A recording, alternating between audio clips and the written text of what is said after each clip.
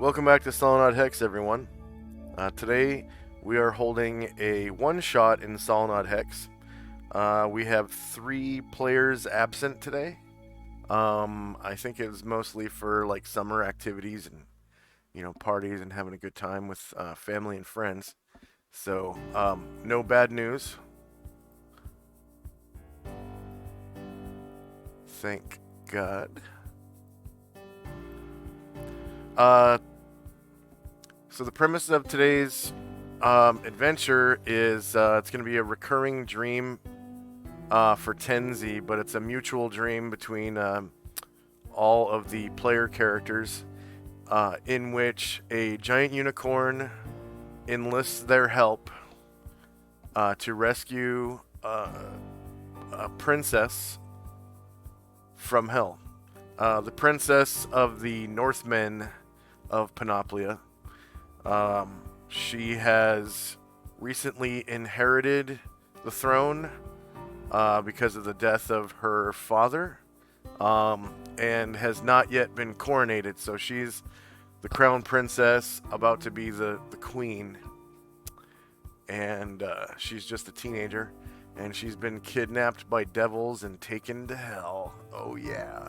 So this giant unicorn speaks to you all psychically and brings you out to Castle Downs in Panoplia, and brings you to a gate that leads to hell, telling you that his princess has been kidnapped and all this. But this time you have a little bit of help.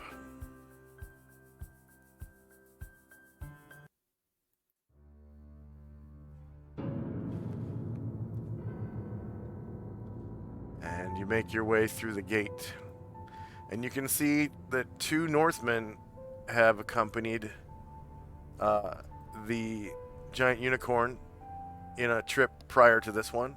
They're waiting for you as you pass through the gate. You have Thader,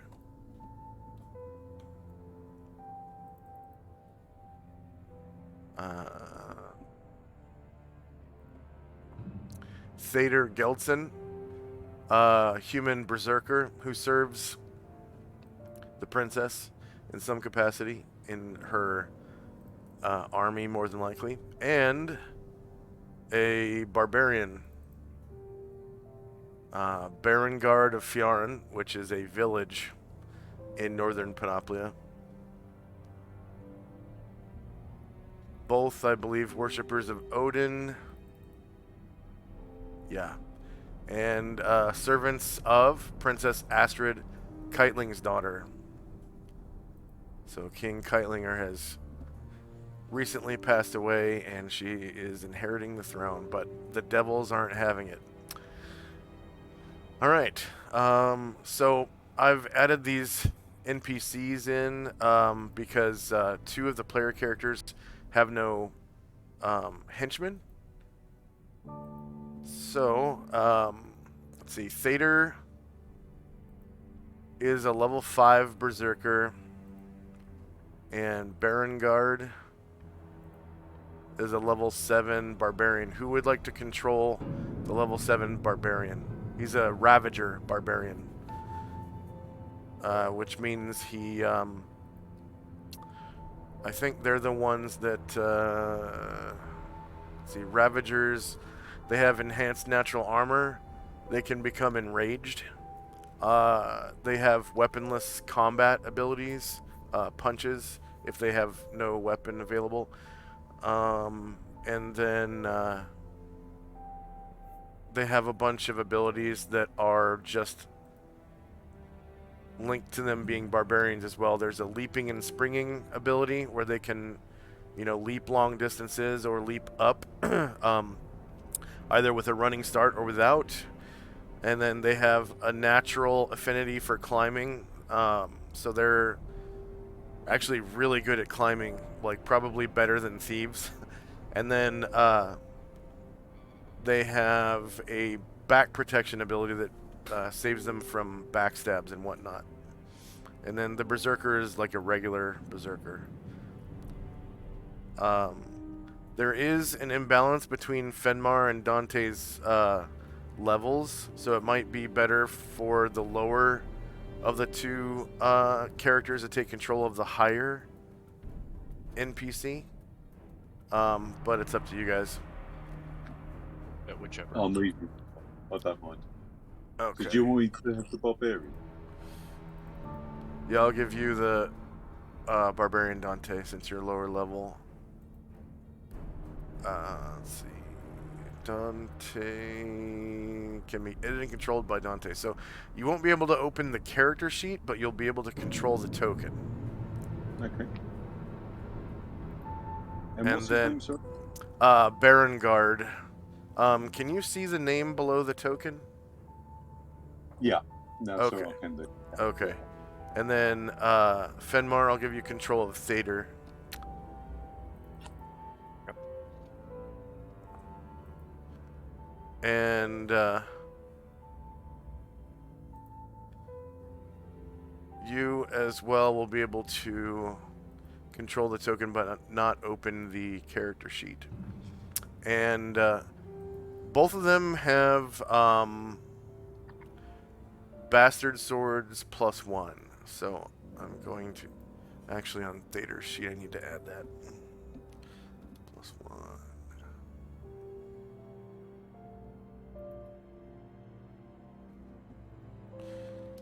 So Bastard Swords are the typical Viking swords.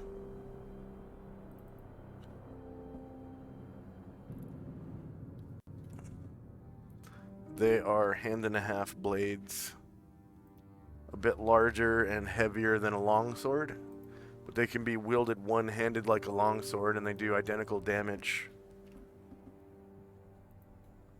But when you wield them one-handed, they're a little slower on the initiative than a longsword, just by one segment. Everything else is identical. And then... Baron Guard should also have... Actually, Baron Guard should have 2 attacks per one round. Yep. Okay.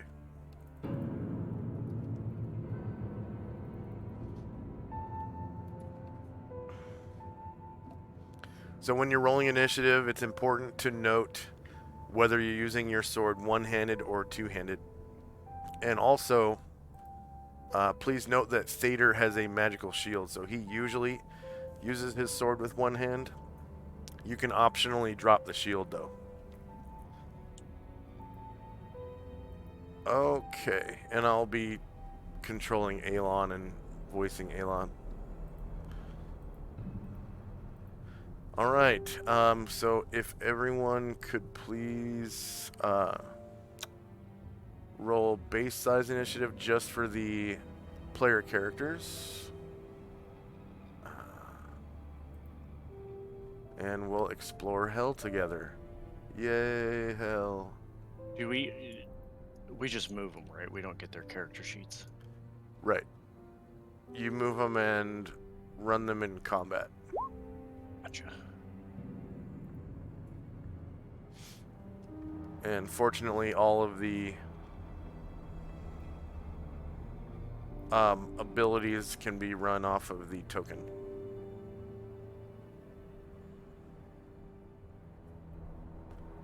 Okay, Tenzi, Finmar, Dante. Oh. And the unicorn is huge.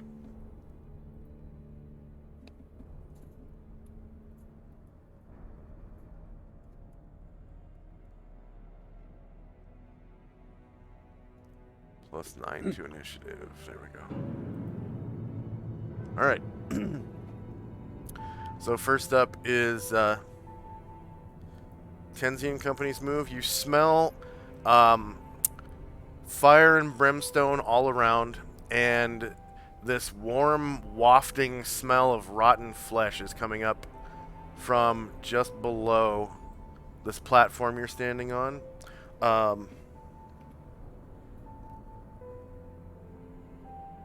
And if you look over the edge, you can see a pile of disembodied bones.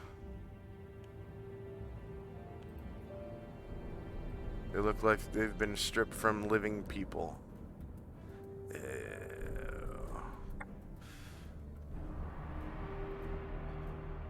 So, what would you like to do, Tenzi? So, is there stairs going down from this platform? Are there Yes.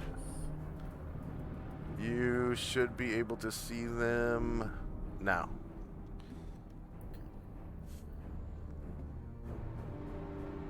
Whoops. Now you should be able to see them. That was weird. walk over to the top of the stairs and look down? And you can see the stairs lead down about 15 feet to another room below that is filled with, like I said before, disembodied bones. And there's still flesh and connective tissue attached to the bones, so that's what accounts for the smell. And the heat doesn't help either. The heat in here there's like an ambient about 90 degrees. It's pretty warm.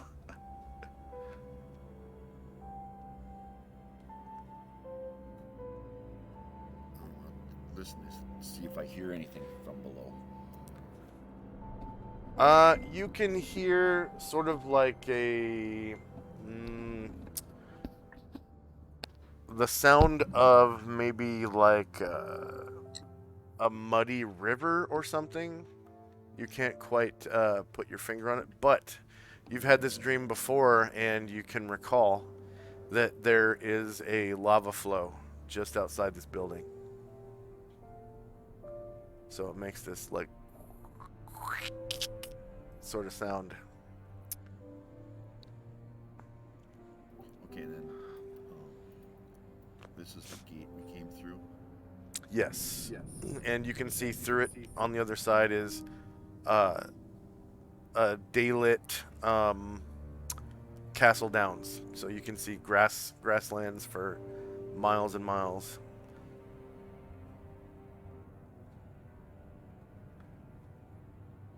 Alright, I'll carefully go down the stairs. Okay. All my followers will go along as well. Alright. So you make it to the bottom of the steps.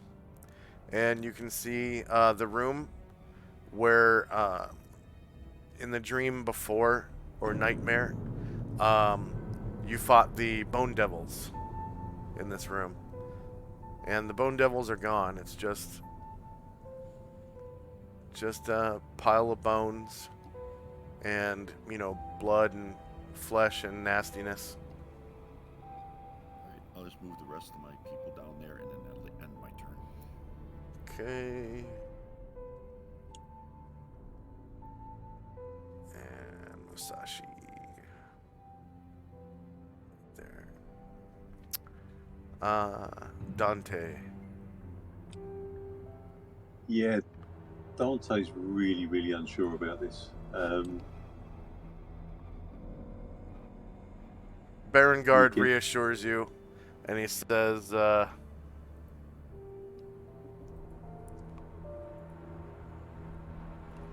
Don't worry, I've got your back. It's Arnie. We'll do this as a team. Yeah. Yeah, teamwork's good. I'll be right behind you every step of the way. Very well.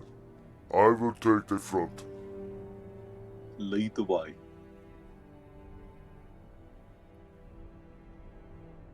Follow me. For once, Dante's not playing a harp or anything else. He's trying to be as quiet as possible. and Berengard makes his way about halfway down the stairs, and there's like a little bit of a log jam right behind the saber-toothed tiger that Ashrail rides. And Dante, you are right behind him. And you can see a big pile of bloody bones fills the room. Bones from hundreds, if not thousands of people. Skulls and femurs and ribs alike, piled up about 3 feet high and covered in nastiness. There are no flies or maggots or anything gnawing on the flesh, so smells pretty bad in here. Nothing to clean the bones off. Smells like a butcher shop on a really bad day.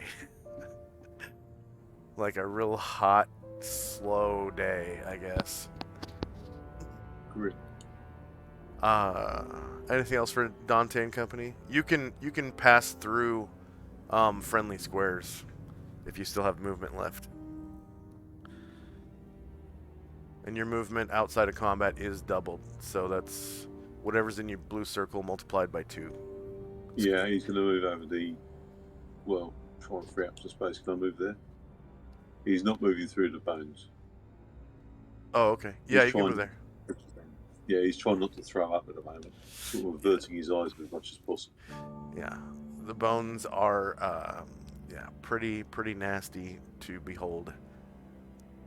He didn't sign up for this kind of thing. Right. Yeah. You can see though that it's going to be kind of difficult to get out of the room without passing through the bones. You could try to climb walls or something to get around. But other than that, or if you could fly or possibly jump really far, because it's about, let's see, it's about a 30-foot jump. So, all right, Fenmar and company. Wait up! We'll run down. Okay, so you and Thader get to the bottom of the stairs, and you see this big ass bone pile, piled. It's kind of like 1 foot tall, 1 foot deep in places, 2 feet deep in places, 3 feet deep in places. It's like there's different elevations in different spots, and all the bones are just covered in blood and connective tissue and maybe a little bit of muscle still left on some of the bones, like something didn't quite eat all the flesh off. And underneath your feet, the bones go crunch, crunch, crunch as you're walking across. And it's a little slippery because of the blood, but you don't really have to roll a dex check or anything. It's kind of like walking across a smooth stone surface in the rain. That's what it feels like. You just kind of have to keep your feet flat. Anything else for Fenmar? Oh, out the door, you can see from your current position, Fenmar. You can see a bridge, stone bridge. It's made out of what appears to be brimstone, just like the building you're in. And the ribs of some gigantic creature serve as rails or something, arches, that is, over the bridge. And you can see a lot of light coming up from below the bridge, and you can feel heat wafting in. It's something molten below the bridge, and you can see the natural brimstone on the other side.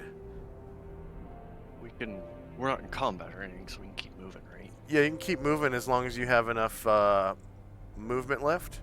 You're a little bit encumbered. Your movement is 8. So you have, out of combat, you have 16 squares of movement. I can go about 8 more. let's get this show on the road. Yeah. And I tap Thader on the shoulder. Let's go. 2, 3, 6, 8. We'll get here.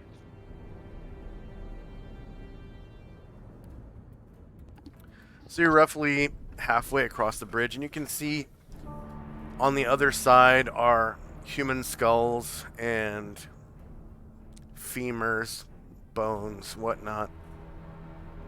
And below you is a lava flow. It's a river of molten lava coming from the south and moving this way underneath the bridge. And you can feel its heat as it passes underneath you. The ambient temperature around this point rises up to about 105 degrees. And so it's just like roasting hot. Like there's sweat dripping off of your nose as you pass over. It's like being in a sauna, although it's a dry heat. Anything else for Fenmar and company? Any movement? We see anything? You don't see anything moving, although from your current position, you can see, I guess, right down here is the flickering light of some kind of fire. Okay. I look back and yell at the group. It looks clear so far. And you can see up above is like a red, orange, and yellow, almost like apocalyptic sky. There's just ambient light coming out of this fiery looking sky all around. And Elon,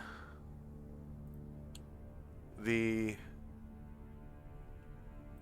giant unicorn,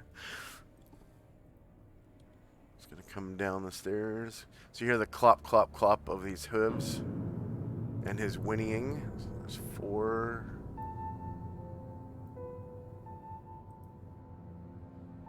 And he gets all the way across the bridge and turns south like that. Okay. Time now is 10:03 a.m. August the 2nd, 11 AE5, and it's Tenzi and Company's move.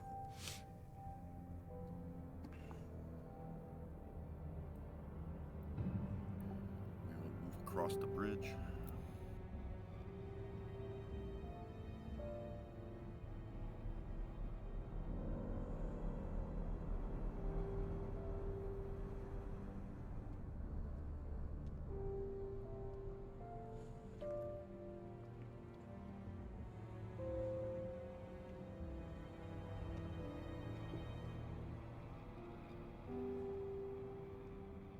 Stop there and look around. Is this like a wall to the west?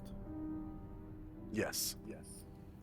It's a stone wall made of like brimstone.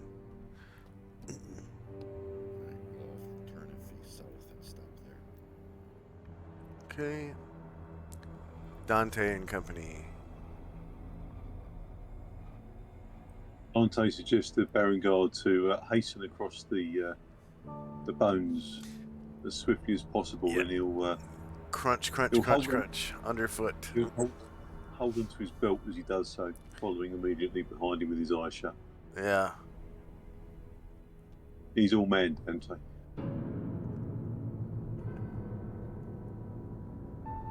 And everyone tracks a little bit of blood out of the room, but it dries quickly because of the lava.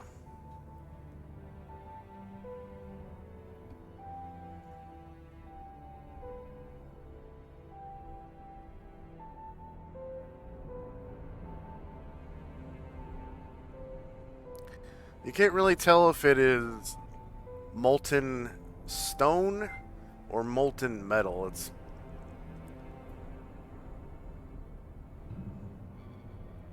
Whatever it is, it's red hot though.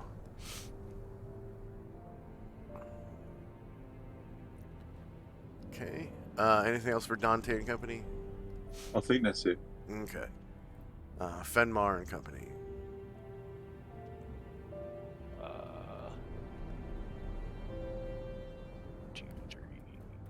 Up here. Right here for now. Yeah.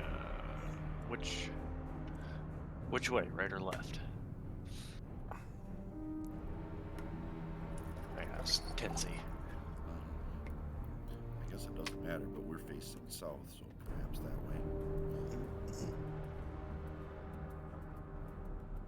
On down. Into here.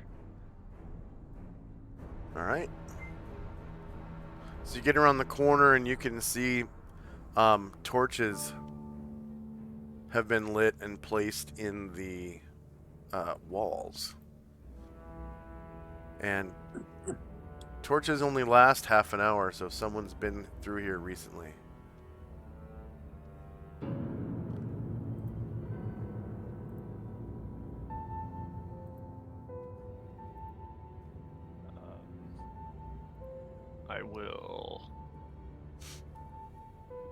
We'll both kind of just take a defensive stance, and I'm not gonna make any noise, but just look around. Okay. You can see a few bones in the corner strewn across the ground. Strange group of stacked stones at the edge. And this archway carved out of the brimstone and placed here by hand. And it seems to be holding up this cavern that you've stepped into. Or at least the archway. All right, we'll be just waiting for everybody to show up. Okay. Alon passes by.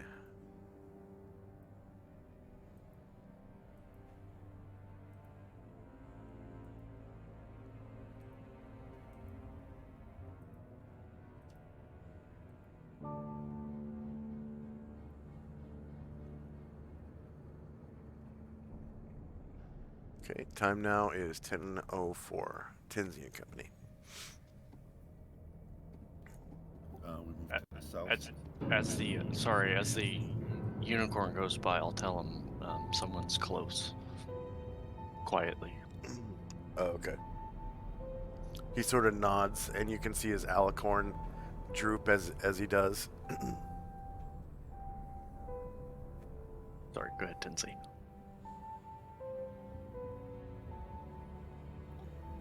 Move to the south, into the room,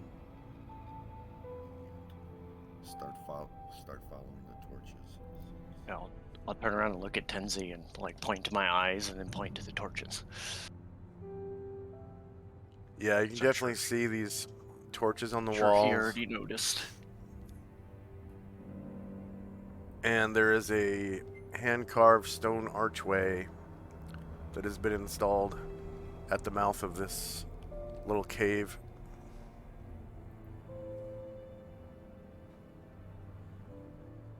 And you can hear the clop-clop of cloven hooves coming from ahead on the brimstone floor. There's another interesting set of stacked stones here. And then you recognize this closet where in the previous dream your friends found some magical weapons.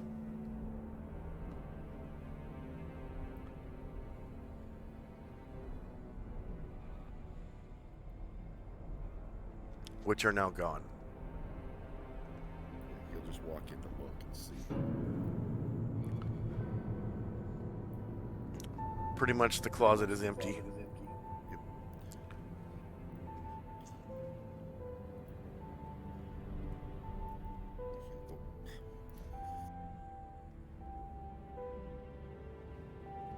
And all about our strewn human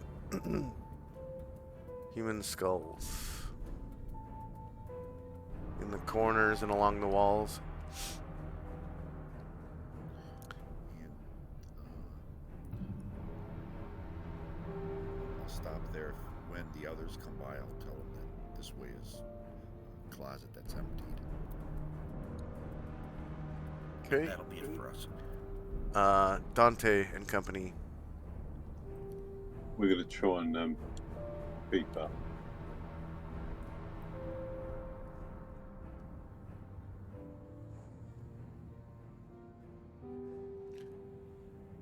And Baron Guard is right with you. I prefer him right in front of me.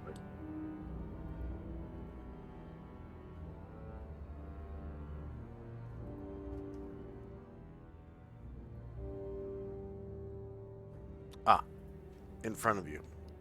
Yeah, sorry, yeah. Dante kind of leads from the back. Yeah. I Man. think he's happy. That's good. You said Theater has a shield and sword, right? Yeah. Bastard sword +1 and a medium shield +1. Okay. And his armor class is pretty good too.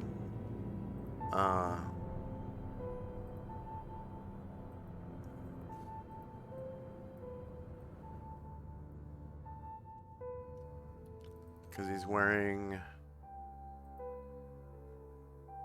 chainmail. So his AC is 2 with the shield.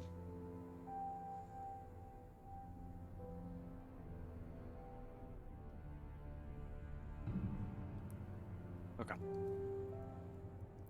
And he's also a master of the Bastard Sword as well, because he's a single class fighter. So he specialized and mastered it. He gets 2 attacks. He gets 2 attacks per round, and there's a pretty hefty bonus on it that's built in. Yeah, it's like +3, isn't it? For that? Yeah, it's built into the sheet though, so you don't have to worry about it. And he's also carrying an interesting knife from Aperciba. It's almost like a cross between a dagger and a knife, really. It's called a jambia, and it's enchanted to +4.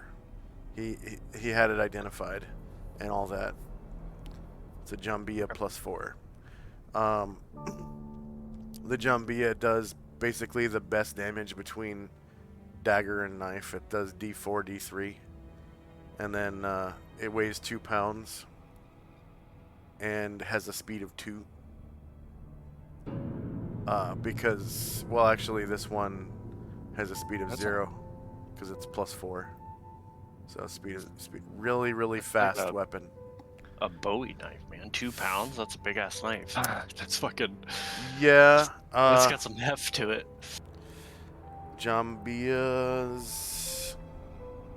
Oh, you're good. You're good. You don't have to look it up. Yeah, they're about the size of a Bowie knife, I would say. So. Did Dante finish? Yeah.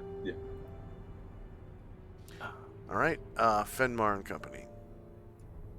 Vader.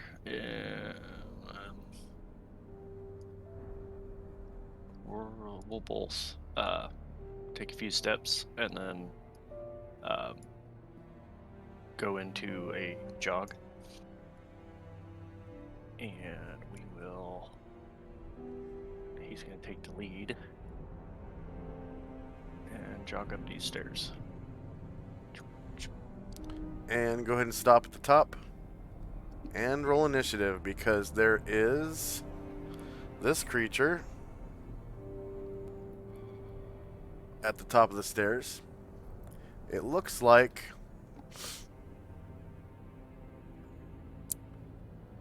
a large humanoid covered from... Oh, right. It looks like a large humanoid, but technically it's still a medium creature because it's only 7 feet tall. If it were 7'1", it would be large, but it's not. Covered from head to toe with sharp barbs right down to its long, meaty tail. It has unusually long, sharp claws on its hands and keen eyes that shift and dart about, giving the creature a nervous look. And it sees you coming up the stairs and hunches down for the attack. So go ahead and roll initiative, everybody, because you can now hear the sounds of combat coming from ahead.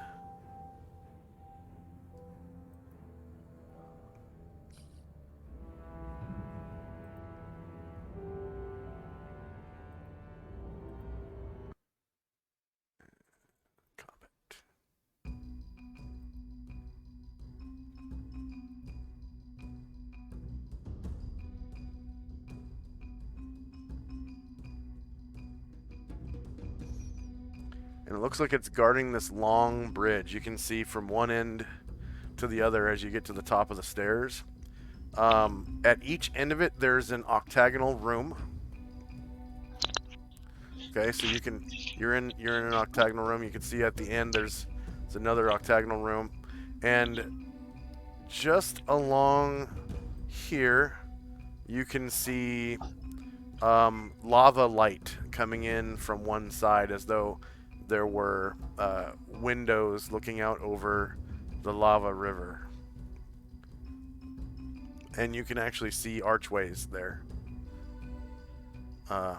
made of stone. And this bridge is made of the same brimstone that the building, that pentagonal building you were in.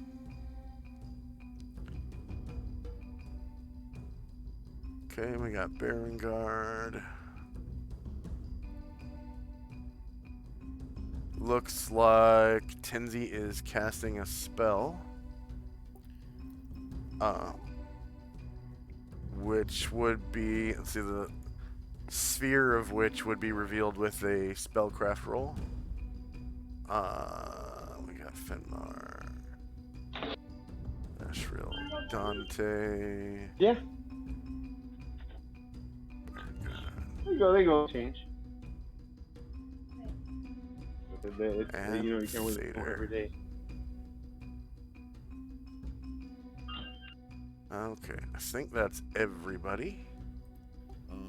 I didn't do Musashi yet because I got it. Oh. On this table.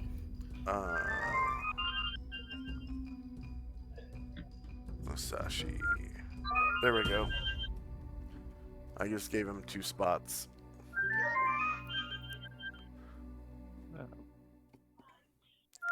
Does Berengard get 2 attacks as well? Say again? Does Berengard get 2 attacks? Yes, he Per does. round? Yeah. Yeah. Let me He's add using another one, and then another one for Thader as well. Yes, 2-handed he's using. Yeah. Oh, yeah. So what you do for multiple attacks is you basically go into the initiative. You click on the number for the first initiative, and then you copy it, and then in the second initiative line, you paste it in, and you add 100 segments. So you might have to put 1 or 10 depending on how high you rolled. Okay. Also, the turn order tracker can only take input from one person every second. So sometimes when you hit enter, it won't actually enter in, and you have to do it again because someone else went right before you. I'll need a second attack for Ashreel as well. Okay, Ashreel is right there.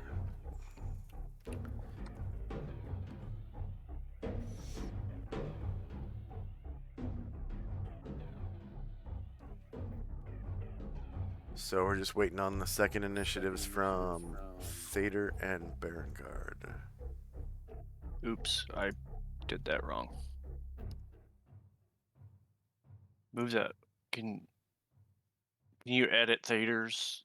The 11275 is Thader's. I don't know why it went to whoever that is.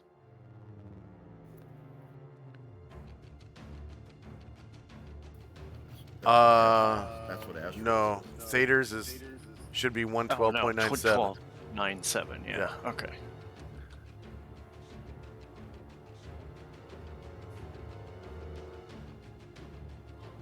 Okay, we must have did it like right at the same time. I saw 112. Yeah. That was... Yeah. And then there we go. Barangard.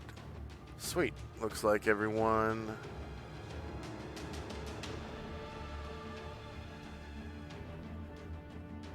Oh, go ahead and delete because Barangard needs 2 lines. You put 104.47 in both of his lines on Barangard. You didn't need it on the first one. So it should be, the first one should be, well, one of them should be 4.47. I think that's what you rolled. And then the other one should be 104.7. Wait, yeah. no, Barangard rolled 6.74.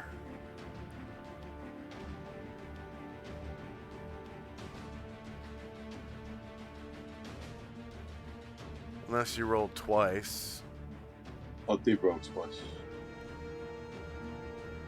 Bastard I sword did plus roll 1. Oh, because you rolled medium base speed. Gotcha. Okay. Alright, so yeah. Barangard.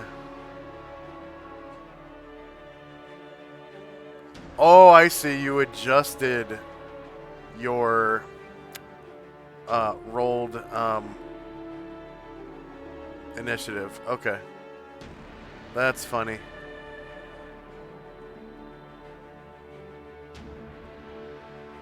Okay, so still you have to adjust one of them to 4.47.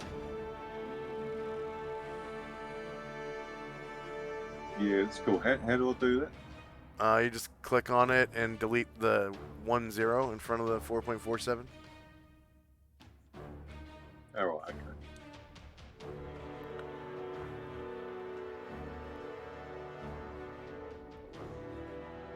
You kind of did this backwards, but that's okay. That's Sounds okay. like it. Apologies. That's fine.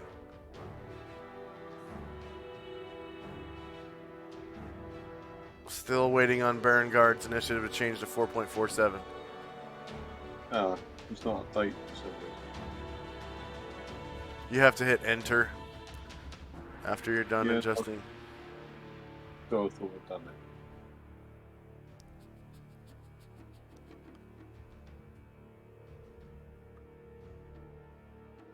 Still waiting on Barangard. Sure, I'm updated. It's just not. Okay, It's hanging. I'll do it. I'll do it.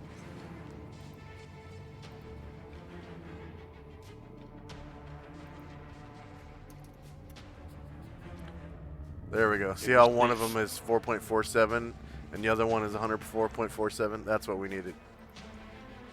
Okay. So time now is 10:04. First one up is Barangard, who has a lot of movement. His movement, I believe, is 15. Barbarians have a lot of movement.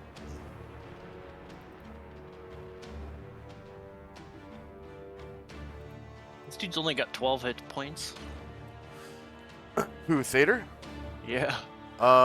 He should have more than that. Let's see. Let's see what he's got.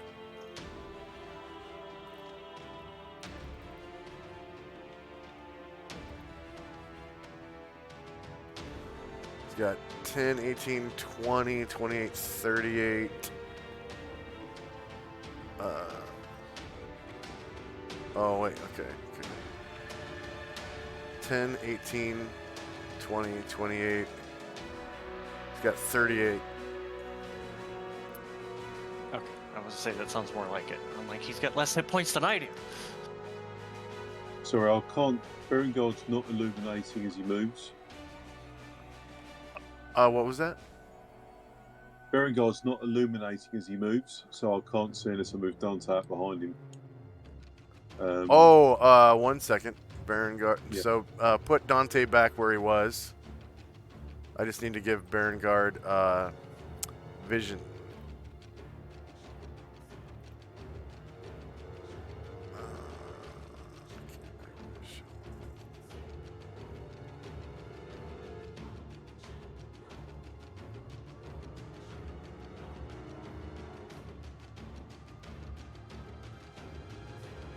Okay, he should have vision now. And I believe Dante was like right here, right? Yeah. Okay.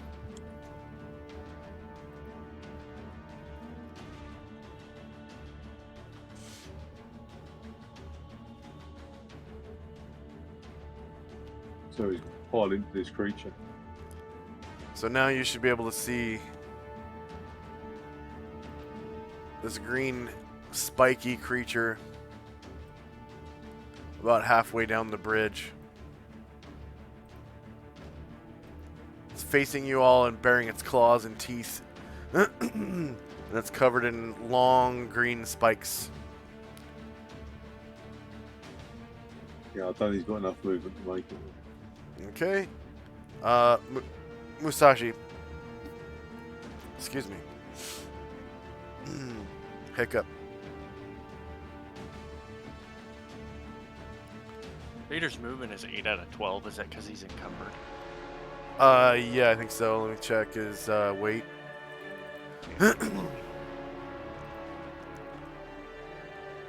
He's currently carrying 87 pounds, and his base speed weight allotment is 70, so he's lightly encumbered at 8. Okay. That's a full move for Musashi. He ends there. Okay. Fenmar.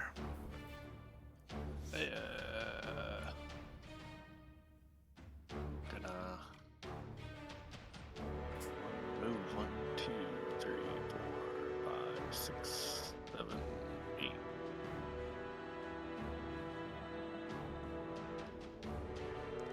All right, Beatizu. And then I'm gonna take a defensive stance. Does that mean you just defend? Like you're not going to attack for the round, you're just defending yourself? Oh, I mean, if I can attack, I'll attack. That's what I rolled for. I okay. couldn't get close enough to him, but if he's gonna move to me, then I'll swing at his ass. Okay. So you're waiting for him to get closer? Yeah, I can't get Okay. any closer. So you're not taking a defensive stance? Sure. Whoops. So my tabletop crashed. So he does move up. You can go ahead and take your attack. Is that an attack or is that an attack of opportunity? It's just your attack that you were waiting for. Okay. Attack.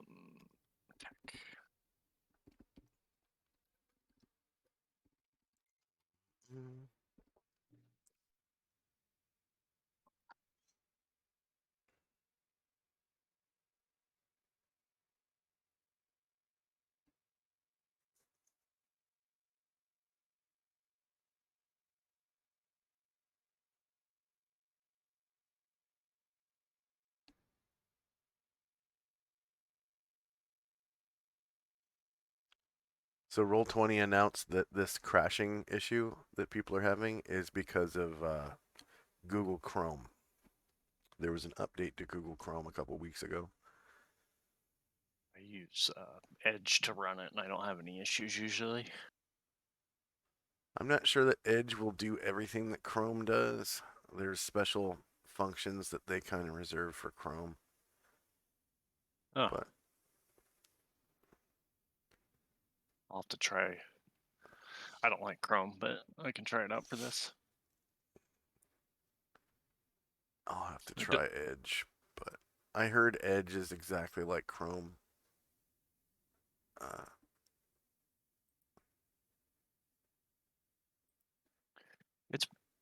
It's okay. It's not too bad.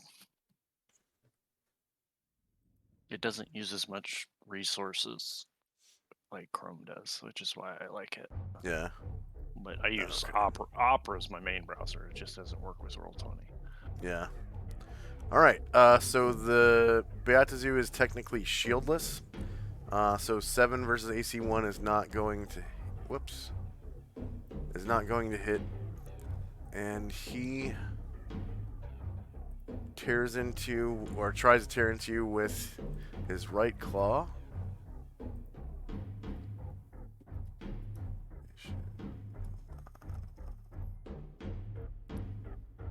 And you've got a big old shield, right? No, I've got my Cote. That's right, you've got Kote. So you have Turtle AC. So he actually crits you. That shouldn't be a crit though. Why isn't that working? I'm He negative rolled. 4. He rolled a 19. Oh.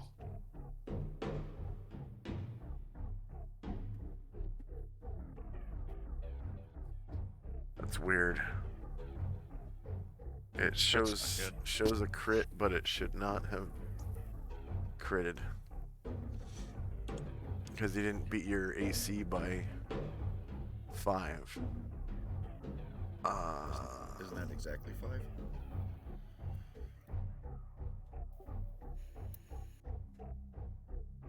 -6 to -4. Oh, it's showing up on here as 1. Oh, That was me. yeah, you're right. That's not 5.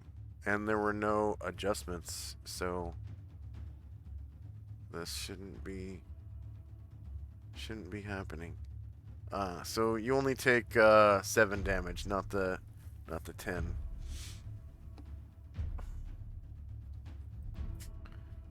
Okay, and then his right claw, or sorry, left claw.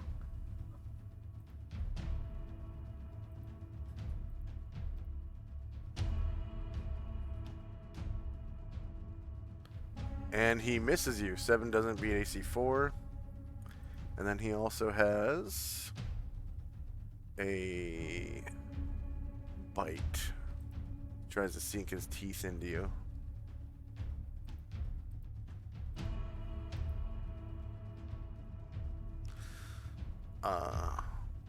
Yeah, there it goes again. -5, and it's showing green. That's weird. Shouldn't be doing that.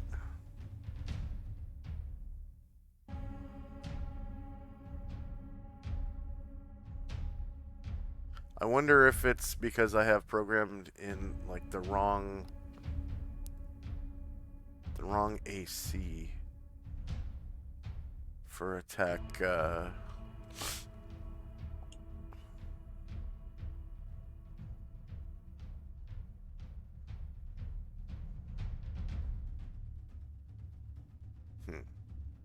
Anyways, that's not supposed to be a crit. So you would only take 7 damage. Ow, fuck. Yeah, clerics tanking is not usually the best idea. Ashriel, he's gonna die really soon. Anyways, doesn't matter. Yeah, that's what I figured. Ashriel will come flying up.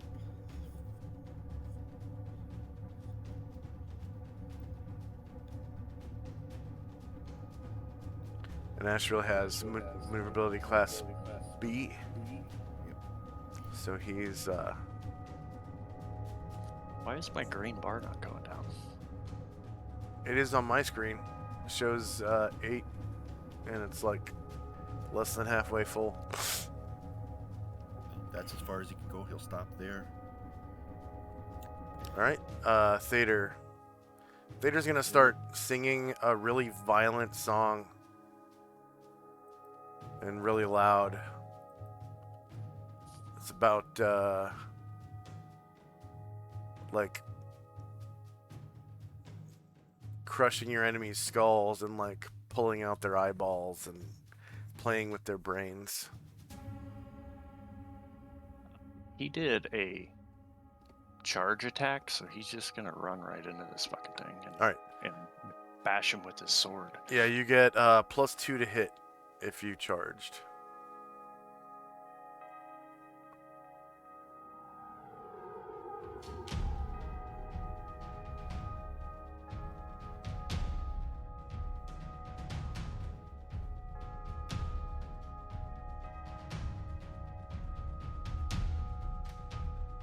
Damage too, or is it just a hit? Just +2 to hit. That's all you get.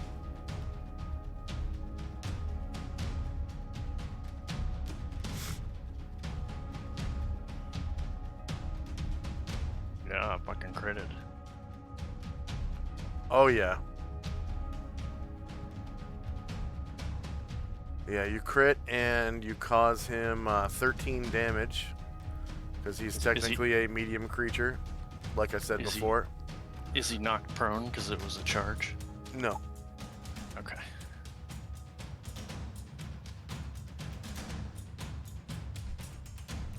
You'd have to do a pull trip Is that maneuver or wrestle him or something to do that.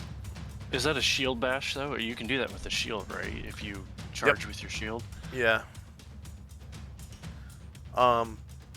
And I don't think it's actually a charge maneuver. You just have to have 10 feet of room. Yeah, it's like there's a option, like if you knock him over, you can continue on, or you hit him, and one of you falls down, or you fall down, or you hit together, and you both there's like 3 different things that can happen when you do it. Yeah. Okay, Dante. Yeah, with some lackluster, he's going to dash after his protector.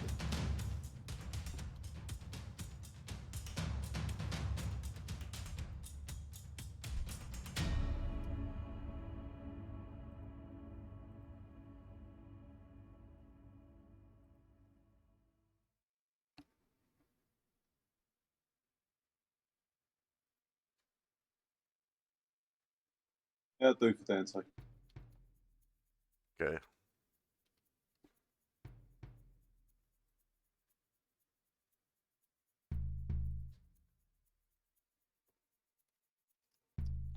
All right.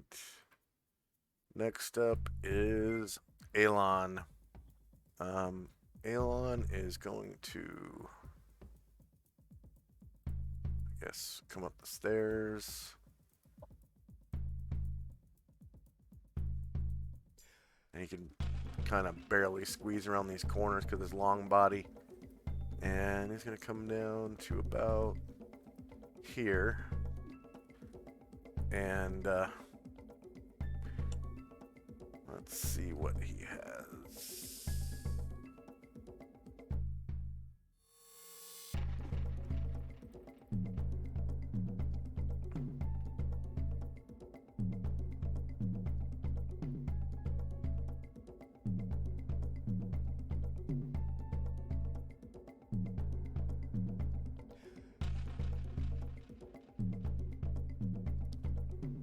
He's got teleport. Can never be charmed and held. Immune to death spells. They save as 11th level wizards. Immune to poison. That's it. Just a bunch of immunities.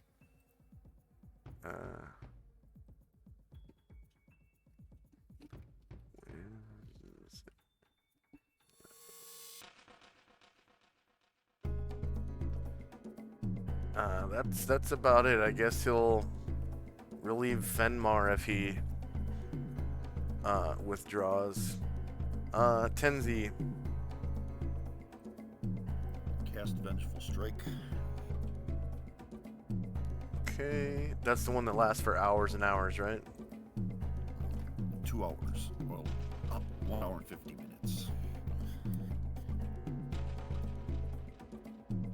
Okay, 1 hour and 50 minutes, so that's 110 minutes. Yep. Is that a buff for you? Kind What was of. that? Is that a buff? Sort of. Anything damages me, they take the damage too. Oh, cool. So it's like a kickback. Yeah. Yeah. And then Fire shields. how many motes are flying around you? 11. So you can see that well, nobody sees it right now, but Tinsy casts a spell that makes these 11 motes fly around his body, and they basically reflect damage. Or return damage, that is. Because he takes the damage and then they do the damage back. Alright, Baron Guard. Like Aang when he's using his Earth Shield with the balls spinning around him. Is it possible for Berengard to charge forward and leap over the melee and land behind? Let's see. Barbarian, leaping and springing. A running, leap. What is your barbarian level? 7. Baron Guard needs a running start of 20 feet, and he can leap distance of 17 feet. Let's see. The barbarian fighter is skilled at making leaps, horizontal jumps, and springs, vertical jumps. To make a running leap or spring, he must have a running start of at least 20 feet in a straight line. Less than this, and the best he can do is a standing leap or spring. Standing leaps and springs are made from stationary positions. He's got just enough to do a running. He could probably even clear it with a standing. So 1, 2, 3, 4. I would say yes, you can leap over, but not safely. That Beatazu is probably going to get an attack of opportunity as you pass through his threatened squares. Sure. Because I don't think you get enough height out of the running leap. Like, granted, you can leap 7 feet or 17 feet distance, but in height, it's not very high. It's probably about 5 feet. So you're still passing through his threatened area. Yeah, okay.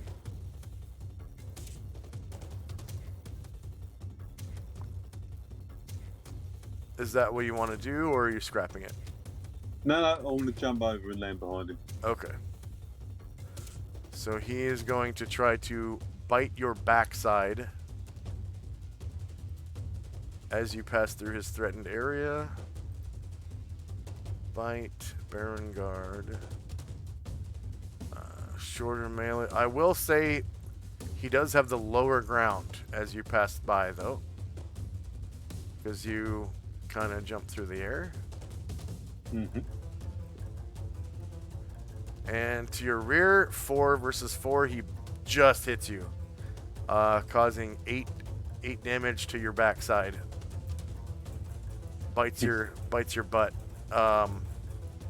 Oh, and Fenmar, I forgot. When he hit you,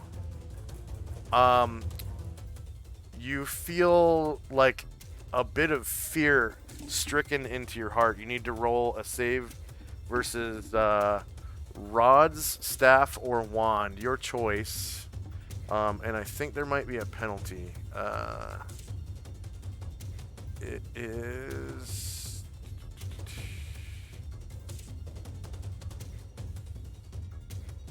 Nope, no penalty. But if you fail, you have to flee in panic for 1d6 rounds.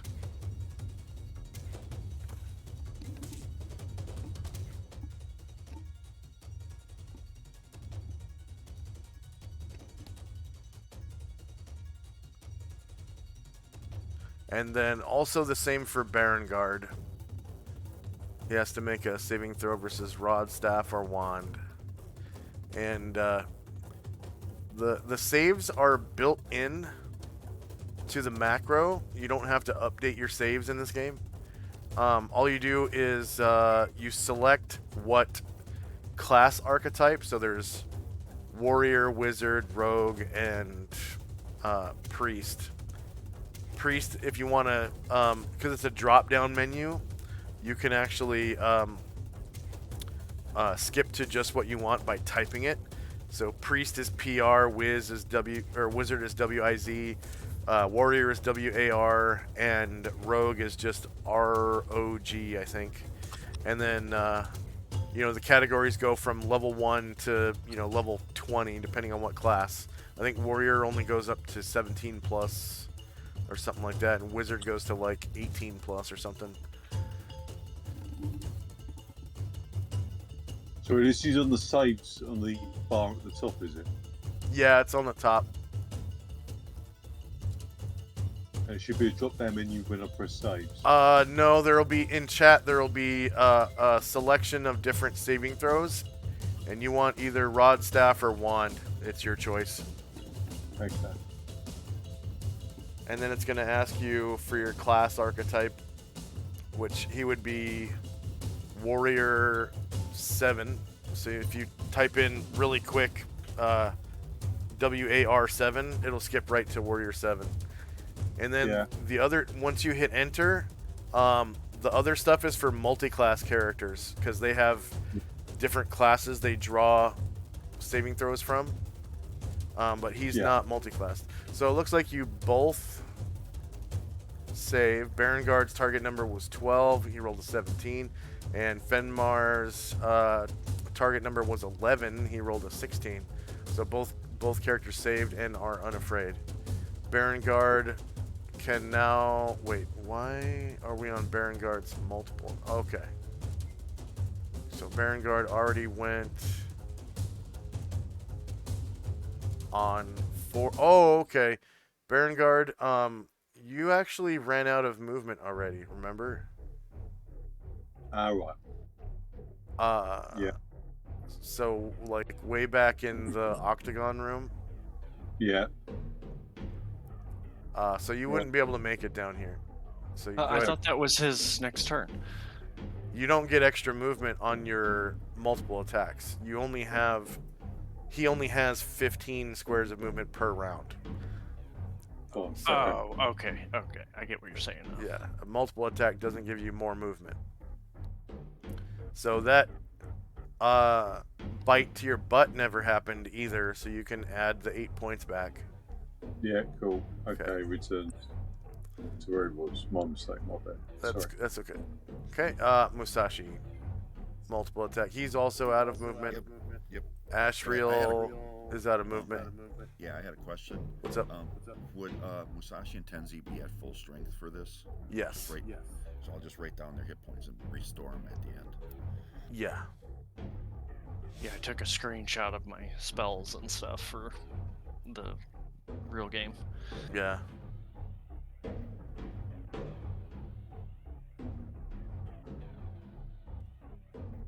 And then Thader is right there, so you can take his second sword attack.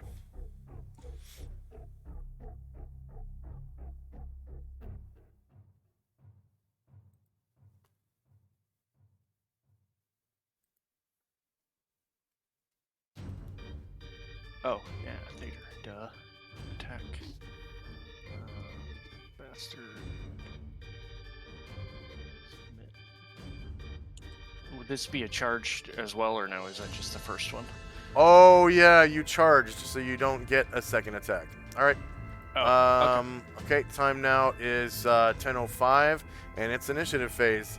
Also, it's end of round, so regeneration occurs. I think there's only one person in the party that has regeneration. That's Ashriel, and he's not injured, so no regeneration occurs. No poison damage occurs because nobody was poisoned. Nobody's bleeding, so you can roll initiative now.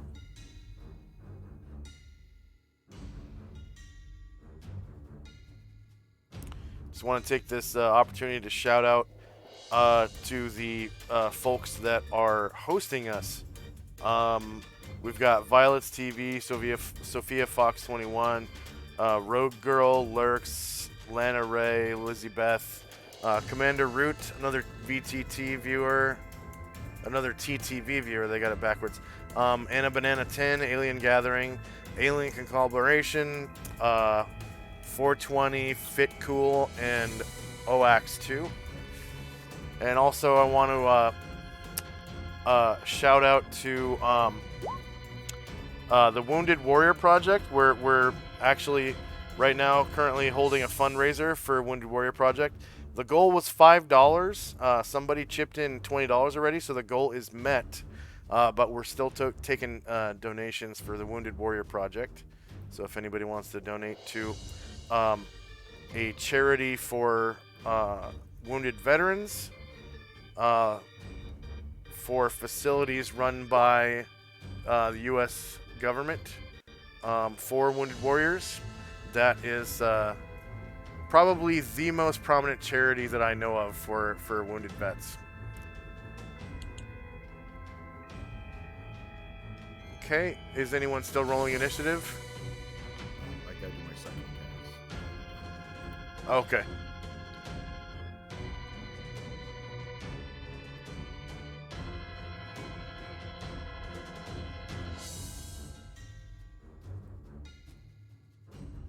I am done. All right, here we go.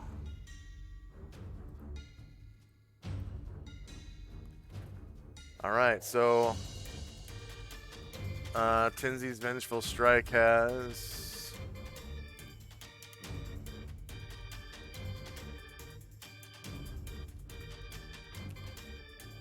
109 rounds left. Vader's Berserk will occur in 9 rounds. Time now should still be 10:05 in the morning. And first up is Musashi. It's a little bit of a traffic jam. This is a threatened square, and this is a threatened square.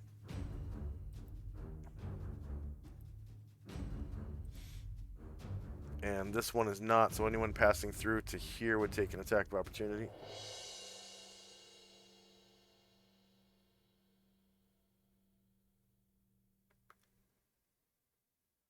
Okay, the Beatuzu is going to try to bite you. Attack. Bite. Musashi's behind. And submit, submit, submit, submit. Kill him, Musashi.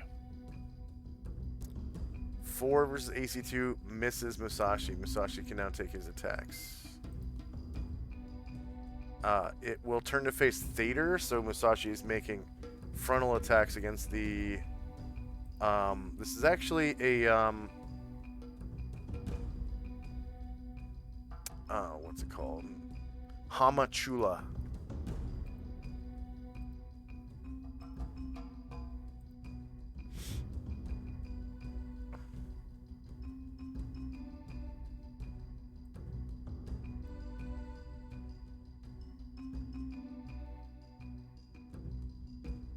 So just waiting on those attacks from Musashi. There's one. Technically, the Hamachula is shieldless. So -5 versus AC1 is going to hit. It's not a crit, so it causes 11 damage to the medium-sized Beatuzu. Hamachula, that is. And he's still got another attack. With his +5 Wakizashi, right? Yep. So you guys notice that the Katana and Wakizashi are, they're not matched. The Wakizashi is much older and much more brilliantly, beautifully crafted than the Katana is. So it is Akiyuma's family Wakizashi. It's a Wakizashi +5. Shieldless -9 versus AC1 is going to hit, causing 9 damage, and he survives. 9, enter. And the Hamachula strikes again. He is going to slash with his right claw against Fenmar. I want to block.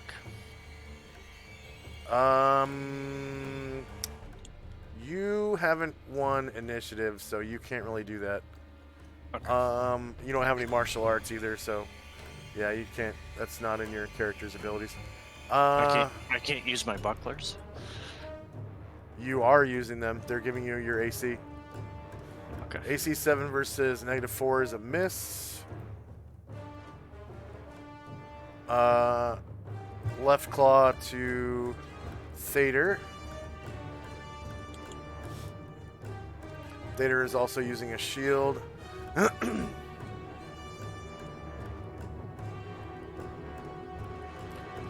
He rolls a 1. Beatazu is off balance.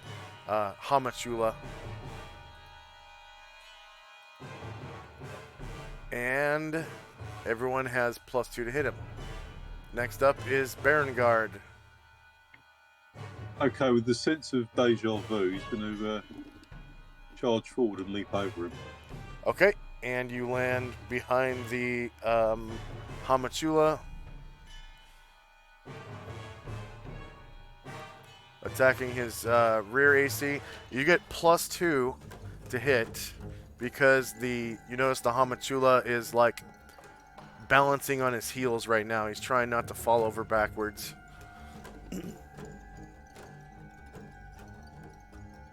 Okay, I don't need to make another save for me jumping over him. Say again? I don't need to make another save for jumping. No, he doesn't. He didn't hit you. He didn't even attack you.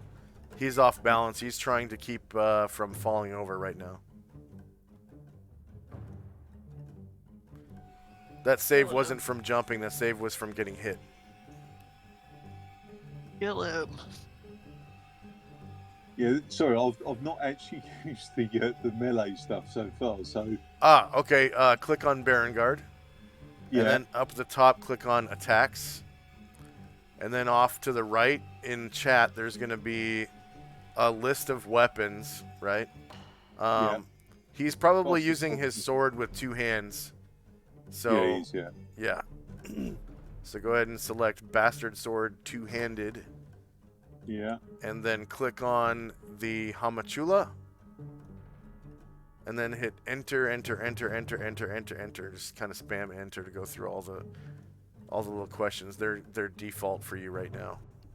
And you are making a rear attack. And, oh, I'm sorry. You also get a +2 to hit. So when it asks you for modifier to hit, go ahead and add +2. So go ahead and you have to do that again. Yeah. Okay. Wait, there is a +2 on there, but that's not. Is that for rear attack? That's for rear attack. So yeah, go ahead and re-roll the attack. But when it asks you for bonus to hit, put in +2.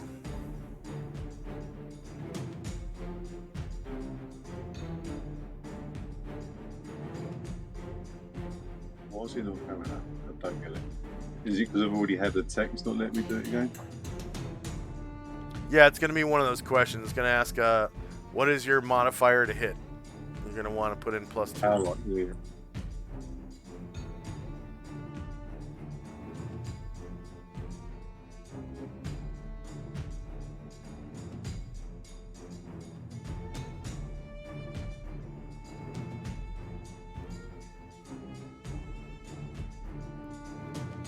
Okay, so that's your roll, right? Yeah. Okay. So it is to the rear. AC. Yeah, it has both +2s. Unfortunately, you rolled a 4. So AC 3 versus AC 1 is not going to hit. All right, Tenzi. Tenzi's just moving up the stairs. I can barely hear you, Mike. I'm sorry, Tenzi's moving up the stairs. Okay.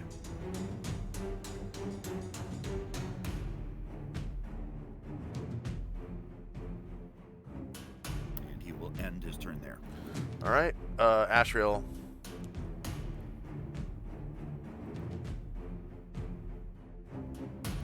How high is the ceiling in this hallway? It's about 15 feet. He will fly to here, be 10 feet up.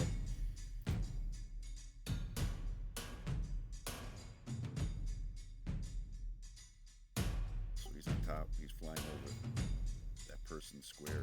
Sweet demon. Oh, above Thader, I see. Okay.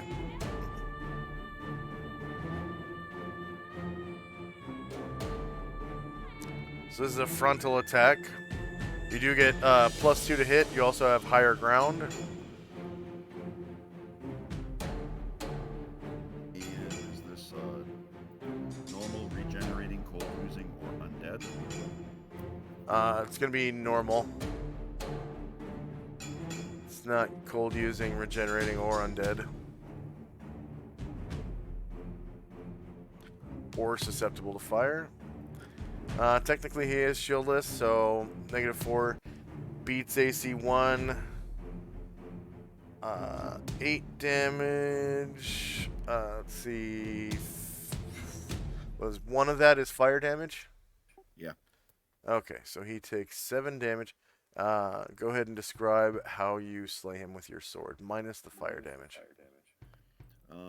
He flies up and over. What was that? Fenmar that he's by, or Yeah. who's square? And then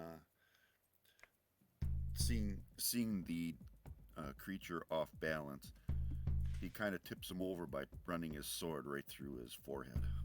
Nice. Right. 1 Hamachula. And experience for Hamachulas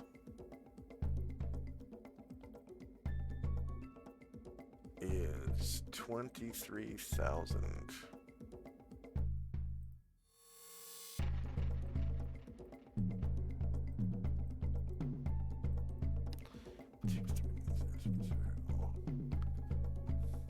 Player characters is 3.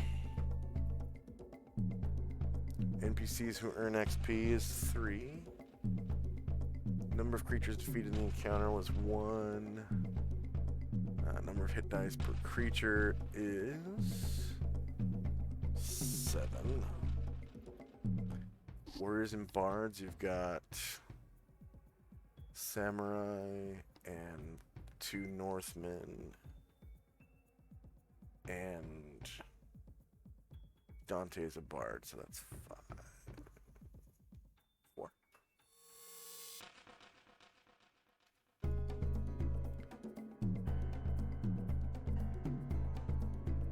And I'll do the experience points for the NPCs.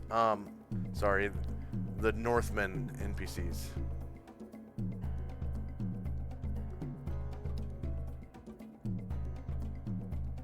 So that's Berengard and Thader.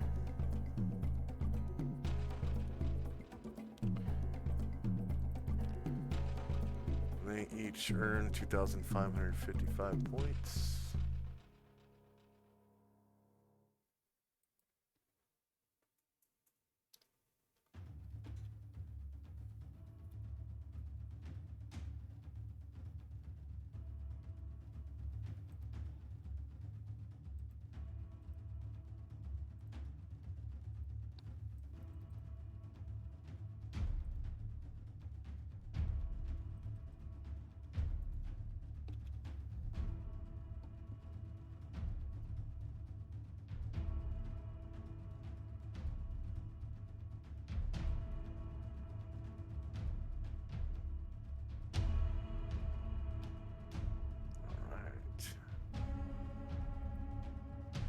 And first up is Dante and company as combat has ended.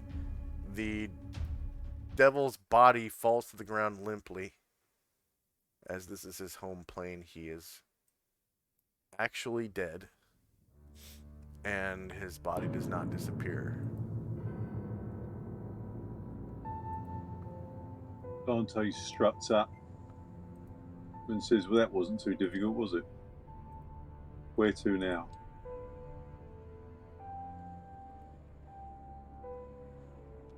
That's you as I spit up some blood on the ground. Erengard will move forward.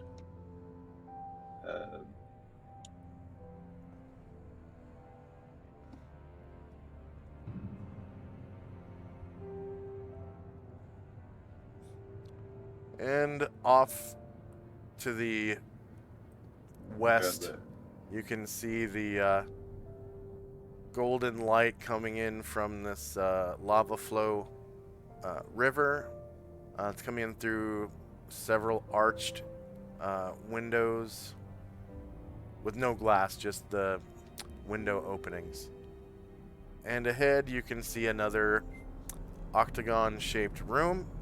And from your vantage, you can see staircase leading downwards right here.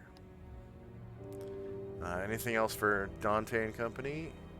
We'll stay there. Okay. Elon says, I think he speaks to everyone psychically. You can hear him kind of whinnying, but his voice says, "Excuse me, brothers," as he sort of passes by. And walks down to this octagon room and kind of turns toward the staircase. Fenmar and company. Drink a healing potion. Nice. You don't want to cast a healing spell or anything? No, I'll use the potion first. Okay. That way I can keep walking, I assume. Yeah, you get +7 health. 7 plus 2, so 9. Oh yeah, you forgot to put the +2 on the 2d4. Well, +2. I just rolled it, but it didn't give me an option to add a plus on it, so. Oh yeah, and the dice roller, you have to go to the advanced dice roller to get pluses. Okay. So I can add back 9. Go ahead, yeah. Roll or increase your health.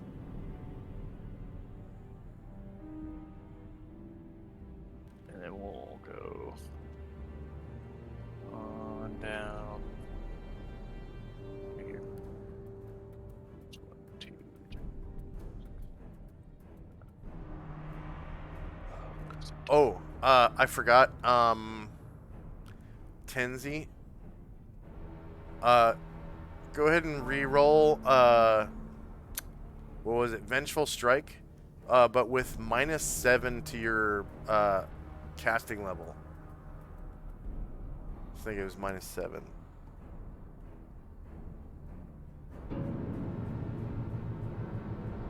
And then it'll give you the accurate amount of motes.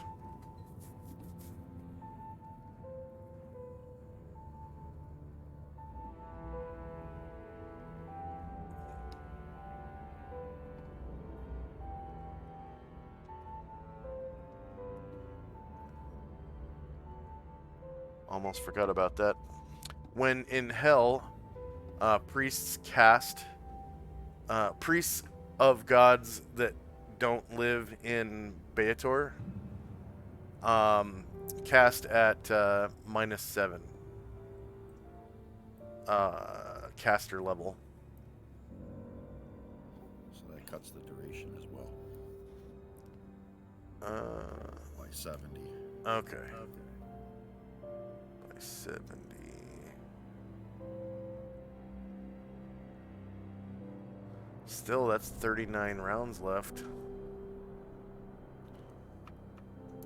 It's a long time. Most dungeons only take like maybe 40 rounds to whoop. It's just that people tend to camp, do rests and stuff.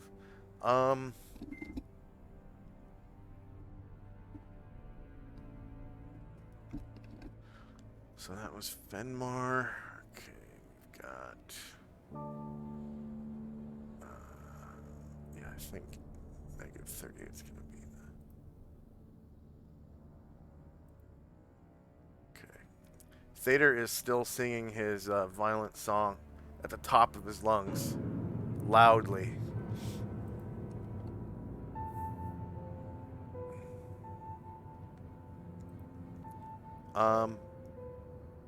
Time now is 10:06. And first up is Tenzi and Company. And are we missing a player? We're missing Usad.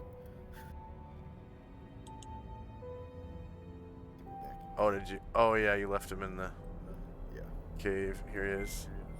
Thank you. Yep.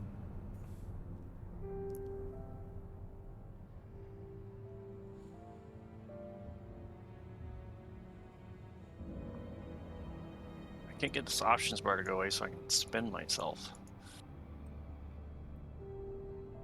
Oh, do you have a mouse wheel?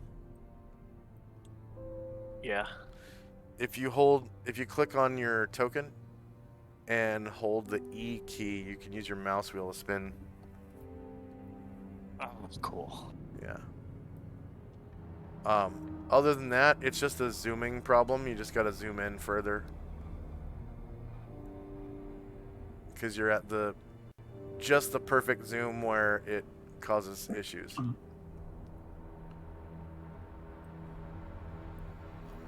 Everybody will just move forward up to be. Everyone will move forward to be by Tenzi, and that'll be it for us. Okay, Dante and Company. Okay. Has anybody actually gone down the stairs yet? Doesn't look like it. I'm gonna let the unicorn go first. Yeah. In which case, yeah, we'll congregate to the back of the oval, the hexagonal room, or whatever it is, and we'll. Dante's going to accompany the not so tuneful barbarian or fighter, whatever he is, and try and play his harp to the song he's singing. Other than that, they will remain there. Okay. Yeah, Elon is going to walk down the stairs here. 8, 11, 14. He's got a hell of a lot of movement, but he only takes roughly half of it. Fenmar and Company. Follow him down.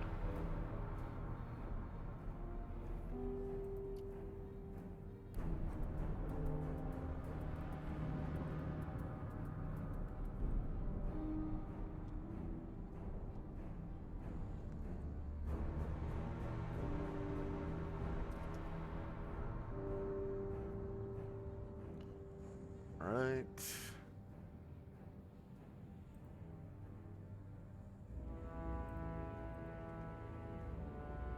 Tenzi and Company. You can see another one of those archways of carven stone.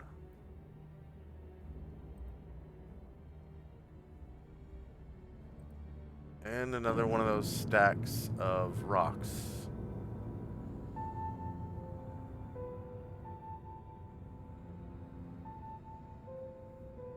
Skulls abound against the walls, and femurs, and ribs.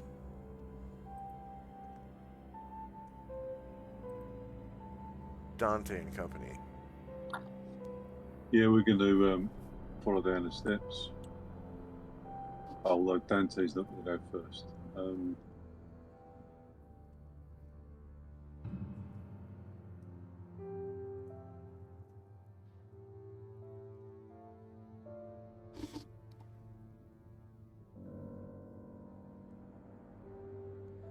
Alright.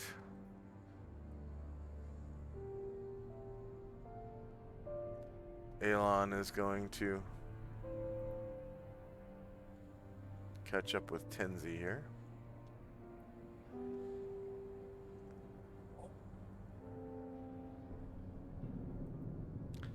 And Fenmar and Company.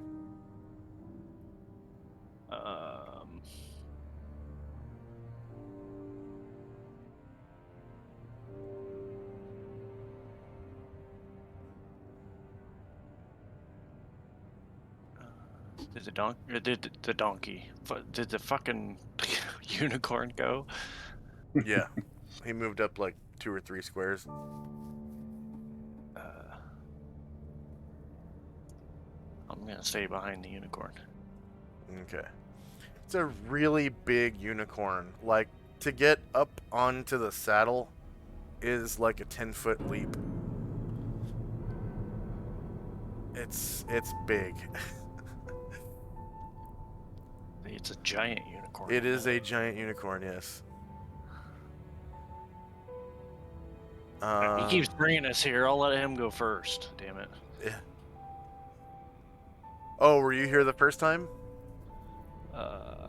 Yeah. Oh, at least the last time we were in here. I Yeah. don't know if that was the first time. That was the first time, yeah. I forgot about that. Okay. Tenzi and Company. Tenzi.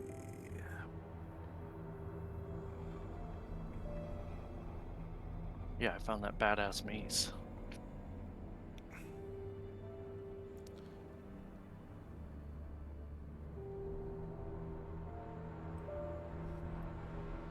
So you turn the corner and you can see one of these guys. And let me roll surprise. Fuck, it's pit fiend. No, it's a black Abishai. Oh, that's okay.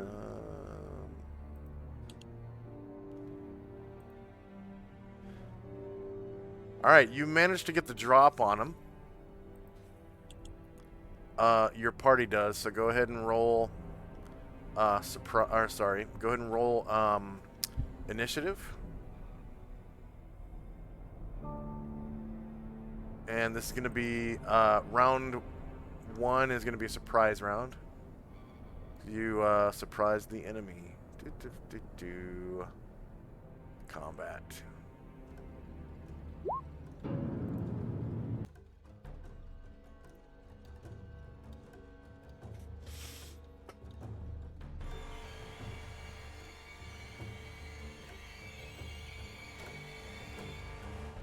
And Aelon is charging.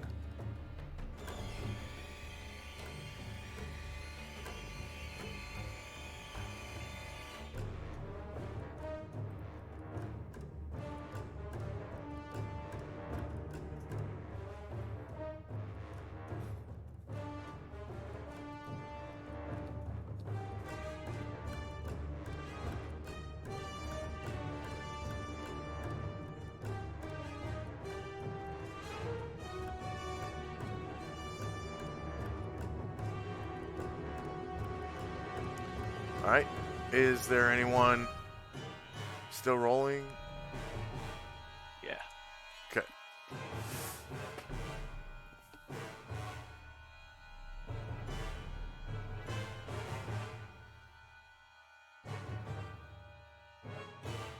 All right. Anyone still rolling?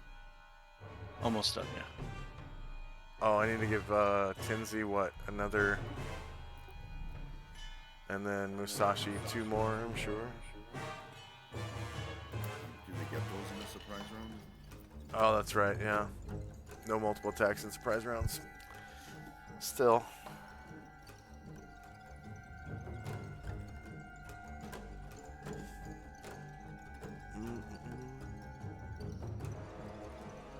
Alright. Looks like Fenmar's casting a spell, I'm guessing? Yeah, on my mace. Okay. When you cast the spell, go ahead and adjust it downwards 7 levels. For your casting level. So you're level 8, right? I'm 7. 7. So yeah, you wouldn't be able to cast that in hell. I can't cast anything. Yeah. Okay. All right. You would notice that right now, actually. You're like, what the fuck? What?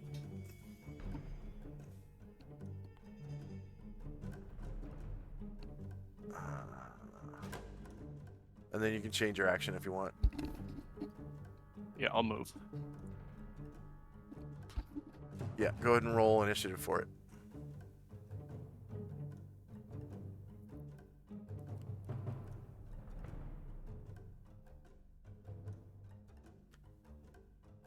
Okay, and here we go.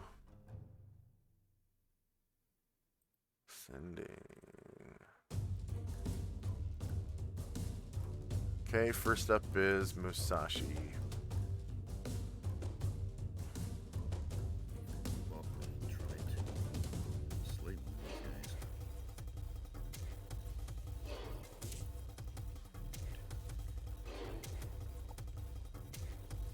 Let's go with the one right in front of them.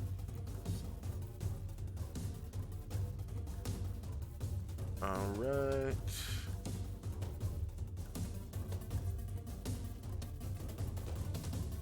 So they are surprised, and you get to attack their surprised AC.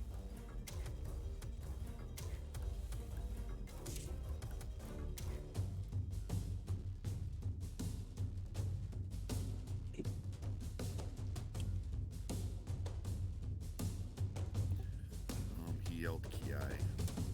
Okay. Kiai! Suit! Suit! Kiai!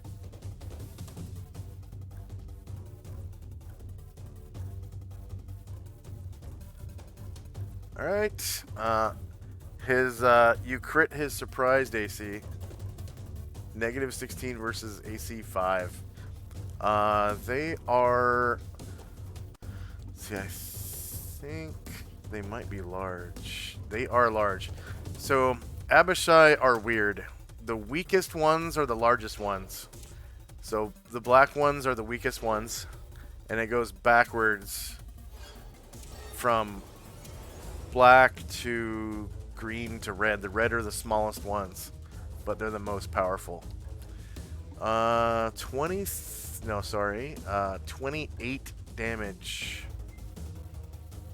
to this. Beatatsu, go ahead and describe how you one-shot him.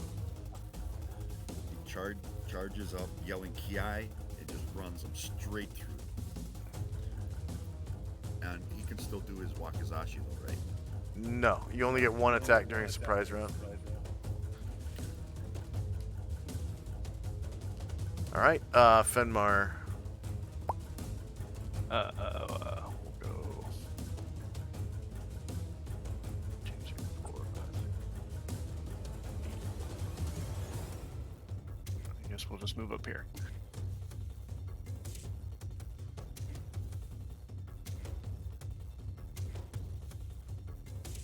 Okay, Dante. Dante's going to stride forward, purposely waving his arms and uttering spell as part of his bardic performance.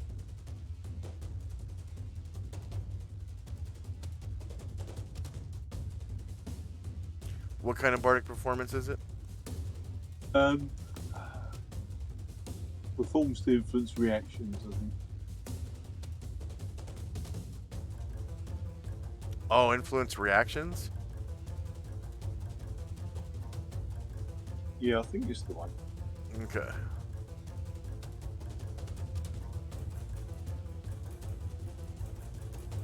He's basically showing he can cast cleric spells in hell, even though obviously he has got a snowball's head and chance of casting a spell. Well, it's not a spell, but Yeah.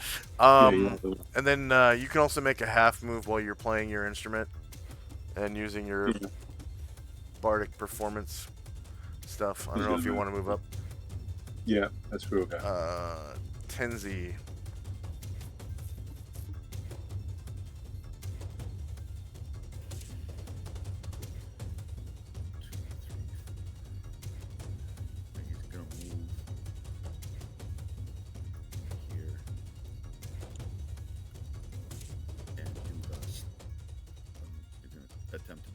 standing flying kick, so I have to do a strength check.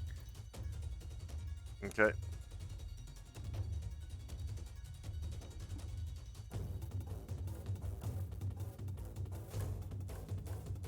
It doesn't really matter. You had to make a half move to go anyways.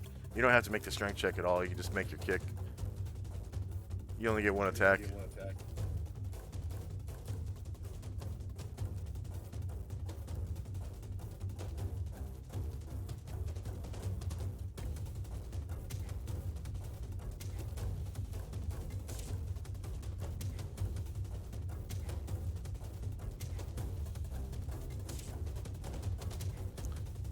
Okay, so you crit his surprised AC, causing 25 damage, right? So you like kick his head off, and then it's almost like time rewinds. His head reattaches to his body, and all the damage that you did is undone right before your eyes. Kind of figured that, but Yeah. I've never fought him before, so. Yeah.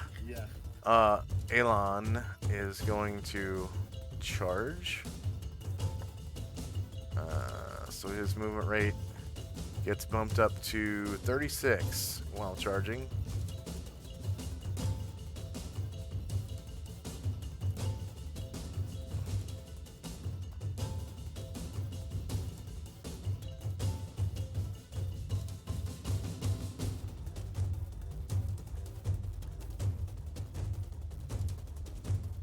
Why?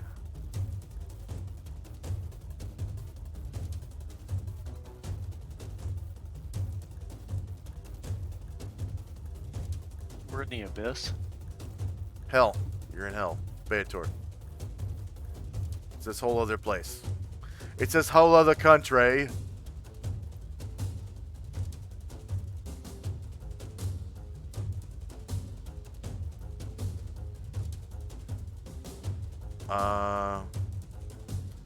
And they're surprised, so he's just gonna see, run right over the dead one and strike this son of a bitch. It's weird. My movement thing is offset by 1 square.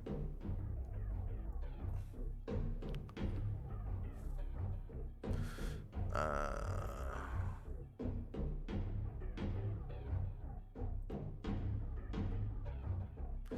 30-foot alicorn charge against this black Abishai.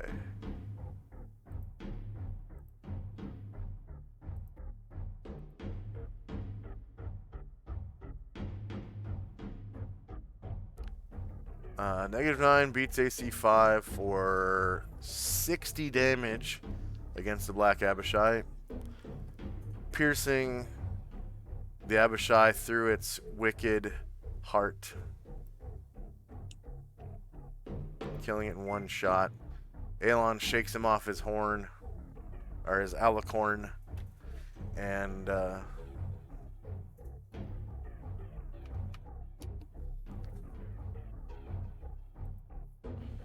he's going to move here and turn around, I guess. And the black Abishai drops to the ground, dead as dreams. Stops moving. Ashriel. We'll come flying into the room. Heal. I didn't put his flight stats on there.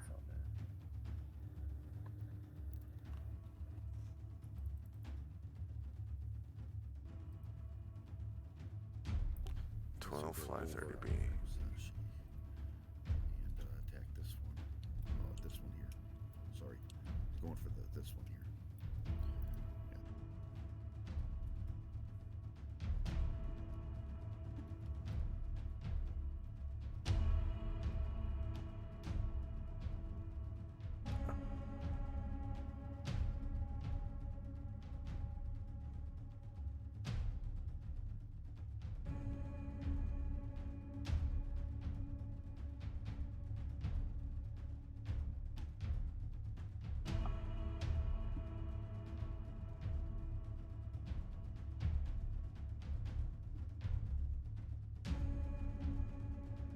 Are these guys regenerating or inflammable? They're immune to fire. They are regenerating. Yeah.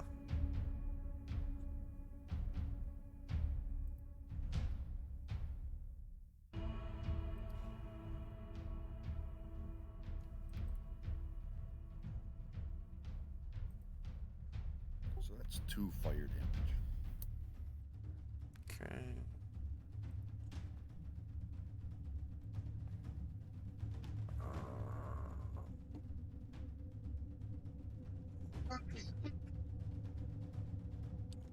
Pretty sure.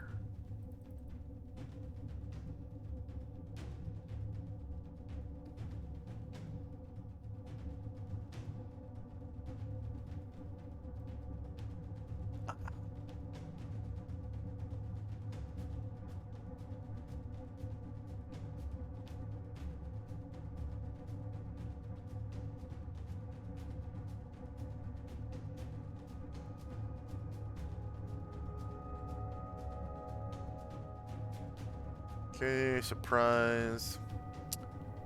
And wow. That is a lot of damage to a large creature. 60. 3d12.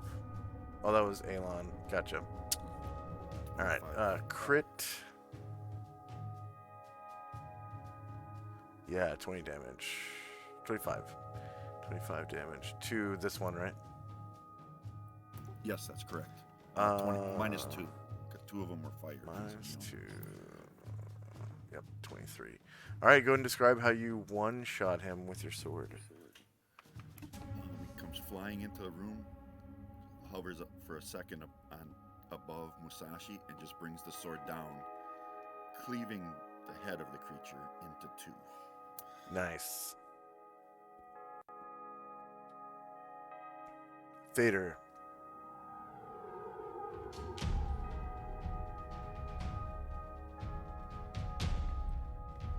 That is Fenmar's guy. Thader. Oh, yeah, we gotta move into combat. Oops. Didn't mean to draw that.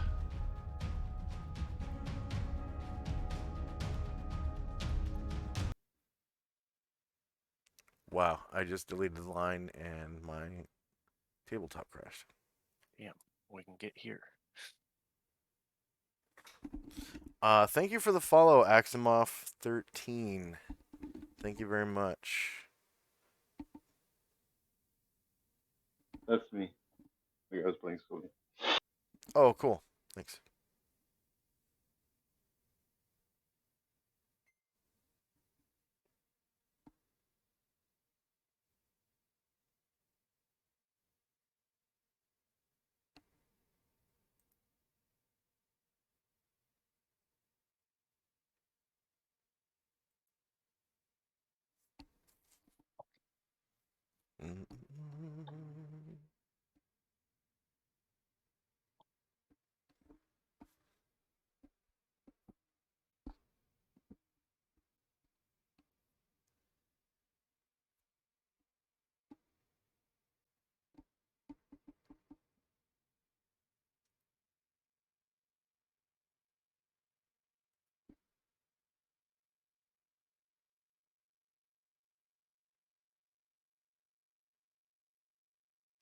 All right.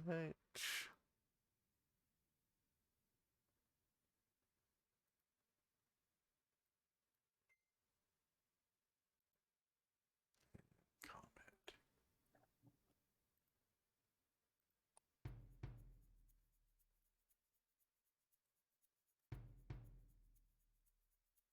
All right. Did Thader move up? Fenmar, you there? Yeah, moved That's up. okay. Baron Guard. Moved his feet. We can't move very far. Yeah. He can, if it's the only thing he does during the round, excluding his song, he can also jog as a full round action, and it doubles your movement. Okay. Well, that'll at least, can I do that? That'll at least get us Yes. into the group here. Yeah, you can do that if you want.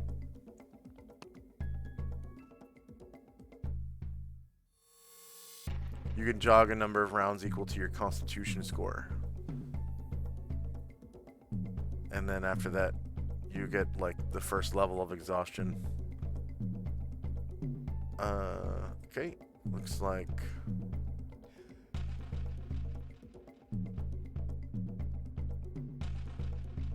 oh, okay. So when you roll initiative, you don't have to add 100 like that. You can just roll initiative regularly, and then for your second attack, you go into the turn order tracker and manually change the number. Like you actually click on the number and put in. I guess that would save you maybe half a second by doing it that way, though. That's actually pretty cool.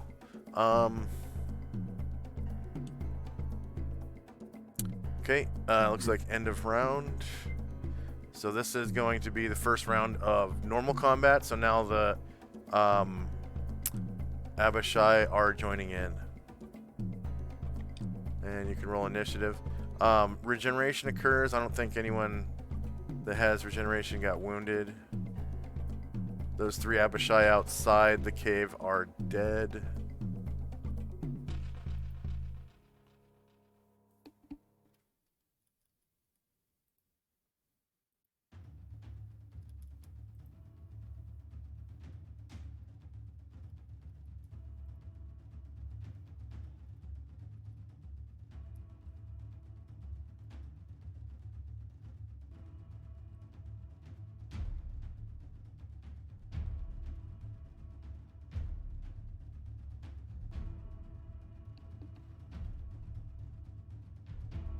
I found a book I don't have. I'm gonna have to get it. What book? Planeswalker's Handbook. Oh yeah, great book. That's basically like the player's handbook for Planescape, pretty much. I've got the manual of the planes, but I don't have the Planeswalkers. Manual of the Planes from first edition? Yeah. Oh, okay, that's a really primitive. It is. It's Yeah. really old. It's got a lot of weird shit in it. Yeah, that was they put that book out right before second edition came out. In I think it was '88. They released that one, and then the very next year, '89, second edition came out. But they didn't start Planescape until like '94 or '95.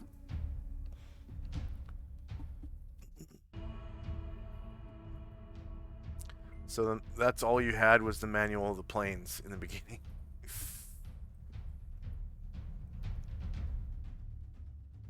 And it doesn't talk anything about sigil, from what I recall. In like none of the factions or anything.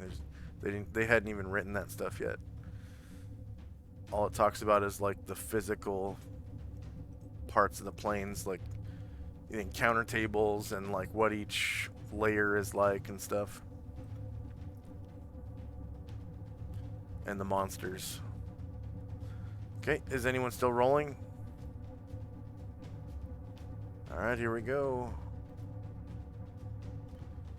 Oh, Satyr and Barangard, you can go ahead and fill in your multiple attacks. I don't know if you were using your swords. Yeah, he was charging though. Yeah. Oh, okay. Then you don't. If you're charging, you don't have to. I'll just skip past them. Is Musashi charging? No, but I think he had 3 turns on there. Oh, okay. Okay. I'll just remove one. Alright, here we go.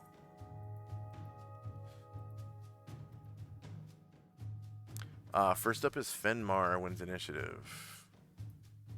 So I'm guessing you rolled just to move. Yeah, I'll do. You You can can jog up here. Jog 16, yeah. Oh wow, both Fenmar and Satyr have movement rate 8. Just noticed.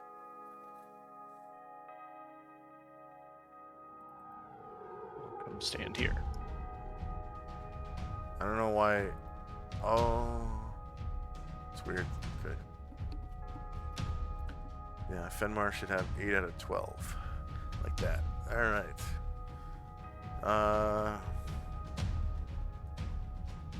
Tenzi's casting. No, Thinking? he's using his silver size. So he's gonna have 2 blocks this round. He'll move. Oh, and just one attack.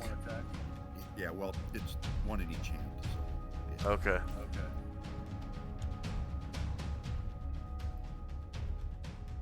But my base is 12. Yep. Okay. You're at 8 out of 12 right now. So is Thader. Why am I 8? Just because of the weight? Saw you were encumbered, right? Yeah, You're at 85. Oh shit. You're supposed to be moderately encumbered. So I should not be that. I should not be that high. My armor is magic, so it's weightless. Did you put a weight on it or something? I'm guessing. Yes, I must have. It says you're carrying 40 pounds worth of gold. Or electrum, actually. I have it as gold, but I just changed my armor to 0, and that took me to 55 pounds. Armor. I don't see where your armor is on your list. It is at the bottom. Okay. Split mail armor of command. Yeah, it's supposed to be... Split mail armor of command is supposed to be in your armor section. So split mail... Section. Where's that at? Way at the top. I just put it in. And then the line for your armor is actually supposed to be armor. And it's supposed to be up at the top. Like that. And I'll just delete the line for hide armor proofing versus combustion pack. No, I'll just slide that down. It's on my pack mule. So I know it's there. Yeah. Your pack mule actually has its own gear section, so you should put it there. I added it in there too, just so I know it's where the location is. It's on my mule, so I know he has it. Okay, and then, this line for your Kote is completely unnecessary. Okay. And shield, Kote +5. Okay, good. So you've got coin, armor, weapons, and footman's mace 10, shield, medium is gone, so we can just delete that. You don't have the medium shield anymore, right? I have it. It's on my pack mule. Okay, so it doesn't need to be on your weapon table. And then Kote, you can't use as a weapon, so there we go. Just take that off. I thought you could block with them. Yeah, you use them as shields. They're not a weapon. Like a regular shield is. The 3 attacks it's blocking 3 attacks per round is what that is really. Like when you specialize. When you specialize in or have the weapons proficiency for bucklers or whatever. It says you get 3 attacks with them, or is that blocking 3 attacks? That just means you use the AC against 3 attacks. 3 attacks, yeah. I don't. Yeah. Okay. I'm not sure it's 3 attacks, but oh well.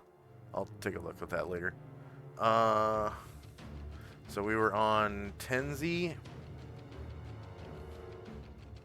Yep, you did one of his psi attacks.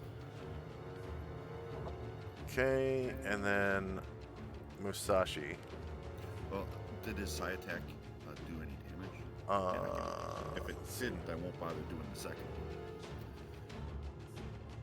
You're still lightly encumbered, Fenmar. You're at 55 out of 45. So, and then let's see.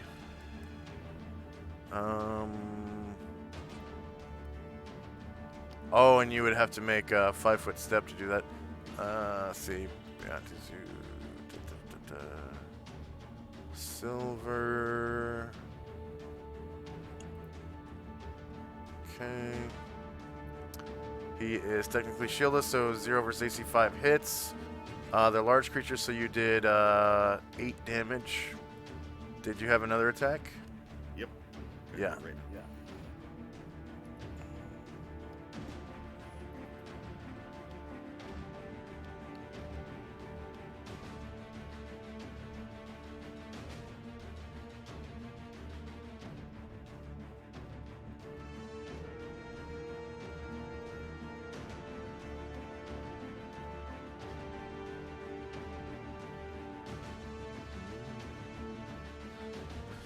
-5 hits, another 8 damage.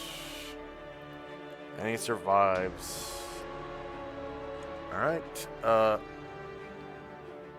Yeah, Musashi would act now. Oh, it gets an attack of opportunity. Let's see, attack. Let's see, flexible tail, I guess. Why is that? Oh, I see you. I went this way and then this way. Where are you?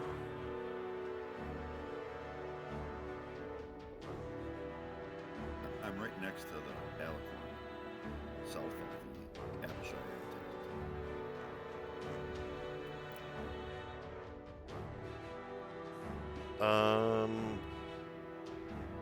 Oh, there's a diagonal line. Okay, jeez. All right. Yeah. Never mind. You don't take an attack of opportunity. Yeah, Musashi.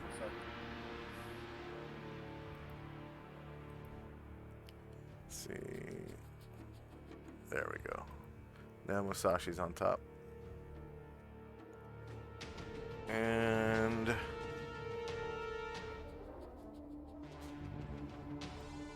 see, there is cover there. 50% cover. So for Musashi, that is a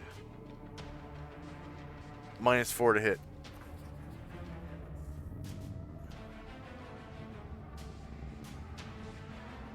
So go ahead and wait. Did you roll with? Yeah, it has -4 on it. Oh wow. You crit for 33 damage.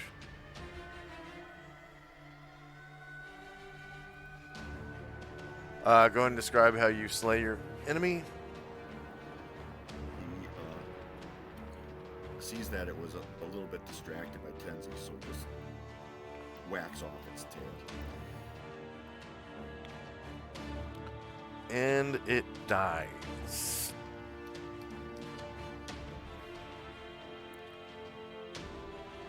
Is that an enemy here? Friend? Yeah. Then he'll step up and do a Wakasashi attack on it.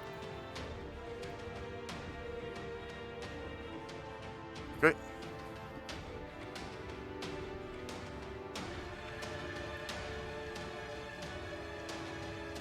Oh, you know what? That katana attack wasn't with high mastery. Oh, rats. Yeah, go ahead and re-roll that.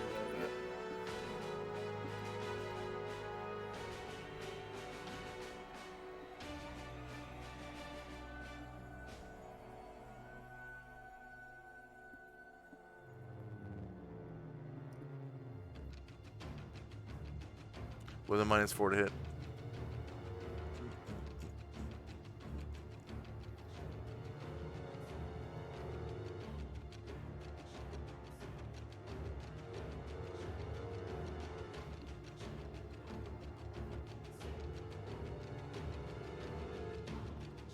Okay, shieldless. Roll to 1. Okay.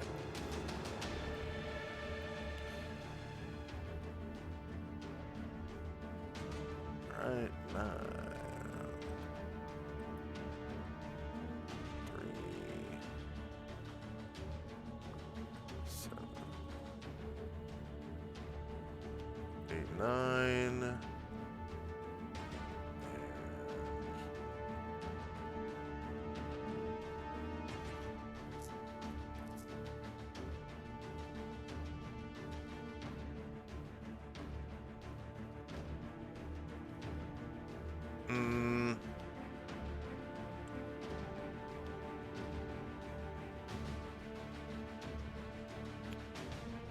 Let's see. This Beatizu is going to.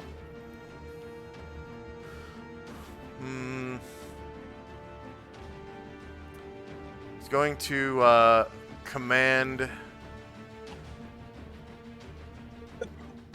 It's going to command Thader to die.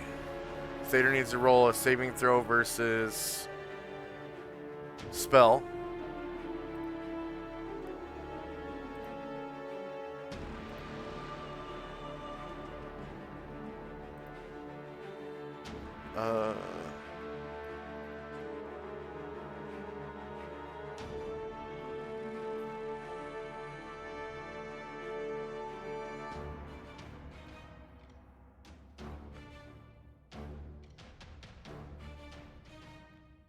So that's Fenmar's guy, Thader.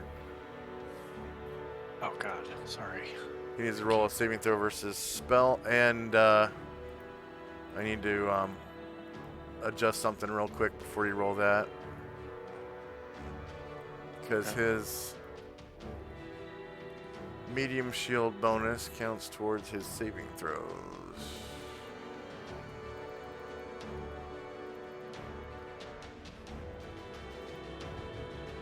Okay, go ahead and roll the saving throw versus spell.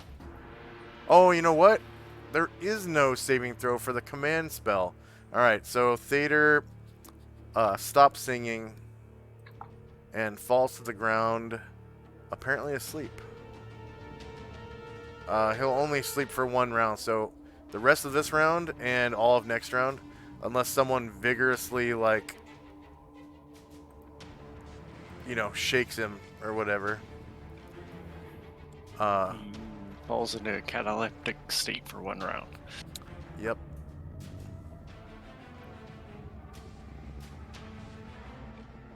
Okay.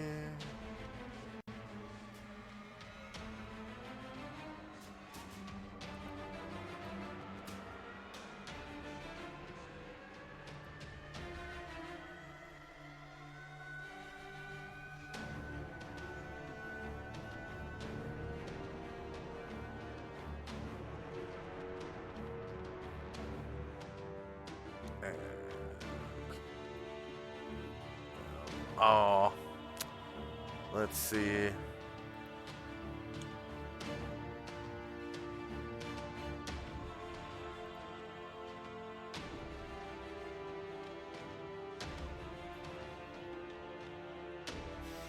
Oh, they can teleport without error. All right.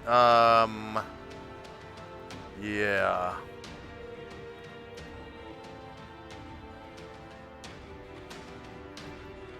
All right. So this green Abishai pops up right behind Fenmar. There's like an audible pop, and this Beatizu teleports in.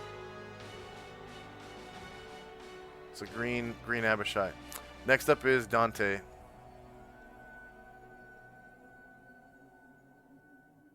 Yeah, he's going to move up, but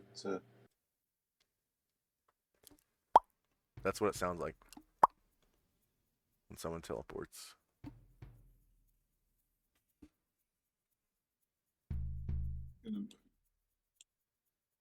where? Oh, actually,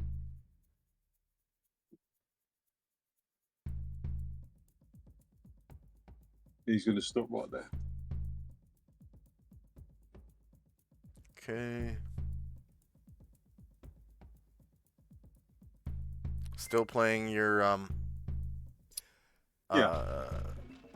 it's basically to make people like you more.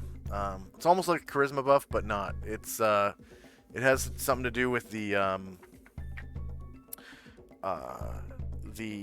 reactions system.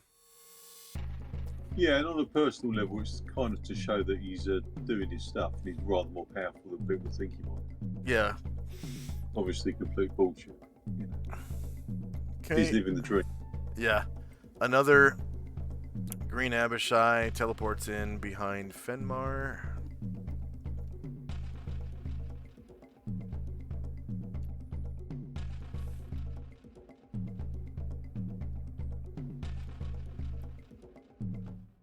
And a third green Abishai right here. Sort of blocking off this path.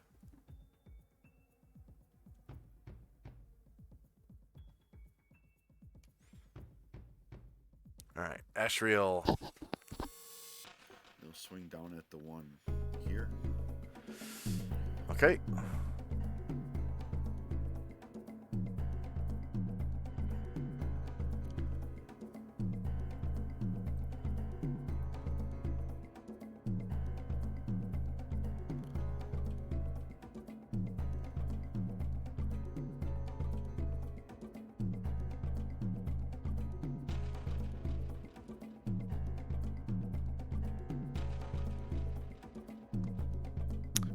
Oh yeah, crit, 27 damage. You go ahead and describe how you slay it.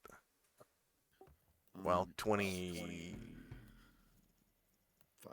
Yeah. Same thing. He turns to the other one, brings the sword down like he did on the first, just cracks its head in half. Yeah. Right.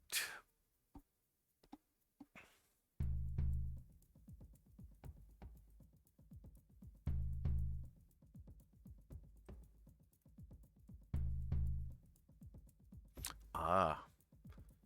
A red Abishai appears behind the green ones. Audible.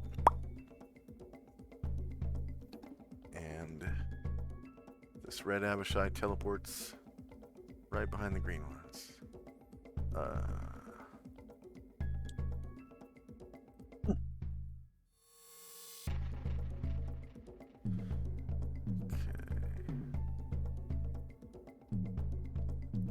Black Abishai.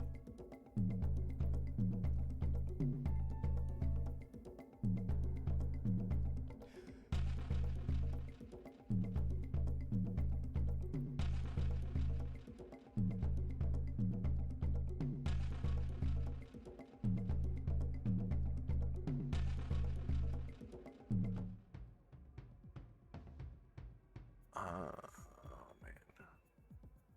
Let's see. It's gonna try to scare. Gonna try to scare Fenmar. I guess scare is a spell or something for saving throw special. The spell causes creatures with fewer than 6 hit dice or levels of experience to fall into fits of trembling and shaking. Oh wow! Area of effect is a 30-foot 30-foot circle. Okay. Did not know that. And the range is 120 feet. So, let's see.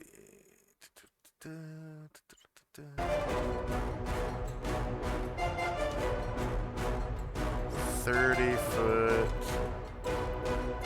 Is it Azrael here?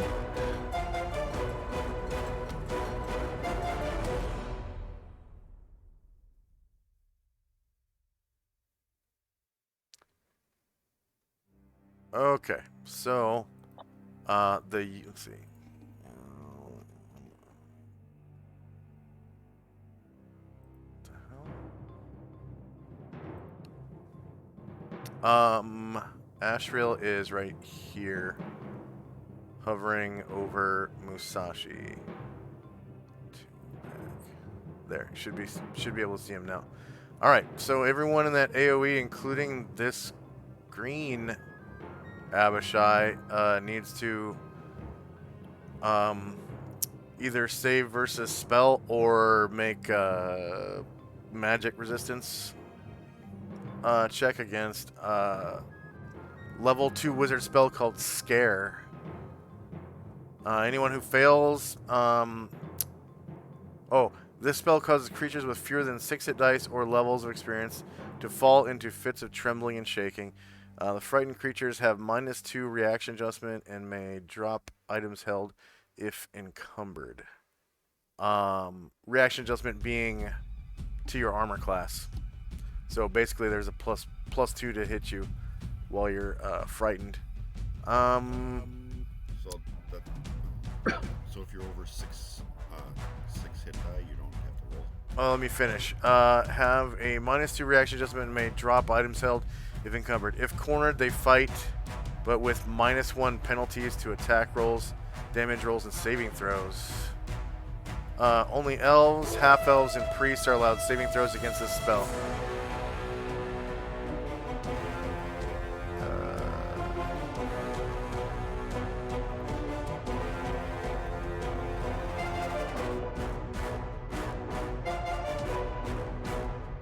Wow. If you're level 7, you don't have to roll. Let me finish. Let's see. Only elves, half-elves, and priests are allowed saving throws against this spell. Note that this spell has no effect on the undead or on upper or lower planar creatures of any sort. So, Ashriel is immune.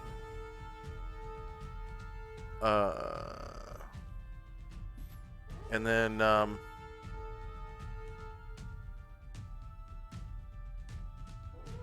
yeah, if you have more than 6 hit dice, you don't have to roll. If you have less than 6 hit dice and you are an elf, half-elf, or a priest, you get a saving throw or magic resistance.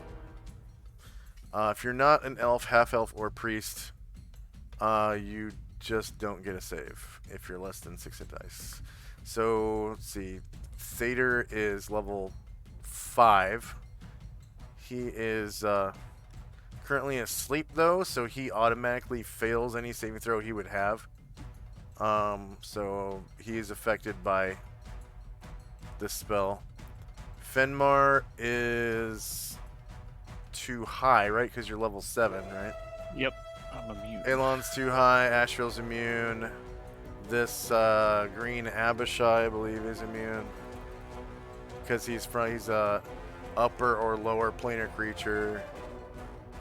Yep. So the only person that's affected is Thader, and he's automatically affected because he's asleep. So Scare, I will put on like a scaredy face. So there's a +2 to hit him, and he falls into a fit of trembling and shaking. If cornered, they fight with -1 penalties to attack rolls, damage rolls, 6 rounds. And it lasts for 6 rounds. So we'll call it Scare 1.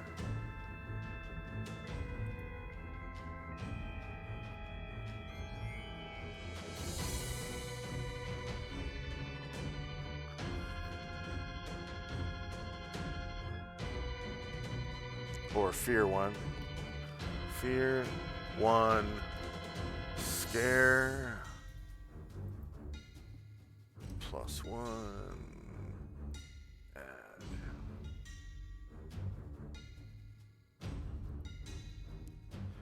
-6 enter. And I've never used that spell. It was interesting.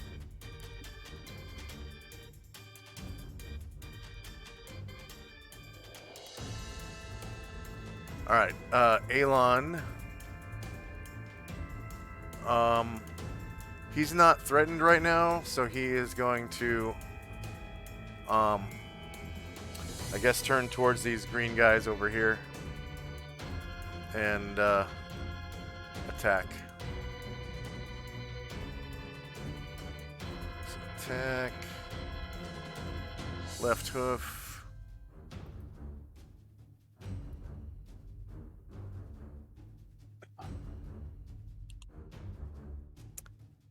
Shieldless AC, -6 versus AC 3 hits. Does 2 damage.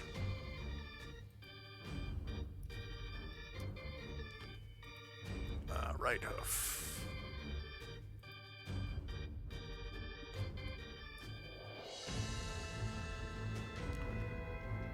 And that's a miss. And then the alicorn.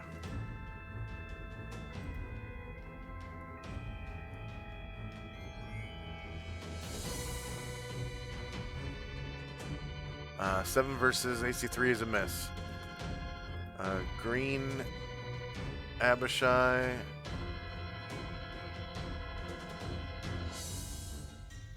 Is going to walk right up to here. Standing over the dead one. Now he has a good view.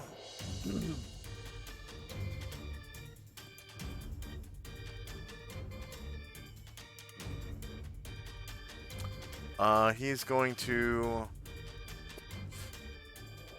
I guess, try to command Fenmar. Fenmar is a half-elf, right? Yep. Okay, he's going to try to command you to die. You get your magic resistance against this because it is charm, I'm pretty sure. Yep. And then, other than that, there's no save. But you get your 30% magic resistance. Go ahead and roll it. It's no, that's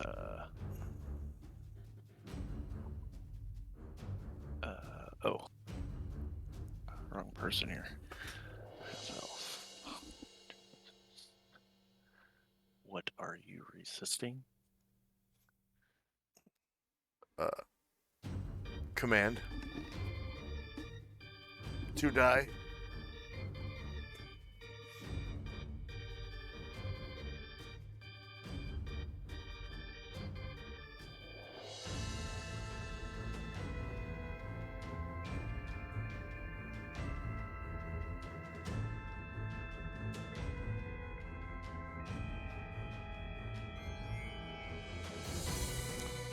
Okay. Fenmar falls asleep.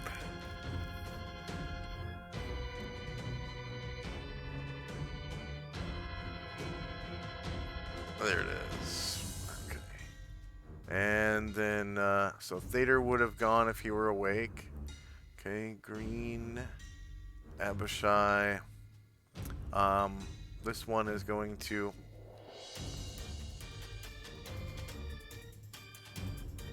appear right behind Ashril and Musashi. So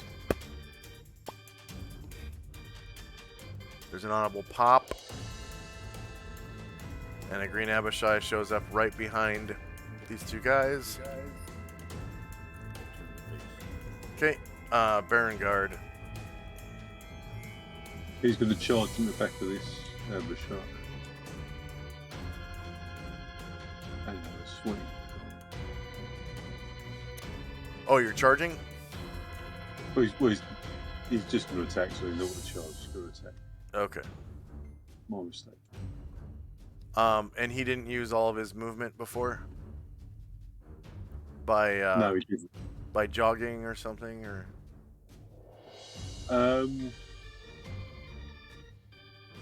he didn't use his full ×2, so could he count that as a charge if he moves now into the back of the Abishai? well, deciding to charge right now would be impossible because you actually have to roll initiative to charge. Yeah, okay. So- All right, so then, yeah, he won't do this. It'll be, yeah. Musashi.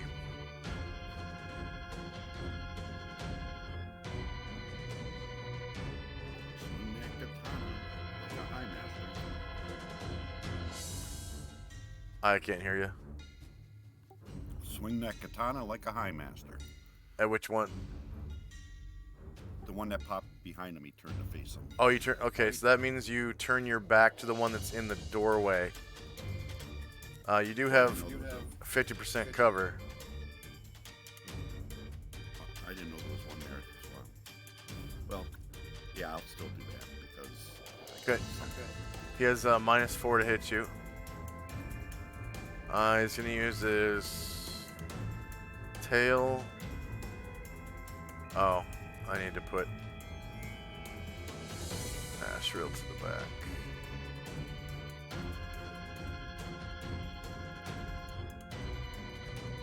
Okay, flexible tail. Musashi. Shorter melee. Same elevation. -4 cover.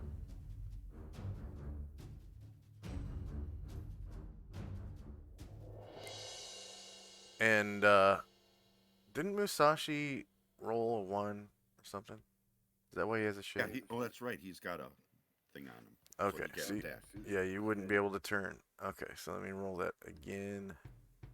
It's just to your. Well, then you wouldn't. If I couldn't turn, then you wouldn't have an attack of opportunity. Yeah, true. So, yeah, he's Ashriel right now. Yeah. Ashriel. Let me put him to the back here. There you go. Swing down with the great flaming sword. On which one? This one here. The one that's in that hallway there. In the doorway? Okay. -4 to hit. And you do have higher ground. Because you're hovering. I think. Yes, I am. I have the little jet on. Okay. That means your movement rate is 30 then.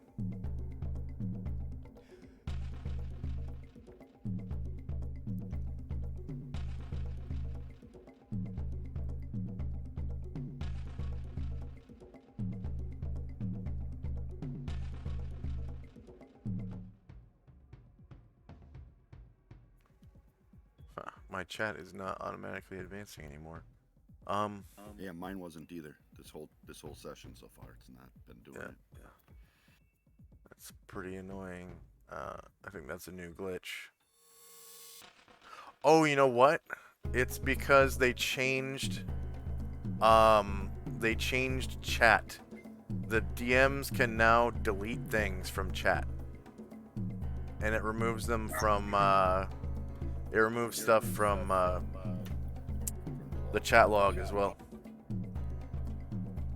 So they've got to fix little things now that they've modified that. It's a brand new feature. They're putting out like 1 new feature a week now. It's pretty cool. I'm really proud of them. Yeah, but they introduce 1 new glitch every week too. Yeah. Okay, so shieldless. Oh, you rolled a 1. So Ashriel is off balance, but it's the end of the round, so it doesn't matter. Okay, end of round. We've been playing for almost 3 hours with no break, so why don't we take a 5-minute break to use the bathroom, get a snack, get a drink, maybe a smoke or whatever if you got them, and we'll come back in 5. For our viewers, I have a 3-minute commercial break, so you're not just watching animated tokens in hell. Then we'll come back 2 minutes after the break ends. Alright, we'll be right back in 5.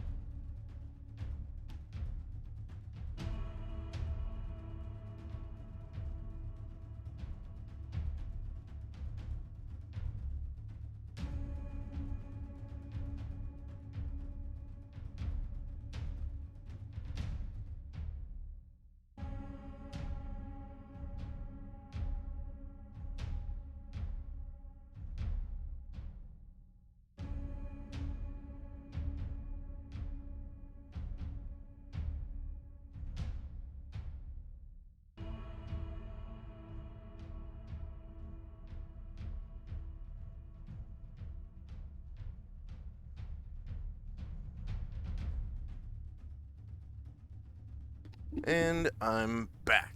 All right. I'm back. So we can roll initiative.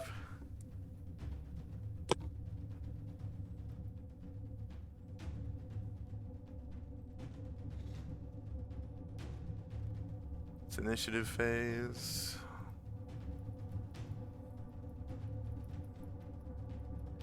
So we are 7 layers removed from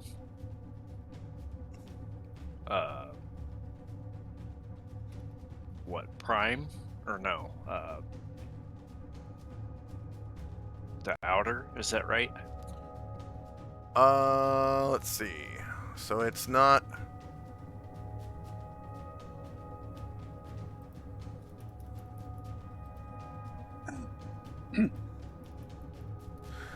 Let's see, what book was that in? It's one level per level, right? No. Nope. It's different for all the outer planes.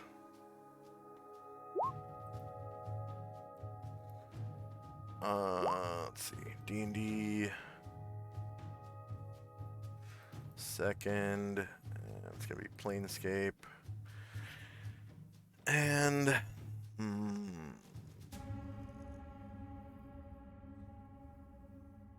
probably gonna be player's primer to the Outlands, maybe, and then table in the back.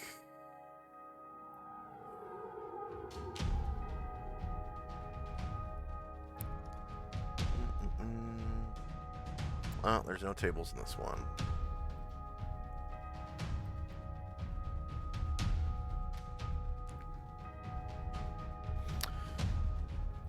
I don't know. We solved this issue last time. It was 7 layers. I don't remember what book it was in. Or not 7 layers, but -7 levels for priests.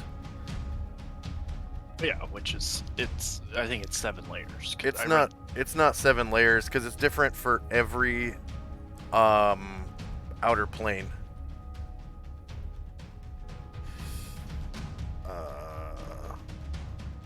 You don't have to find it. I'll keep looking. I'm just curious. Maybe it's Planewalker's Handbook actually. You just downloaded that, right? I haven't downloaded it yet, but I just opened it. I'm digging through it.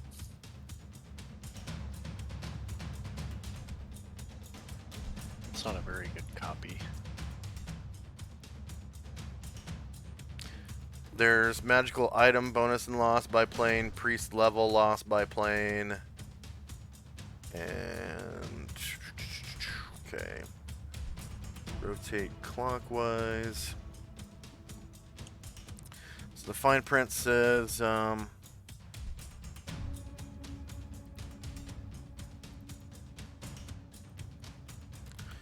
I can zoom in on that. Horizontal abbreviations.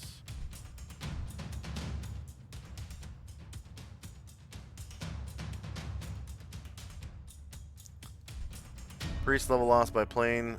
Oh yeah, it should be different for each.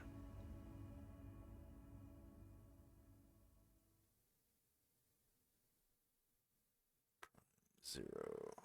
Astral. Ethereal.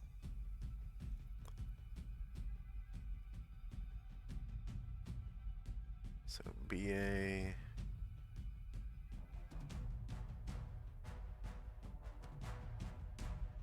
BA is Beator. Oh wow, this one's even more detailed. This goes by where your god is from and what plane you're in.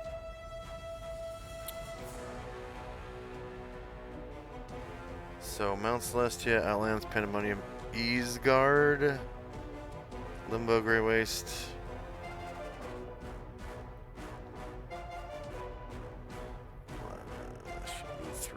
Acheron, Arborea. So the elvish gods are in Arborea. And in Beator, Yeah, there it is. -7. And then yeah, -7 for casting level. And then Tenzi Ushus lives in I want to say Mount Celestia. So for her priests, it is it's only -2. Mount Celestia to Beator. Oh no, wrong column. -3.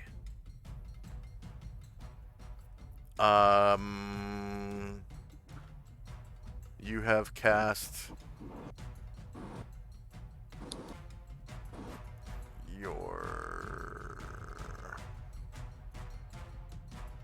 Vengeful Strike. Vengeful Strike. So you cast it again at -3 levels, not 7.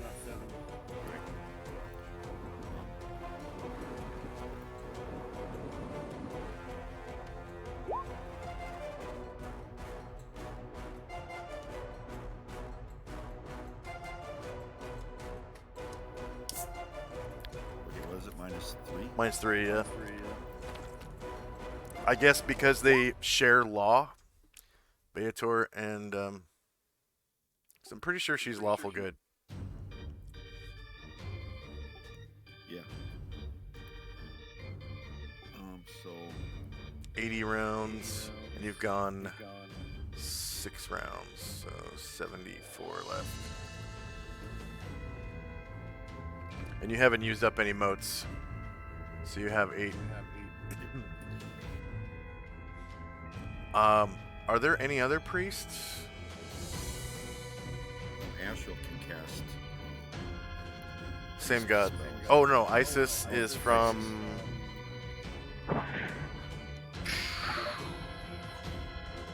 She's lawful good too, I think. So she should probably still be at -3. Beator.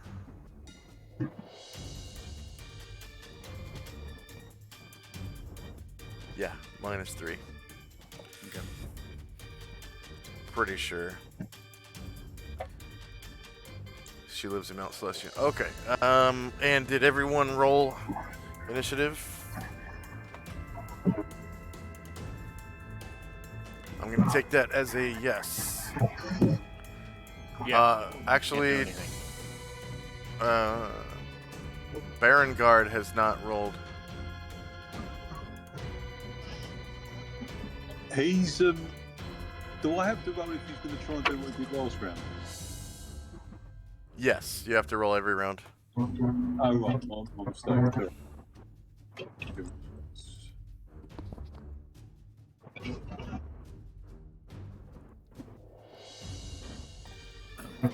Tenzi will have 3 blocks this round if he needs to use them.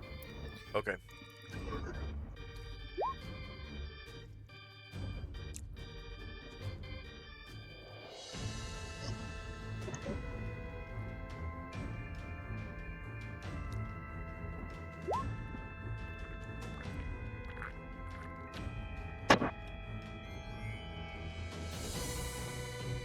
Okay, looks like we're finished.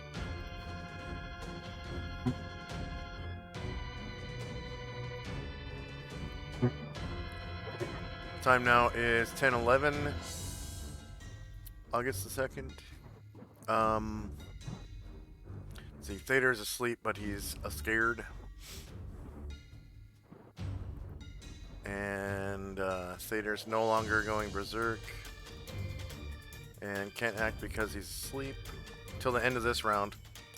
Okay, Musashi. He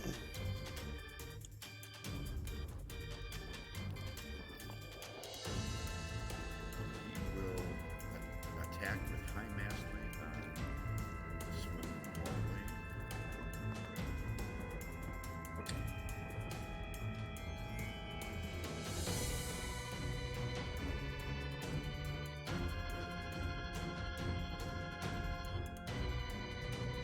The one in the doorway?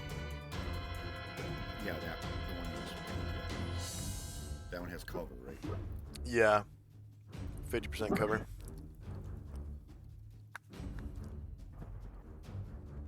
But so do you from it, so.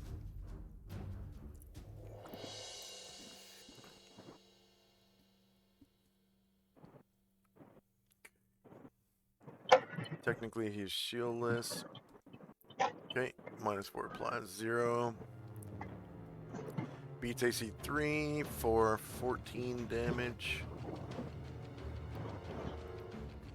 Minus 14. Enter. Alright. Fenmar is asleep. He's gonna follow with his Wakazashi. Oh, that's right.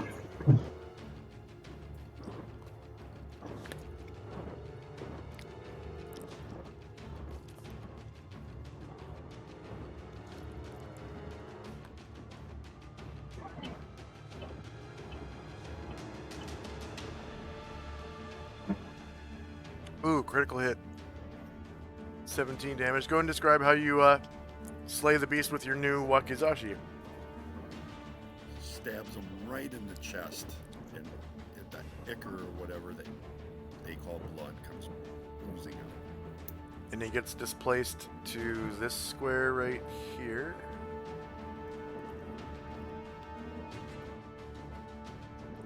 As he dies.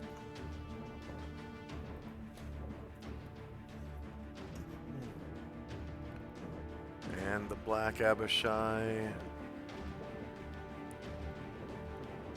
is going to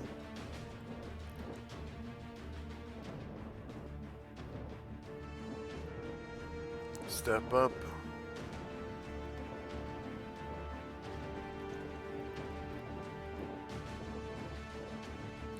And he will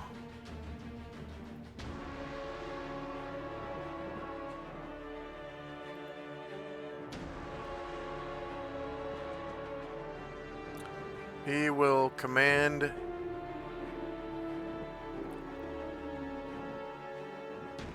Musashi to die.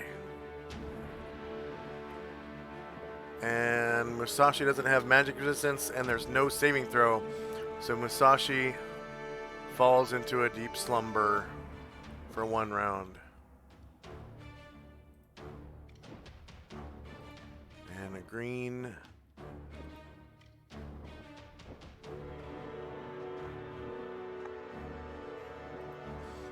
This green is going to attack the unicorn. Right claw.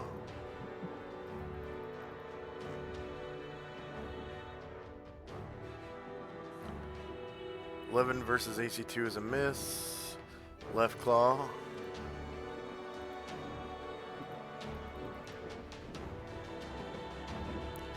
(9) versus AC2 is a miss, and the tail.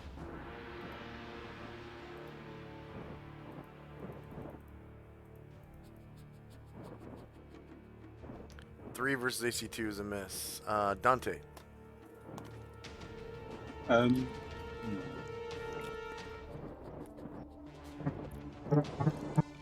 Who's unconscious at the moment? The Shelby? Say again? Sorry, who's unconscious at the moment? The Shelby? At the moment, it's Fenmar, Thader, and Musashi. I should have Which gotten one? a saving throw. There is So no which saving one's throw for Fenmar? command. Creatures 13 intelligence or more, or those with 6 or more hit dice. Ah! So, Saving throw versus spell adjusted for wisdom. go ahead and roll.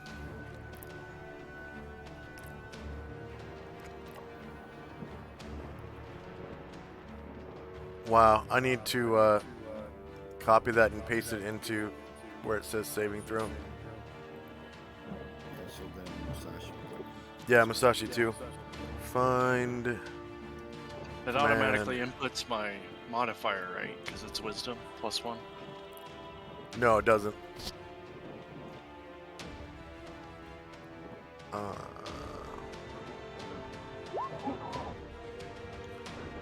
Creatures Okay, with I did. intelligence of 13 I didn't more of succeed those. anyway. Nice. Toad to a saving throw spell adjusted for wisdom.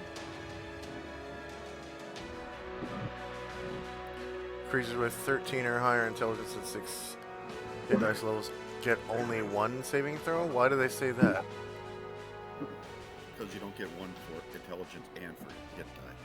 You just get one.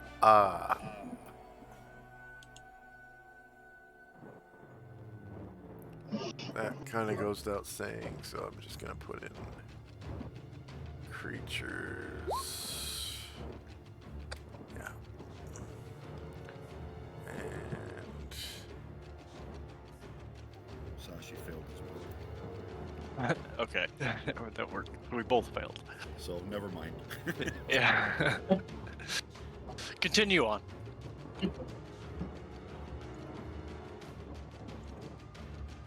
there we go.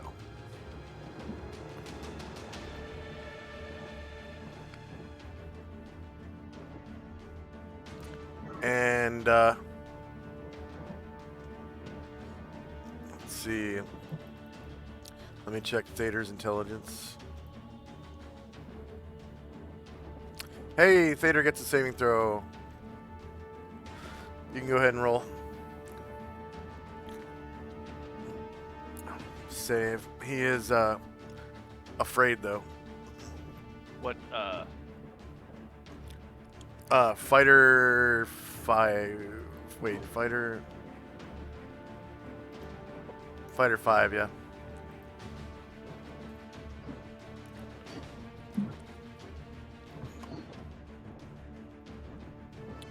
Oh, damn. Alright, he failed anyway. Okay. All's as it was. All right. This green Abishai is going to attack.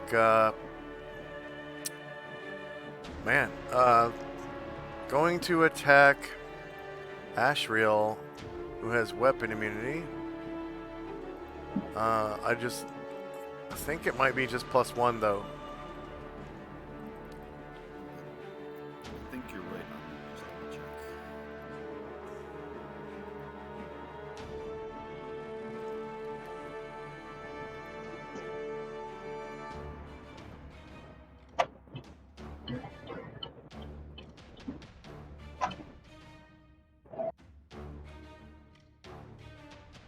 I had to mute after.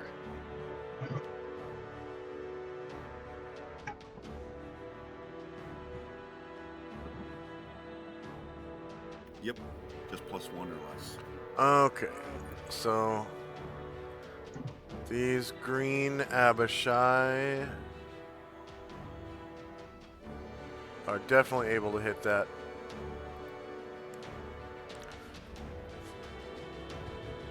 He does have lower ground from Ashriel though, because he's not flying. These green guys can't hover like he can. So attack. I'm assuming Ashriel doesn't turn to face. True. Okay. So right claw, shorter melee, lower ground, and your protection from evil just doesn't work here.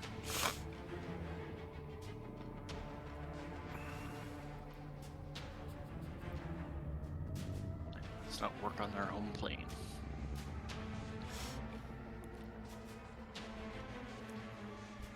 He's shieldless. Woo.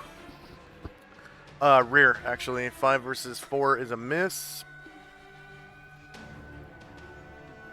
And then left claw. Ashriel. Ooh, he rolls a 1.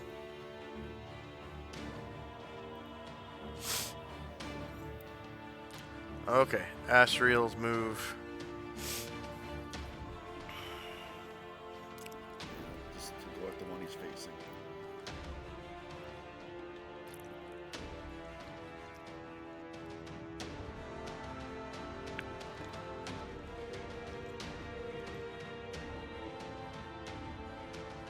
-4 to hit with higher ground.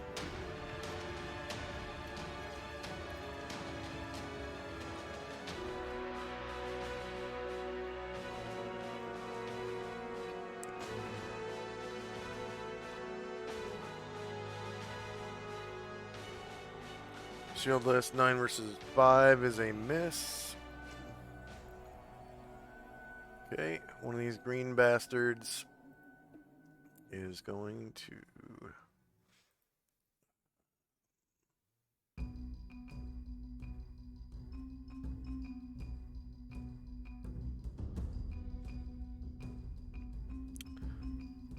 let's see. No.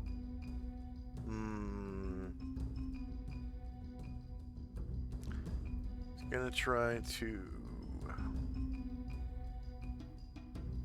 I can't see Dante. Although there's no one threatening him, so he can move up.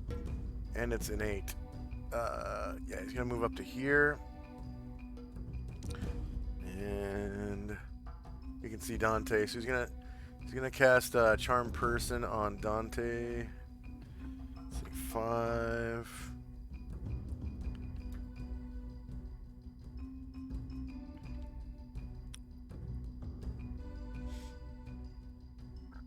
Dante gets a saving throw versus spell. Okay. If he fails, Dante comes under my command.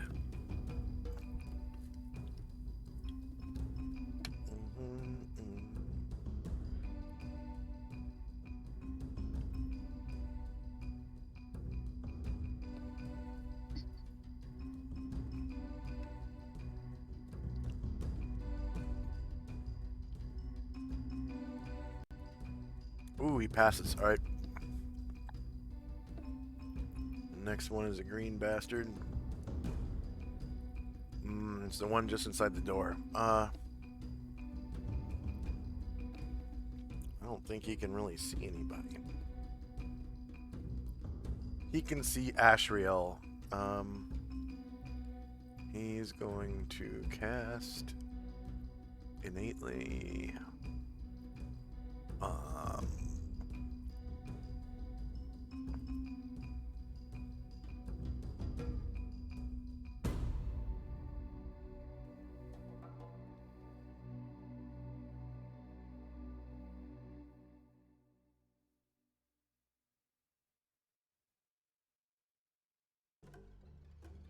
He's going to try to cast Gate.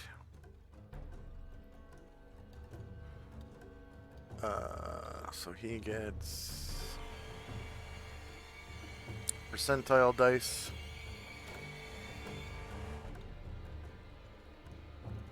$80, that comes up to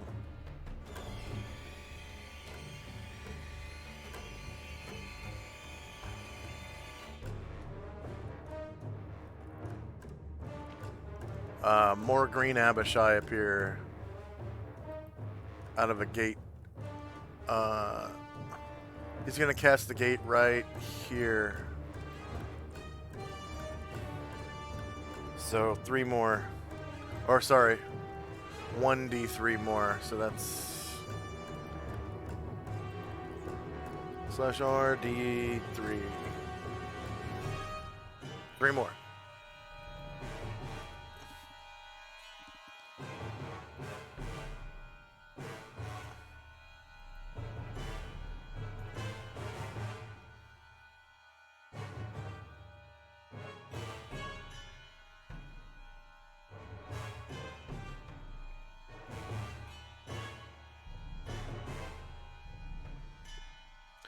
Things are not looking good. Next up is the red Abishai.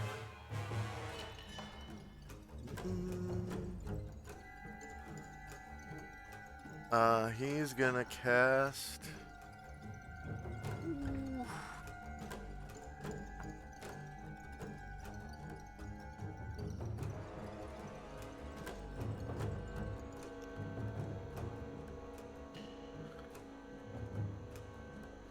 He's not so smart. He's going to try casting Charm Person on Ashriel. 6 enter. So Ashriel gets... I'm not even sure if Ashriel's susceptible to Charm. Is he immune to Charm?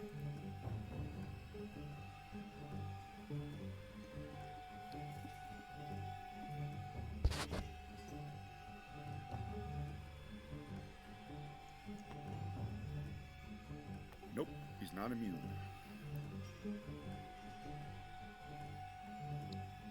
So he gets magic resistance and a saving throw. Okay. Resistant. You know what?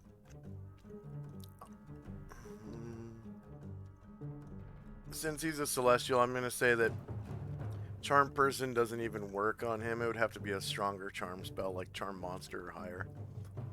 Just because he's a celestial. He's not technically a humanoid or a demi-human. Okay, Tenzi. We'll do 2 psi attacks on this guy here.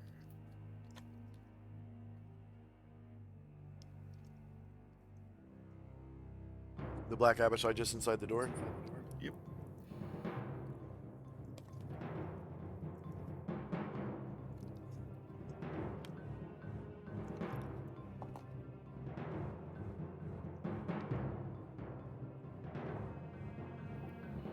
Alright, 2 versus AC 5 hits for 8 damage.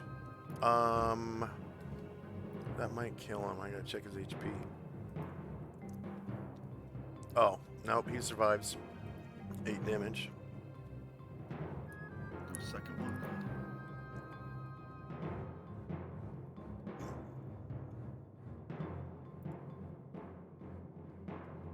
-9 versus AC 5 for another 8. And he survives that as well.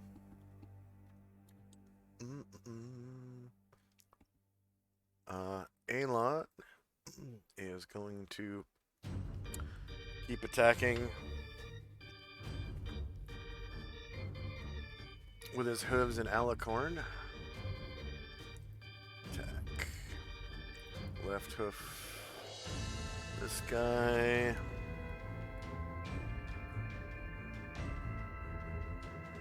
Eight versus AC 3, no.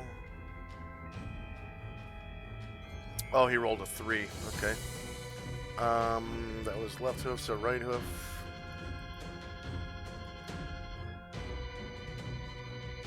Zero versus AC 3 hits, 2 damage.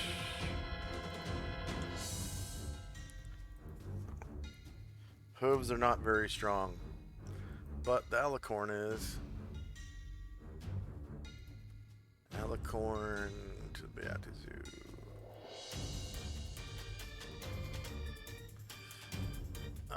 5 versus AC 3 is a miss, damn it. He rolled a 4. Alright. One of the Green Abishai. It's the one right behind Fenmar. Is going to cast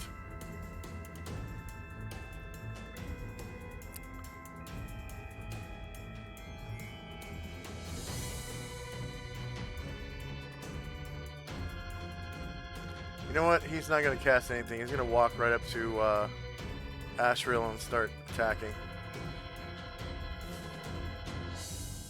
Oh, he takes an attack of opportunity from the giant unicorn. It's going to be an alicorn to his booty. -8 versus AC 3 is a hit. 22 damage. Wow, he survives it. And gets to attack Ashriel. Is Ashriel gonna turn anything? If he does, he's pretty much if he turns at all, he's gonna take rear attacks. He'll just stay the way he is. Okay, so this is gonna be shieldless flank. Okay, right claw from lower ground. Let's see, melee lower ground. Shieldless flank is a shieldless flank. 12 versus AC -1 is a miss. Left claw. Lower ground. He rolls a 1. Lucky Ashrail. They should learn. Don't come messing with him. Yeah. Okay, Satyr is asleep. Baron Guard, I'm not even tracking where he is. Thader should wake up now. He's right next to them. Satyr wakes up at the end of the round. Oh, we're not there yet. Gotcha. Baron Guard is what? Baron goes is going to attack. This one. Okay, you get that's a shieldless flank, and you get +2 to hit because this guy is trying to stay on his feet. He's off balance right now. He just rolled a 1, so you get +2 to hit, and it's going to be to his shieldless flank.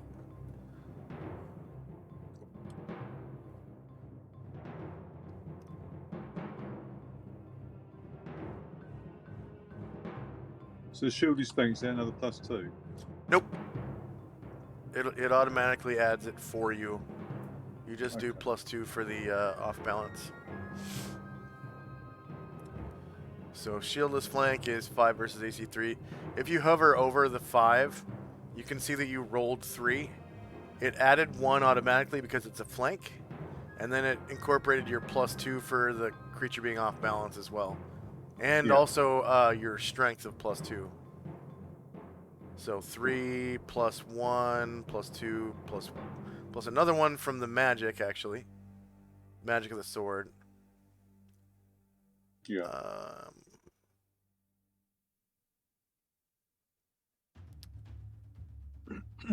And Baron Guard is not a master. Wait, is he? Did I do his character sheet? I don't think he can. Oh, yeah. Barbarians can't specialize. That's right. Because they're not single class fighters. Socialist flank. Yeah. 5 versus AC 3, you just barely miss by 2. And then that wasn't Baron Guard's first attack, was it? Yeah, his first attack. Okay, so you should have gone a long time ago on 3.73.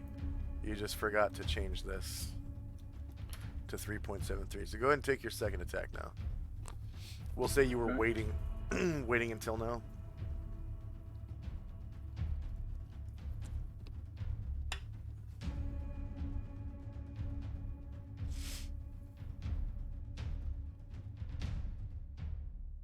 So if you're attacking the same one, it's still +2 to hit. Yeah, okay.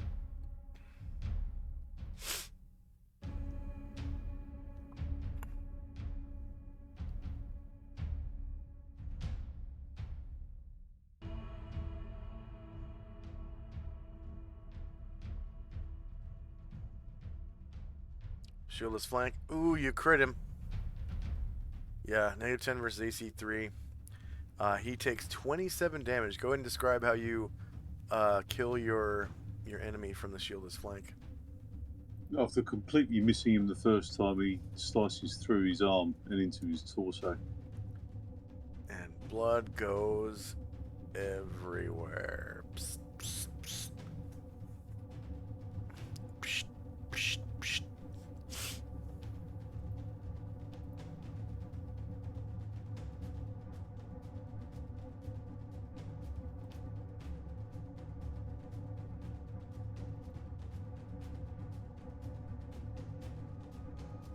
Alright, Musashi is asleep. Sleeping? Yep. Alright, Ashriel's second attack. Yep. Go after the same one. One that's has partial cover. Alright. -4 to hit. And you have higher ground advantage.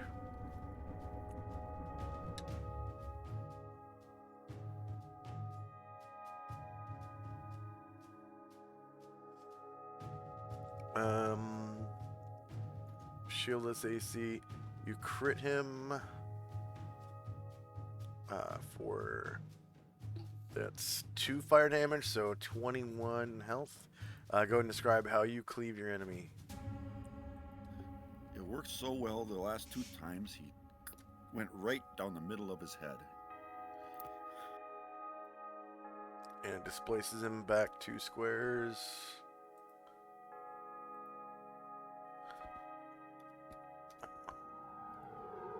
Alright. End of round. Regeneration for... Oh, Ashrill's not even hurt.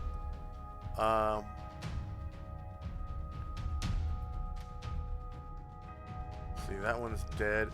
Oh, yeah, you can still see the health bars on the ones on the map. I hate that. I don't think there's any wounded ones right now. Oh, here's one. So, he gets 1 health back.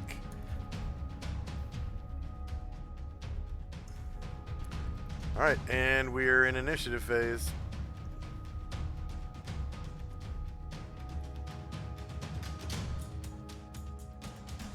Three more Green Abishai are joining the fray.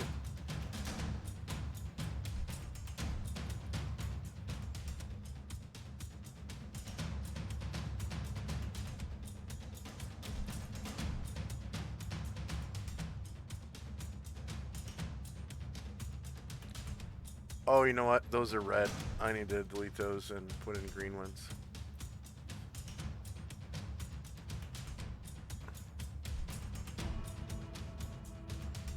I was wondering why they were so little and skinny. I'm kind of colorblind a little bit.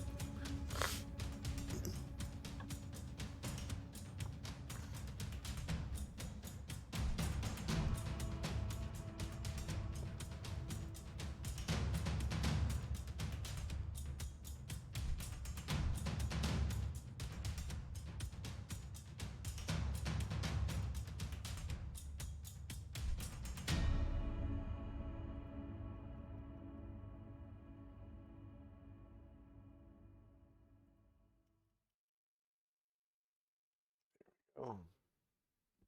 Is anyone still rolling? I didn't roll for Musashi since he's going to be sleeping through this round. Yeah. Oh, Fenmar and Thader. Well, Fenmar comes awake. Thader comes awake, but he's afraid, so he starts flipping out. He's like, because I think it's only been, what, 2 rounds? Oh, I was supposed to roll a d6. D6 for how many rounds? So let's see, that's 3 more rounds he'll be flipping out.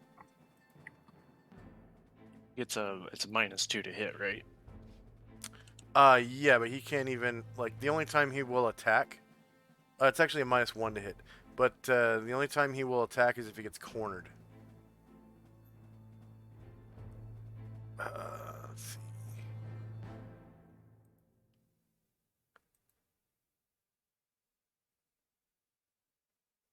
And then there's a +2 to hit him.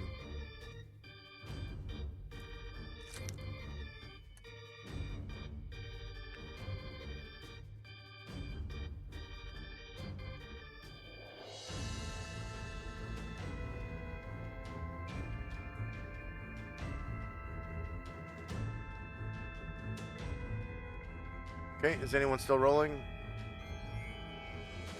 Oh yeah, Baron Guard needs to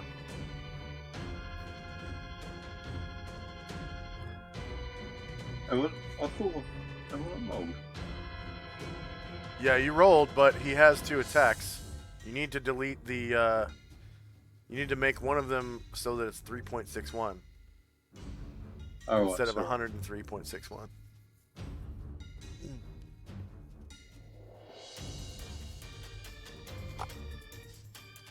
They're good. Yeah, like that. There we go. Is there anyone that's still rolling? All right, here we go. Am I awake to roll now? Yeah, Fenmar's awake.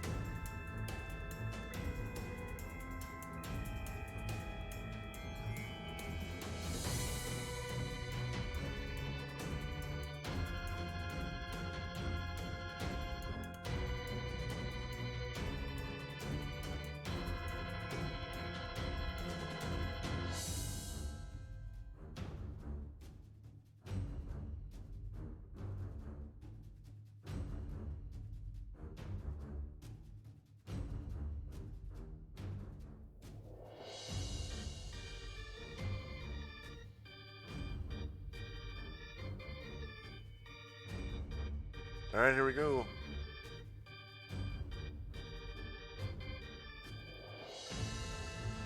Oh right, I already rolled the duration for the scare. It has 4 rounds left. So he's like standing there shaking in his boots. Okay. A green Abishai.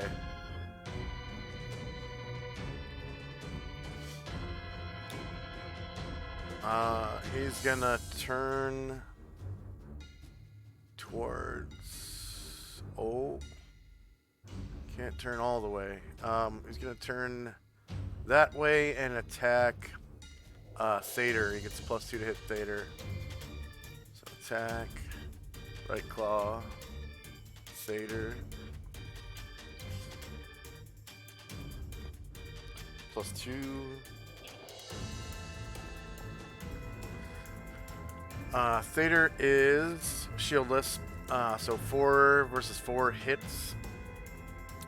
Thader only takes 1 damage. And left claw to Thader.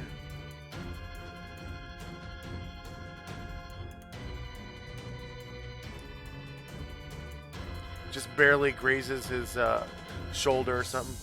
-1 versus AC4 on Thader hits again, only grazing him. Just a little flesh wound, just a little scratch. And then the green Abishai again attacks with this time his tail.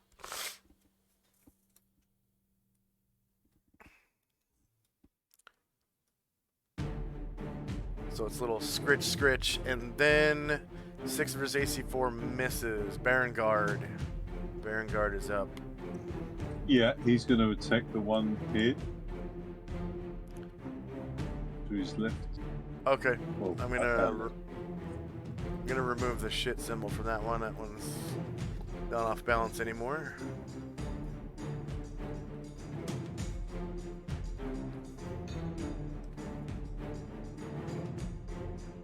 No pluses this time, no. Nope.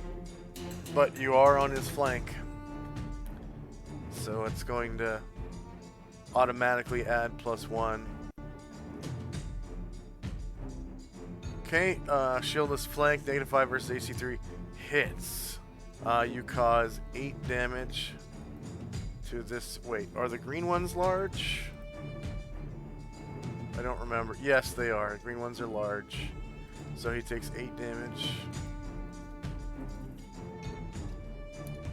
Black and green are large, and the reds are medium, I think. Tenzi. So this square is vacant now?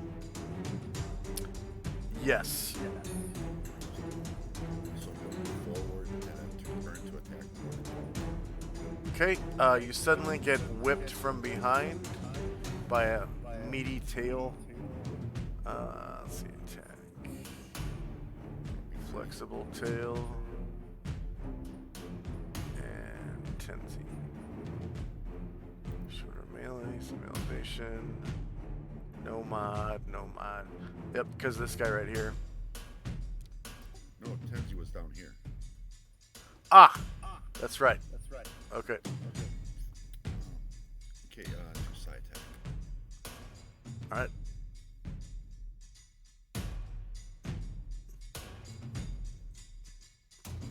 Definitely turns to face you. Shieldless 4 versus AC3 is a miss. Try with his other hand. Yep. Oh, I crashed. Crash and burn.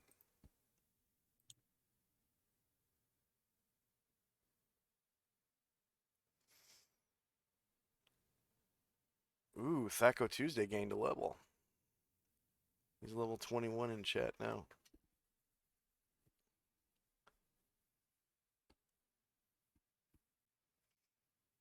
Yippee! I think... Isn't Thaco Tuesday here to redeem an item today? Who was that last time?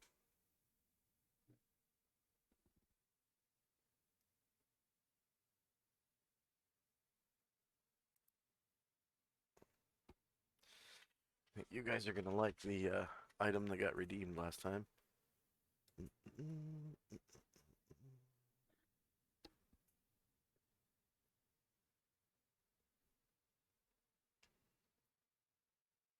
People have been asking for this item for years.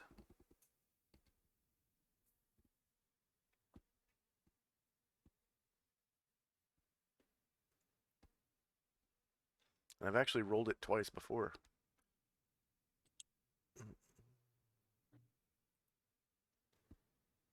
Same for next week, wasn't sure about doing in one shot.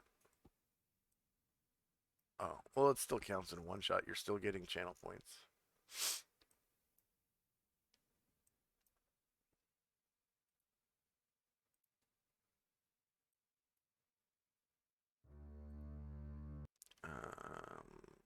Combat.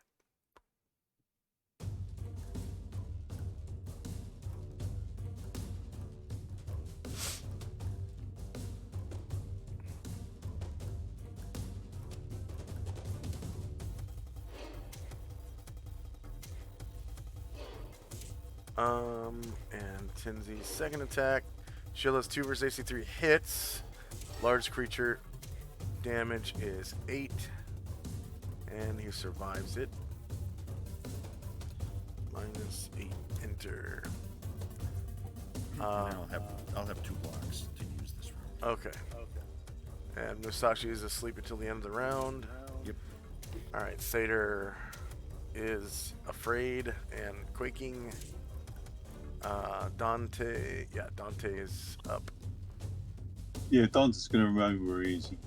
He can't hit these things. No, I don't think he can. I don't remember what spells Dante has. He's got protection from evil, which doesn't work here, Yeah. and detect magic. So yeah, he's just going to play his harp and start praying very hard. Yeah. Let's see. So this green Abishai is going to attack the giant unicorn. Right claw.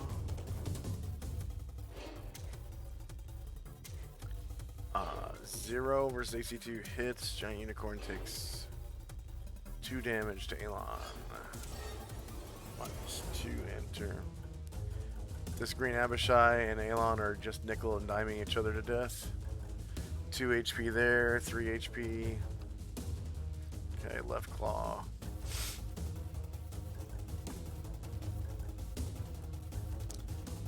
Shieldless, -2 versus AC2 hits. 4 damage this time to Elon.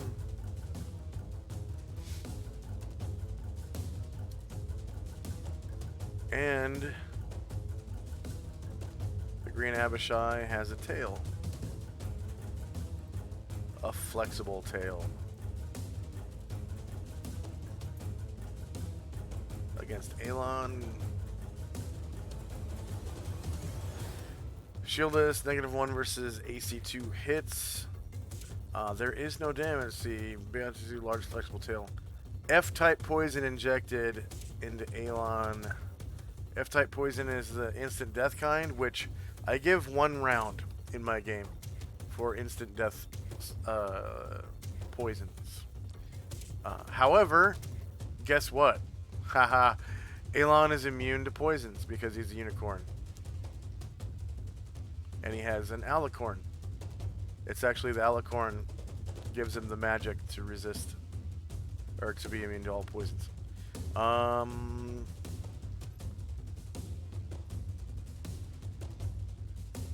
See, this green Abishai is going to teleport without error directly behind Usat.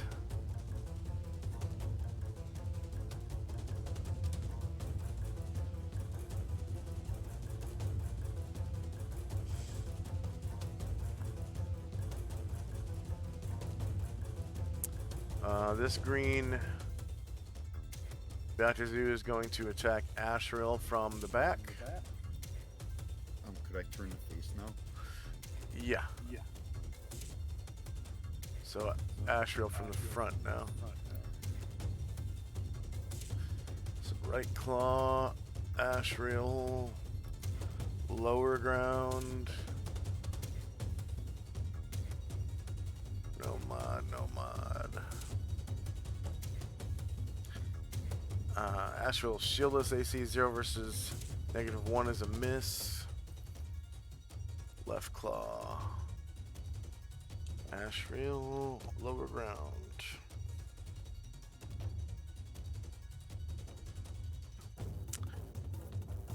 Shieldless AC 4 versus -1 is a miss. And tail.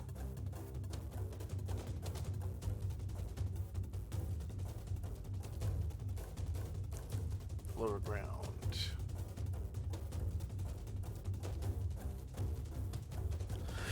Shieldless green crit. It's not a crit though. It's not a crit. He's also immune to poison.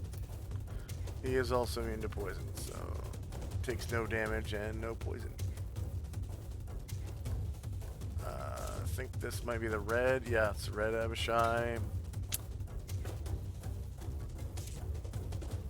Their innate spells kind of suck. See, he's gonna cast.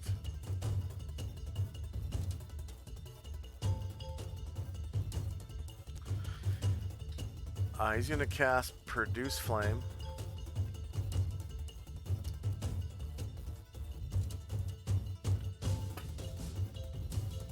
Okay, bright flame equal in brightness to a torch springs forth from the red Abishai's hand.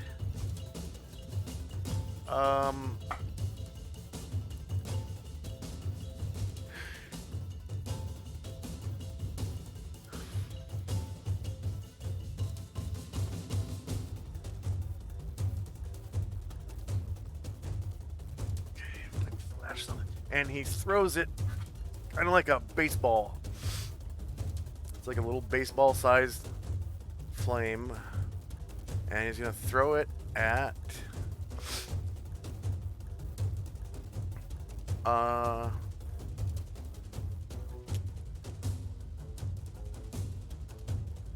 see, Musashi's still asleep, right? He's in melee, though. Let's see, 1, 2... I guess if it's 1, it will be Musashi, 2 will be Ashriel, and 3 will be Barangard, and 4 will be Tenzi, and 5 will be this green Beatizu. So I'm just going to roll a d5. /R, d5, enter. Wow, he hits his Beatizu friend, and nothing happens. Beatizu's immune to Green Abishai are immune to fire. Alon is going to attack again the Green Abishai. He's gonna start. He's gonna lead with his Alicorn.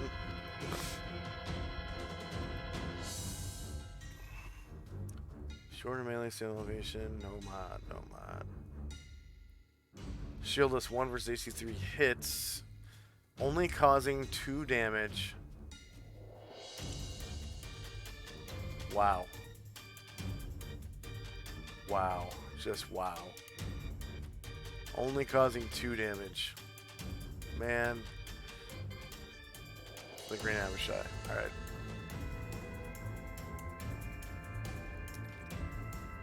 Rolled a 1 on 1d12. Okay, let's see, left hoof.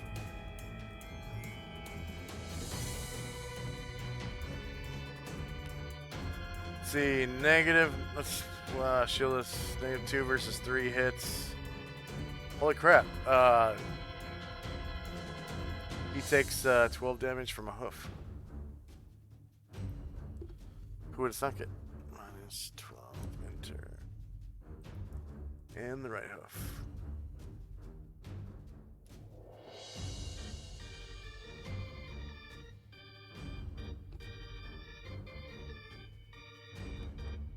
Okay, shieldless -2 versus 3. Oh no, I'm supposed to do the right hoof. Jeez. Right hoof. Boop, boop, boop, boop, boop. There we go. Shieldless -6 versus 3. Hits damage is 4. He survives. Fenmar. My turn. Yep, Fenmar.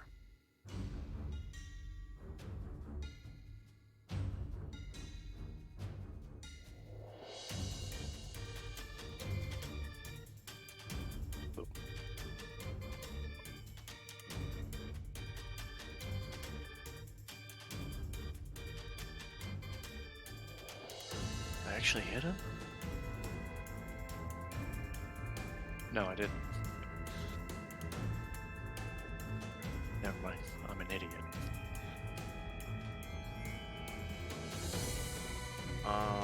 I'm absolutely worthless here. I can't even touch these guys.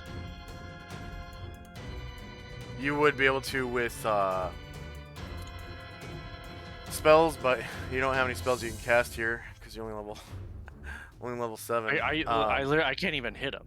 They require a +1 weapon to hit them. Yeah. You can. Let's see. I can't do anything.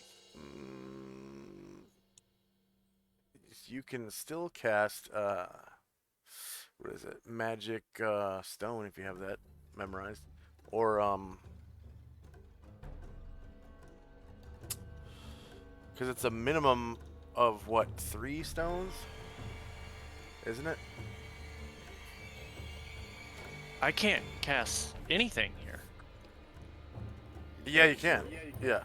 I'm a 0 caster. I can't. No. I'm -7 levels. You cast as a 0th level caster, but you can still cast your spells. Some of them have no effect if you cast as a 0th level caster, but things like things that aren't level dependent, like cure light wounds, cure, the cure spells, things like that, you can still cast. Because it doesn't take away your spell slots. You just cast spells as though you were 7 levels lower. So anything that's level dependent, you can't cast. Anything that's not level dependent, you can. And I think So how does a 0th level caster cast a level 1 spell? You're not a 0th level caster. You cast as though you were 0th level. That's a different thing. It's this whole other country. So you still have all your spell slots. Well, no, because the way I was reading it, as soon as I stepped in here, they're gone. If I try to cast them, they just don't work. I still have the memorized spell slots, and the moment we get back, I repray and I get all my spells back. But here, they don't work. Period. If that's the rules we're going by. I don't think it works that way. I'm pretty sure it's you cast. I'm just going off of how it reads in the manual of the planes. Is I'm literally just not strong enough to cast anything here. Yeah, because my deity is so far away. It's. Well, the thing is, you already have them memorized, so the power is already in your body. You just cast spells as though you were 7 levels lower when it asks you for what your casting level is. So any spell that doesn't ask you what your casting level is, or doesn't change when your casting level is lower, you can still cast. Which is like cure spells, and that's level dependent, right? Because it has a duration and all that. It's 6 rounds, and it has a duration. +1. So if you're level 0, the duration is literally 0 rounds. It's level dependent. But cures are like basically anything that's instant will work. Okay, I guess that makes sense because it's 6 rounds regardless. But I swung. I missed. Oh, okay, that was your. Laser attack. Okay. Green.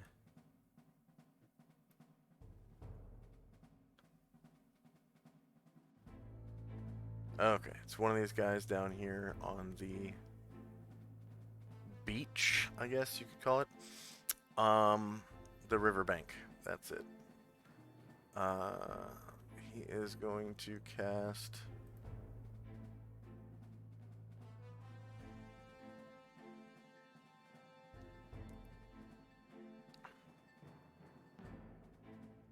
Produce flame as well.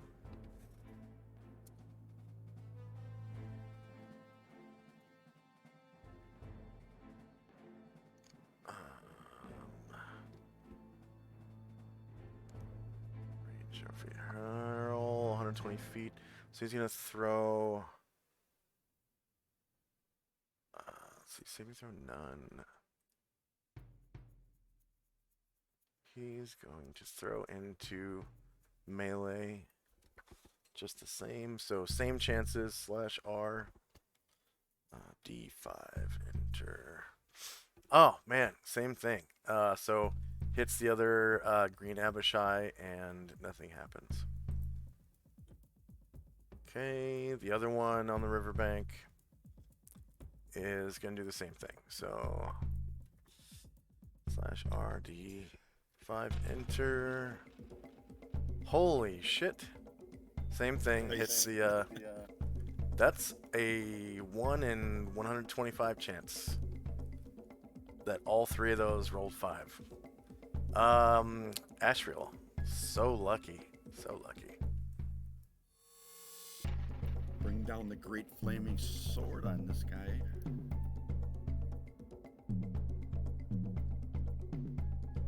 This one?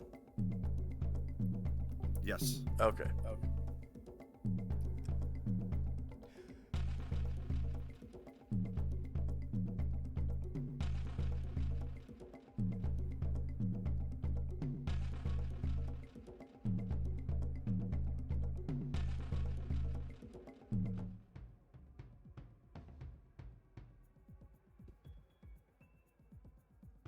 Okay, shield is 3 versus 3 hits, just hits, causing 12 damage, and he survives. 12 damage. Oh, Okay. two of those are fire, so he only takes 10. Oh, right. +2. Okay. Green Abishai. He is going to try to cast Charm Person on Tenzi. Abishai. Oh, that is Beatazu General saying Charm Person. So he should get magic resistance and a saving throw that is adjusted by his magic defense adjustment because it is a mental power.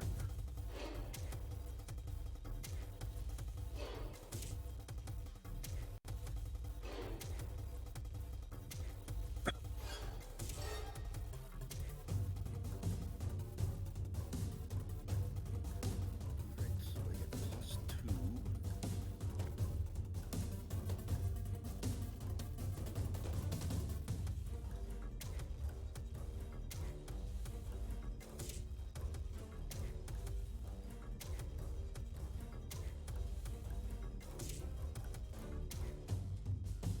What time of day is it?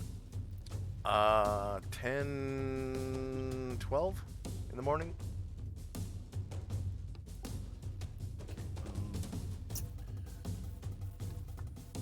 So I have 12 minutes after 10. I get a +2 as a racial bonus, and I have Blessed Watchfulness on. Oh, does that make you immune to charm spells or? I was gonna double check it if it just gave me a bonus or immune. I think it just gives me bonuses.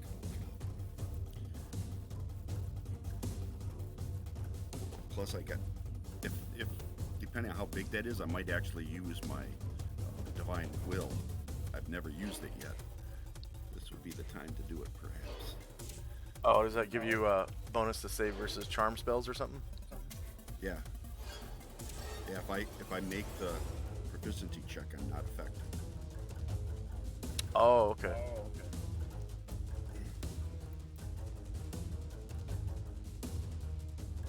We have the thing for that. Yeah, I'm pretty sure I programmed it into your proficiency list, and it asks you how many times you've used it today. Blessed Watchfulness. Resist sleep. +2. Yep. So another +2. So I could do it. Could do +4. I might as well do that.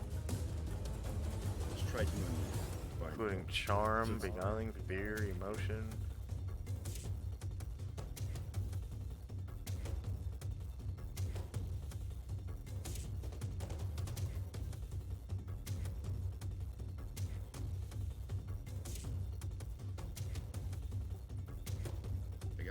I have to move it up in my list. Oh, the proficiency, yeah.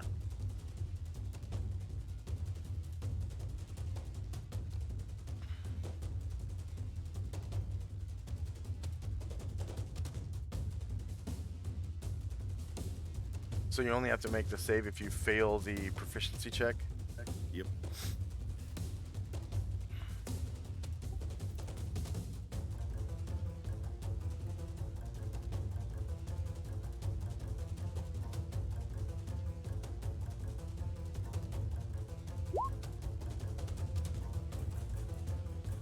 Taken at 10.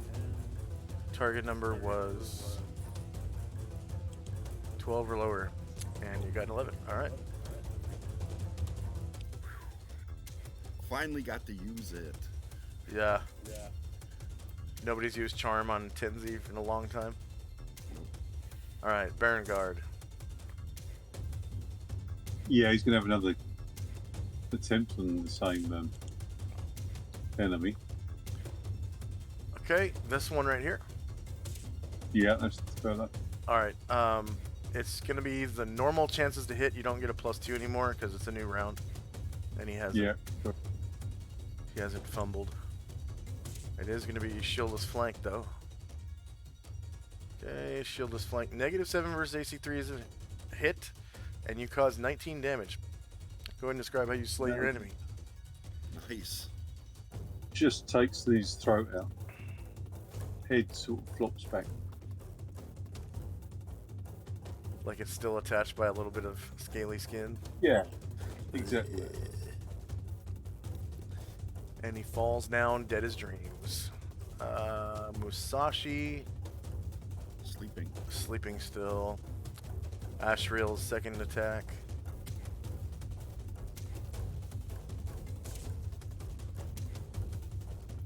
Fly over on top of Tenzi and swing at the one by Tenzi. Turn to face him.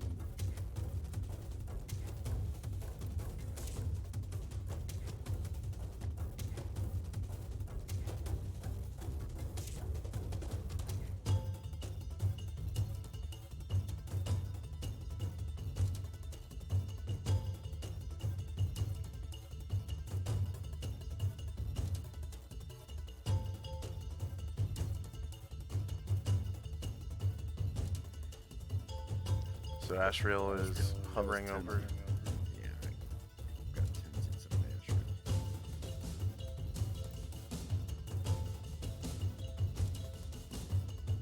I just sent Tenzi to the back, so it shouldn't be a problem anymore. And in fact, I'll send Ashriel to the front, so that anytime you fly over something, it shouldn't be a problem.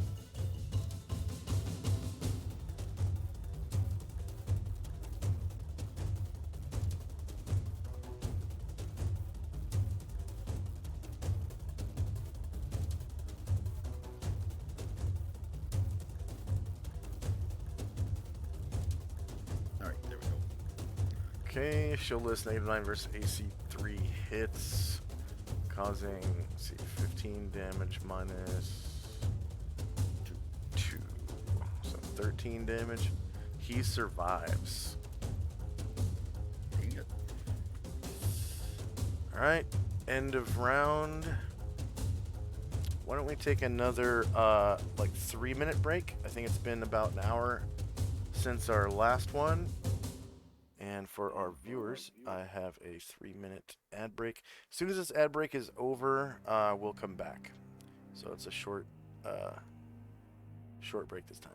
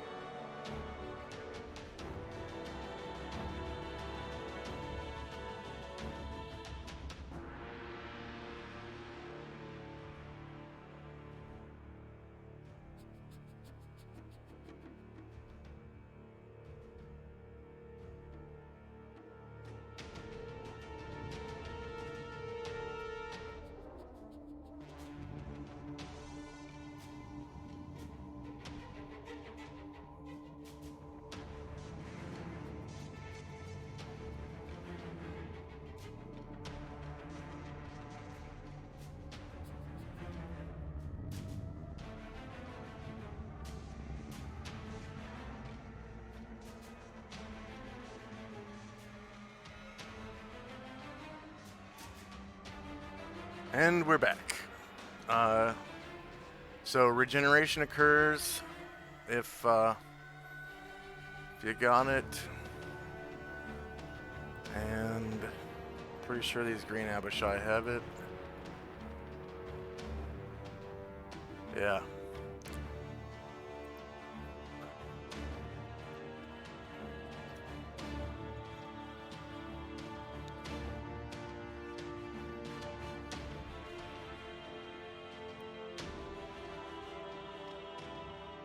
I think there's only 2 wounded right now. So I have regenerated their health, and it's initiative phase.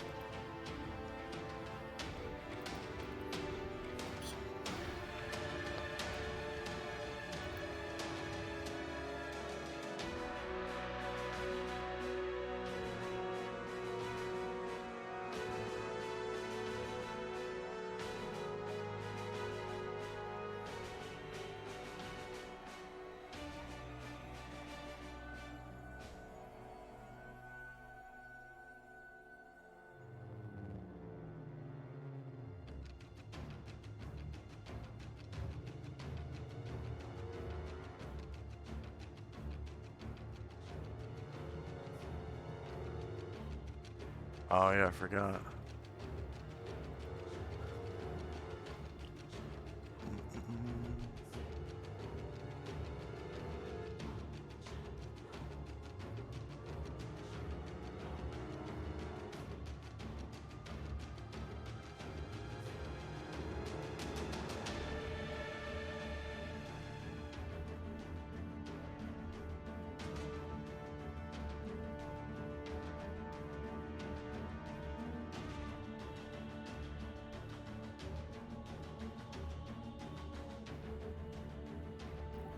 And if you had a moment, can you check Musat's weapon table? I don't think he has the right Thacker.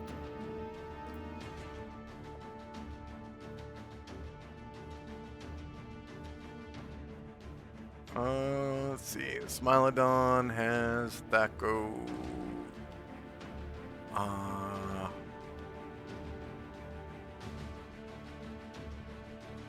7 plus 2 hit dice. 11 and 13. So I think there's Yeah, I think 13 was for his claws and 11 is for his blade. plus 2.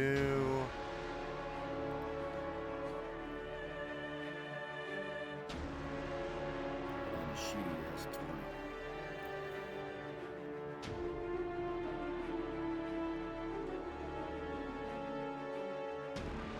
So I can change it, I just didn't know which one was you wanted me to use. Let's see. See his touch attack.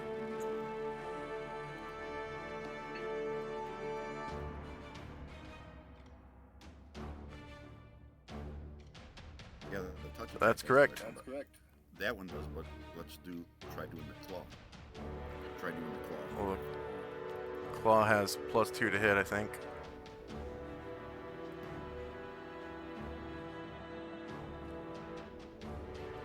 The bite. The bite has plus 2 to hit. So the claws have 13 Thaco. The bite has 13 Thaco with a plus 2 to hit. There's no way for me to adjust Thaco for individual attacks. Right, but you can see when I look on the table, the touch attack has been changed, but all the other attacks are 20. It doesn't matter. It draws Thaco from the touch attack. Thaco.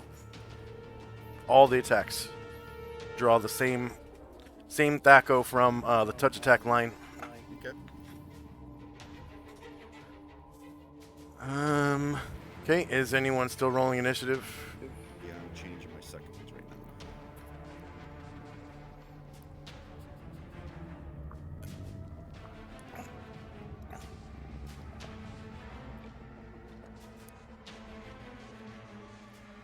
Okay, I'm done.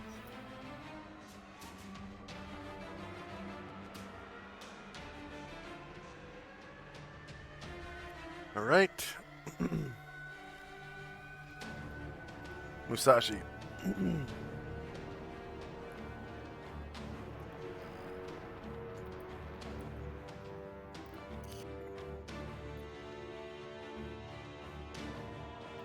Stands up and he will go to.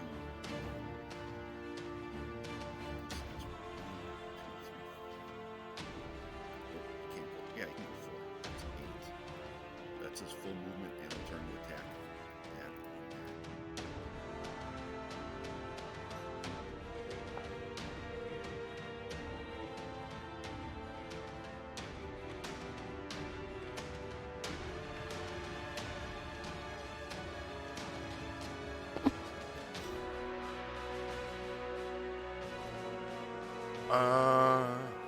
He rolls a 1. Yep, his second one. Baron Guard.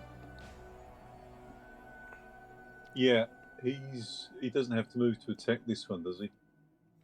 That It's is correct. attacking diagonal. Yeah, cool. Okay, And, we'll just attack.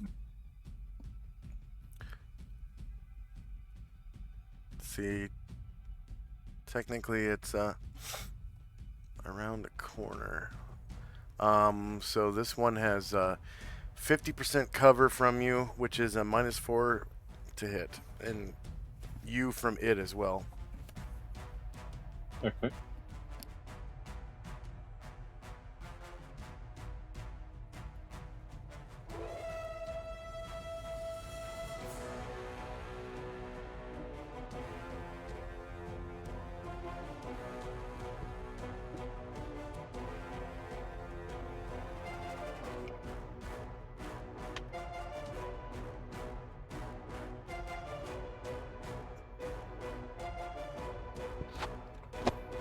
All right.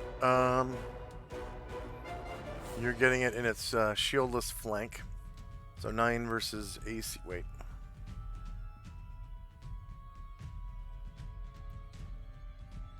Yeah, shieldless flank. Because if it turned to face, then Fenmar would get. Oh, Fenmar's not even facing him. Yeah, he'll turn to face you. So it'll be from the front. Which is shieldless. 8 versus AC 3 is a miss still. And Thader.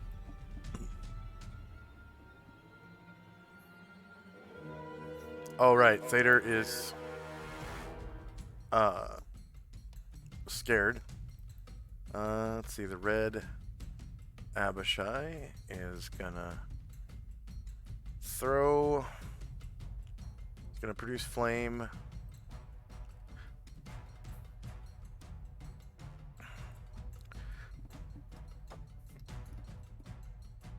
And he's gonna throw or hurl flame at Ashril and his buddy, so it's basically 50-50. If it's 1, it's Ashril. If it's 2, it's the green Abishai. /RD2. Green Abishai again. Man, that hurl flame is not having any luck this fight. Alright.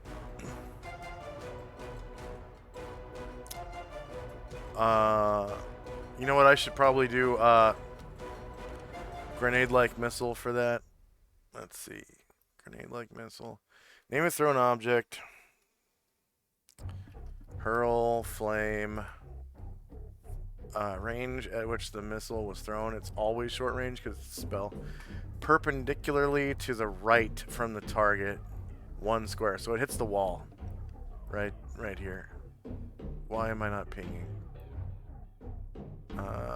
Do I have the arrow? There.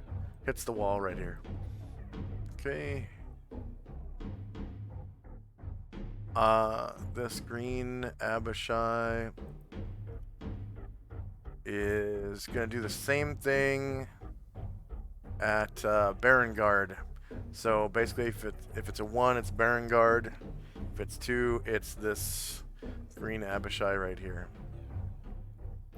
Why am I not pinging? There. Slash RD2. A on target. Okay.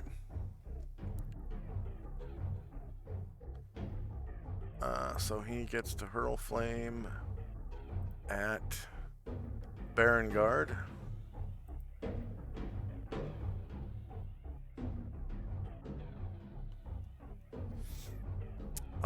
Hits AC 5, which is a miss. So that's another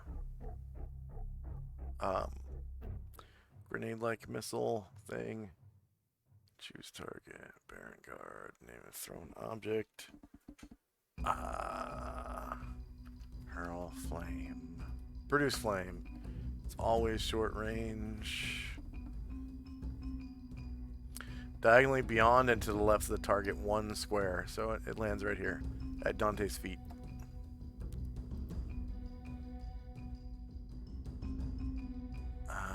This Abishai is going to attack Baron Guard at -4 around the corner. See, right claw.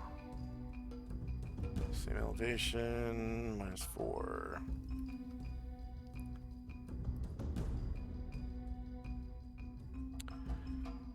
Baron Guard is shieldless, so 13 versus AC4 is a miss. And left claw. Baron Guard. -4. Shieldless 16 versus AC4 is a miss. And the tail. Okay, -4. Shieldless 12 versus AC4 is a miss. 3 misses. Good. I think these Abishai are more powerful when they just use like command and suggestion and shit. Let's see. Let's turn up the challenge a notch. This green Abishai is going to command Baron Guard to die. So there was a saving throw for that. If you are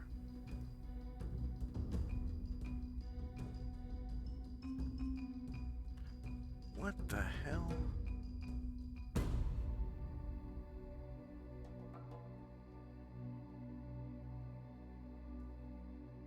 Wow, I fucked shit all up when I changed that.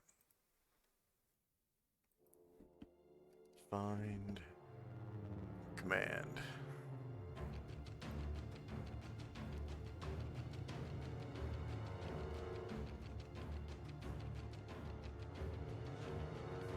Is it save against spell? Say again? Is it save against spell? Yeah, but you have to have 13 or higher intelligence or 6 or more hit dice, which he has. And I need to fix this spell template real quick, and there it is. So he's high enough level.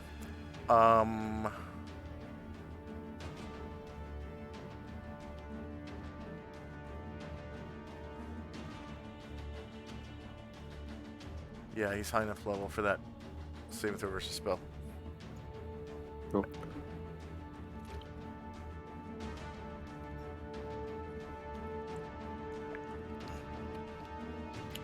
He fails. Okay, so he will be asleep till the end of next round. That's Okay. one full round that he sleeps. Tenzi. Attack the one in front of him with the silver size. Okay.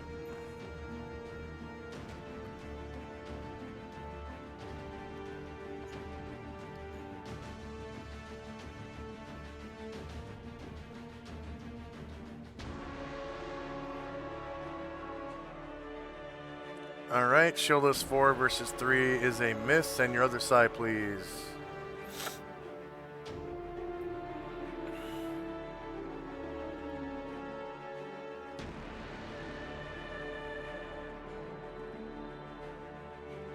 Shield this 3 versus 3 is a hit. You cause 8 damage. Go ahead and describe how you kill the shit out of it with a sigh. Wow. Using his left hand, he comes around and basically just gets him right in the ear, and it caves in the side of his skull. Yeah. And he falls down dead. Dante. He's going to be strumming his harp and praying still. Alright, Usat.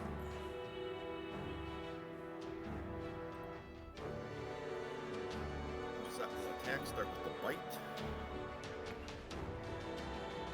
Okay, yep, Usat has 7 plus 2 hit dice. So I'm pretty sure that counts as like a plus 3 weapon-ish.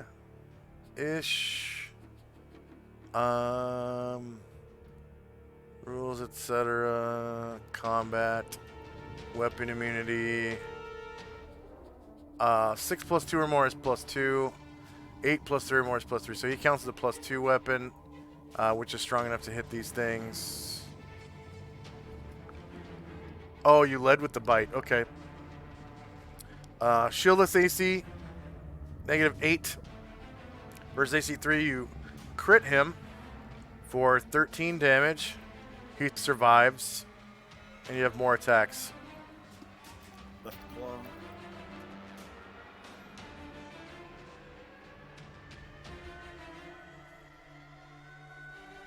Wow, again, shieldless, -5 versus AC 3, crits. This time only for 8 damage. You still have more attacks. He survives. Right claw. If this claw hits, it means you get a cat hug, I think. That's how it works for cats. Oh, rats. Okay, shieldless 7 versus AC 3 is a miss.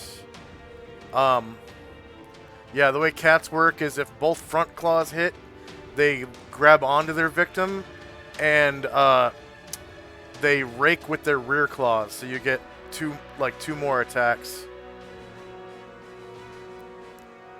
And the rear raking is automatic every round until the creature's dead or they break free. And you also get a bite, but no front claws after that. But usually the rear claws are stronger than the front. And if you observe house cats in real life, they do that. Like if you play with them where they feel like they're comfortable scratching you, they will grab onto your arm with their front paws. They'll wrap their paws around your arm and rake your arm with their rear.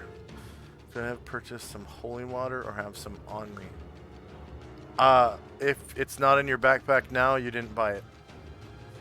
So next time you go to town, it behooves you to get some holy water. Back to town. Let's see. Green Abishai. Okay, this one is going to... This one is going to produce flame and throw it at Dante. Pretty sure he has line of sight with Dante. Yes, he does.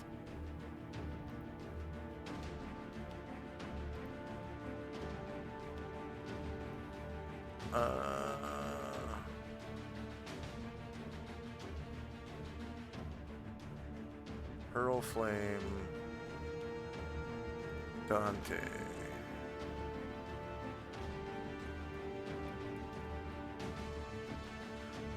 Hits AC -4.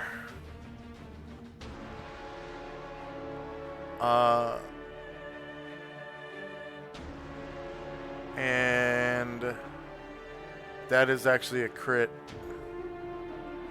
Wow. Rolled 19 and beats the AC by 6, actually. So critical hit damages 9 fire damage to Dante. Dante screams in pain. Ah! Alon is going to... Let's see. He's going to try to kill this one with his hooves. Attack. Right hoof.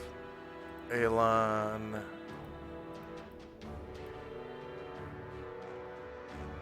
Shieldless AC 5 versus 5 versus AC 3 is a miss.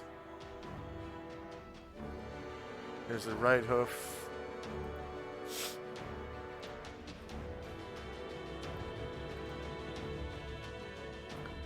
Shieldless 9 versus AC 3 is a miss. Okay, here's the alicorn.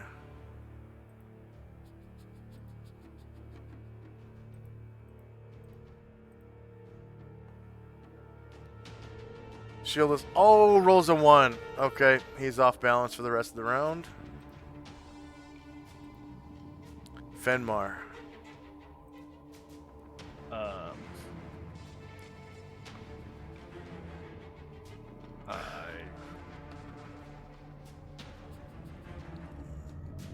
I don't know what to do.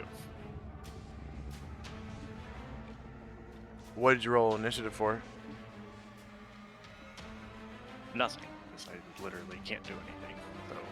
So, You know, like I said last round, you can still cast instantaneous spells that don't have level dependency, like cures. I can't cast any of those other than cures. But again, according to the Planescape manual, I am effectively can't cast anything. What book? What page? Even heals the Outlands. It gives an example. I posted in Discord. A 10th level priest is 5 steps removed. She becomes a 5th level priest and can't cast any of those spells over 5th level that she can't cast. So anything a 5th level priest could cast, she could cast. But I'm 7. I'm level 7. I'm removed 7 levels. I'm effectively a level nothing. I mean, I'm a not even a warrior, but just a regular fighter.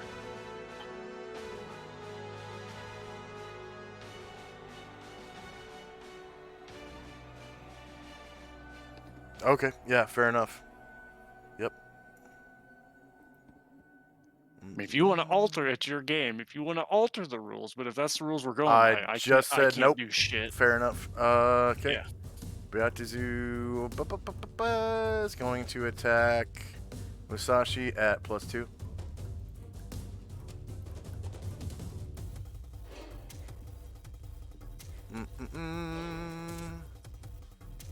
+2.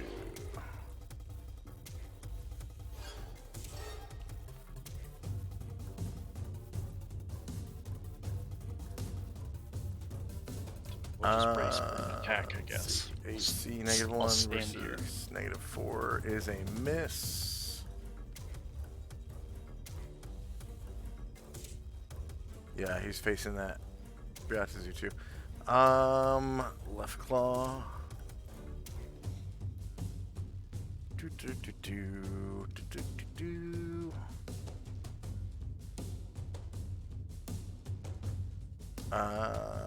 Okay, AC 6 versus -4 is a miss.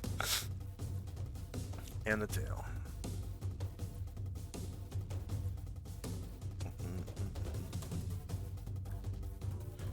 +2.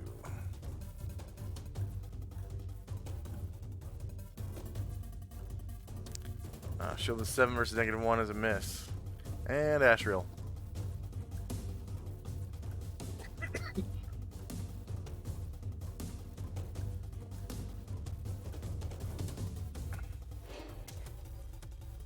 Here and attack this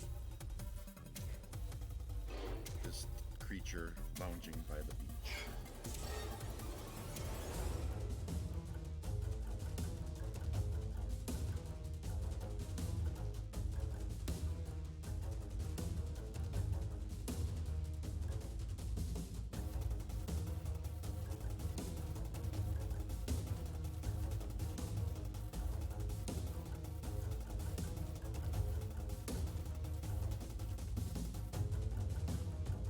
right.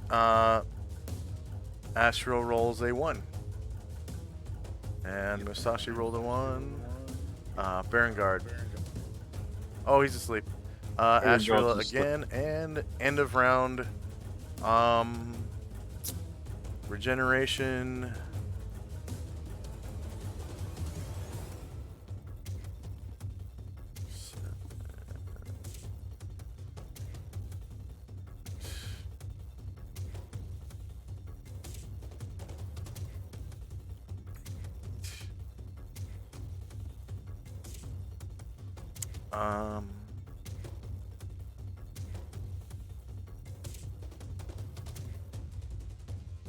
That should be it. So yeah, initiative phase.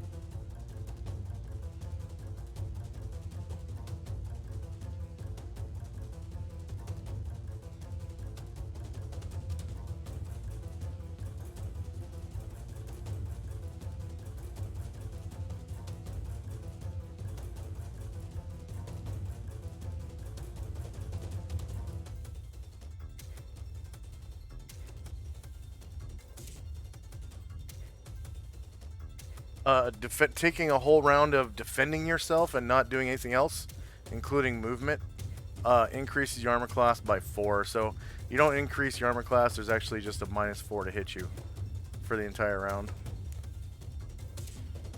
That's player's handbook action.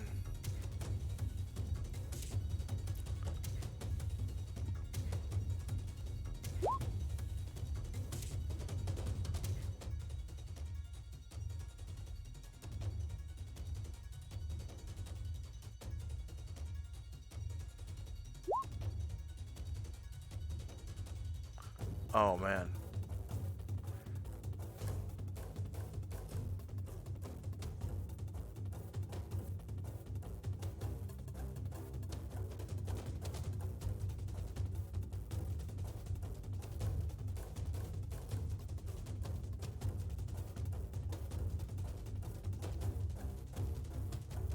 Okay, is anyone still rolling?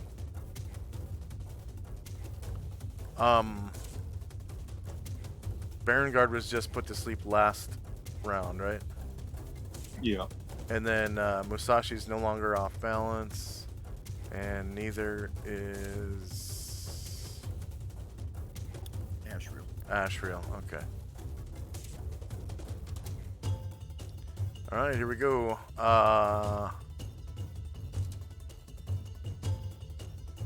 Yeah.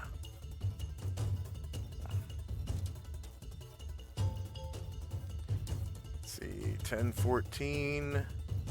Thader is almost done with his scare. Musashi. He's just got 2 more rounds to go. With a loud kiai, he swings his katana. Yeah.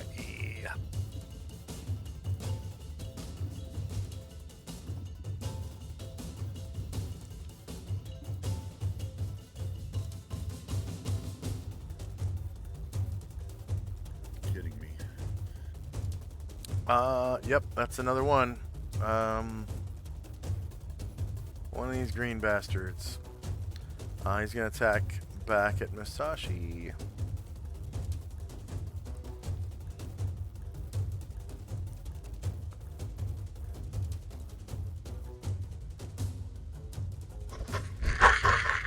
Stupid mortal. You thought you could kill me?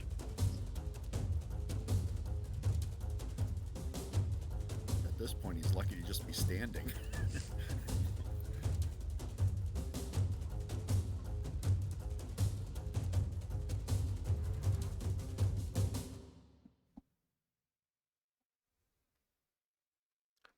Okay. Turtle AC 6 versus -4 is a miss. And left claw.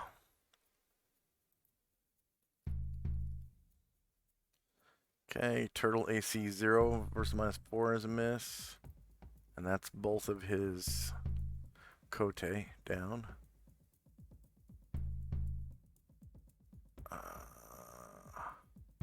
Flexible tail.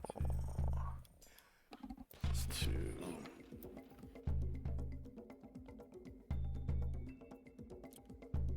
Shieldless 8 versus -1 is a miss. What were you gonna say? I think it's attackers, not attacks. Oh, that's right. Yeah. Yep. So AC 4 versus -4 is a miss. Okay. Yeah, that's right. It's attackers.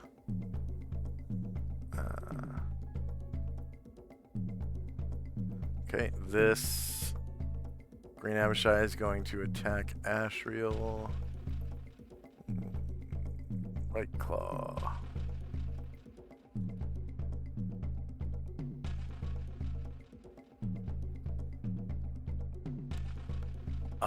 Shieldless. Rolled a 20. 3 damage to Ashriel. And left claw.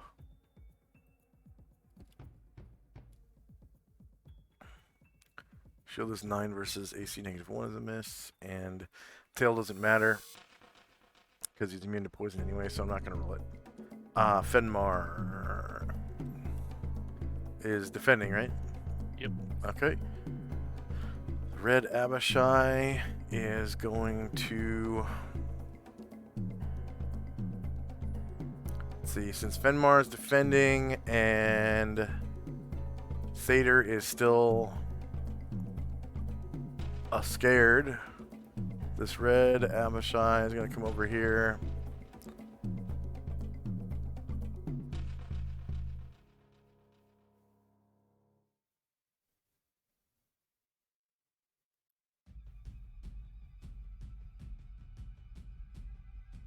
And pass right by Dante, who is busy playing a magical instrument. He's not even armed.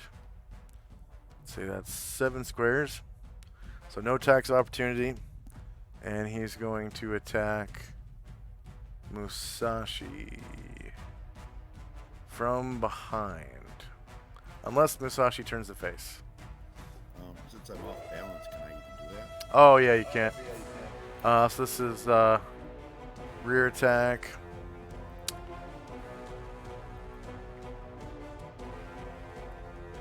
-2, or sorry, +2 for Musashi being off balance. -3 versus AC2 hits for 1 damage to Musashi. Left claw. +1, +2. -9 crits for 7 damage against Musashi. And the tail.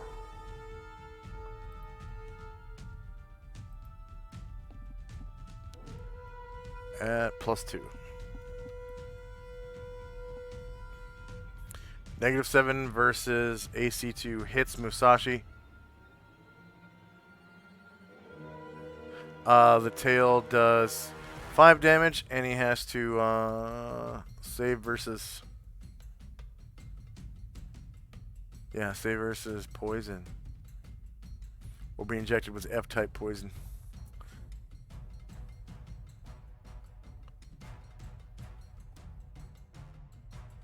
And all of his magical armor bonuses should be on his saving throws already. He gets total +3. Yep, there it is. 1 success.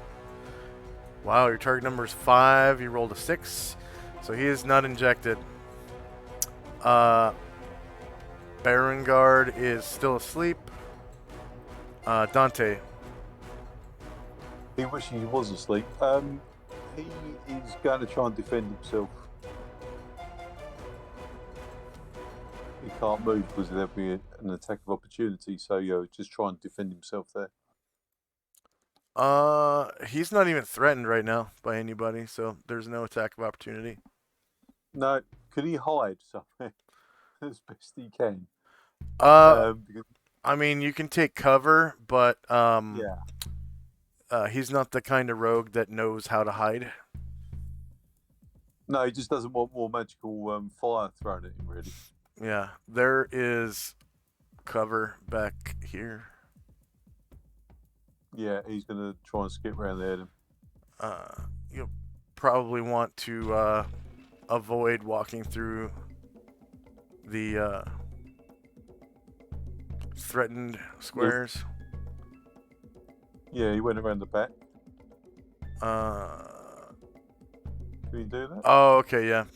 I see what you're saying. So if you go like this, Yeah. this, like that. Yeah. Okay. Tenzi.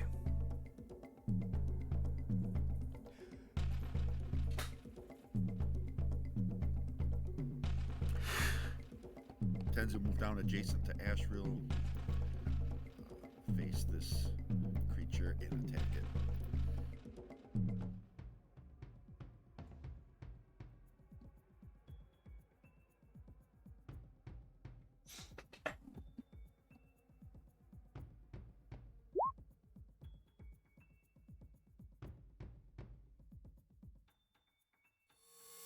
Shieldless -6 versus AC 3 hits for it's green, so 9 damage, and then yep, -3 hits. Another 9 damage is 18, and he's still alive.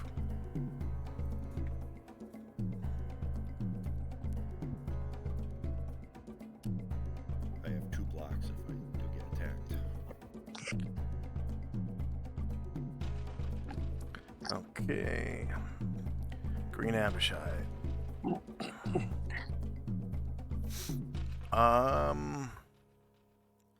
He's gonna straight up try to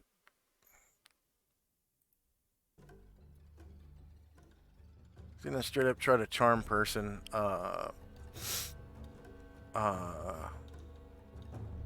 Musashi from here.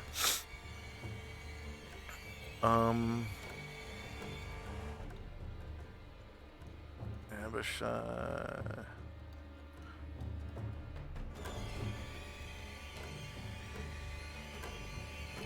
Charm person.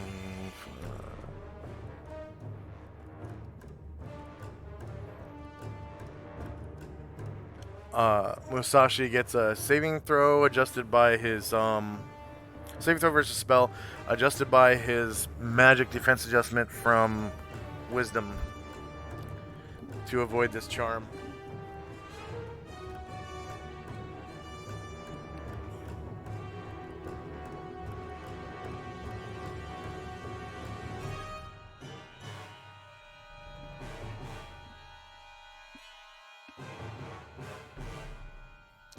Wow.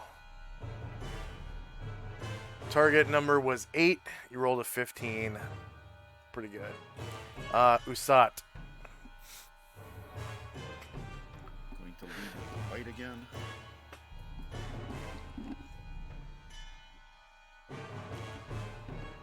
Saber-tooth tiger.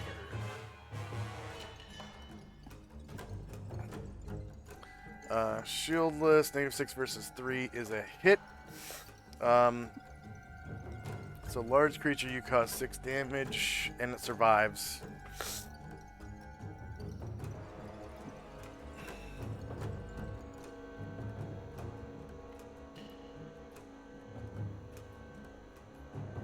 You still have 2 claws. Shieldless 2 versus 3 hits, and you kill it. Go ahead and describe. Just takes big right paw, just slashes right across its chest.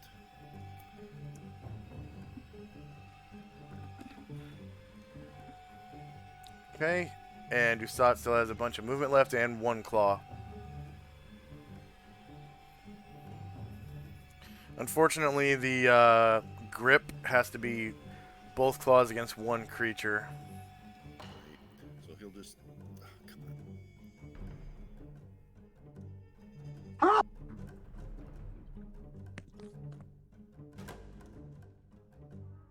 He's gonna turn and claw this guy here. Okay.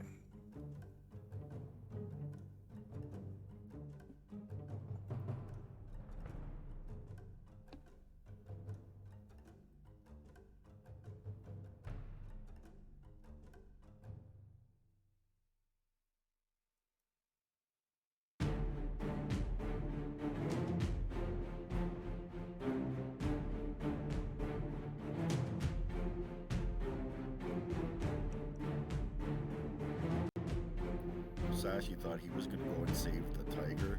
The tiger saved him. Yeah. Shieldless 4 versus AC 1 is a miss. Elon is gonna lead with the horn. Go, go, Gadget Alicorn.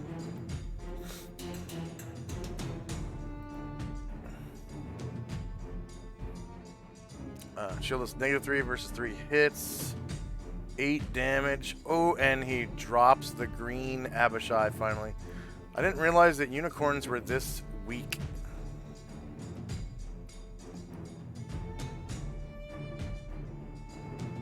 So he stabs the unicorn through the heart. Or sorry, stabs the green Abishai through the heart, and don't believe he's threatened by anything. So he's going to come over here.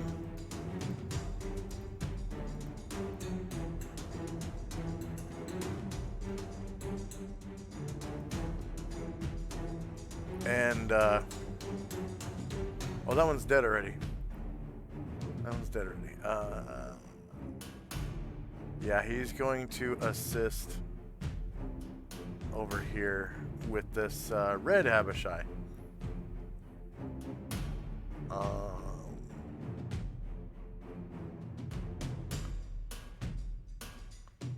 There we go. Elon's big ass. Oh no, this Abishai is still alive. Okay. Alright, so the 2 hooves.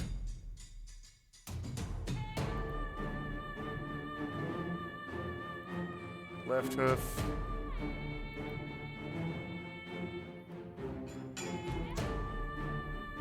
And the Abishai turns to face Elon.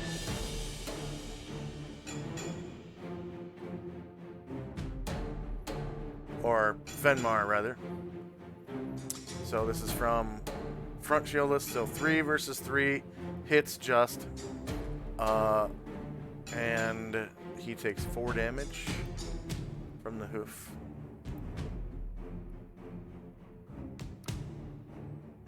I do. No, the green Abishai from the unicorn. Oh, okay. And the unicorn attacks with his other hoof.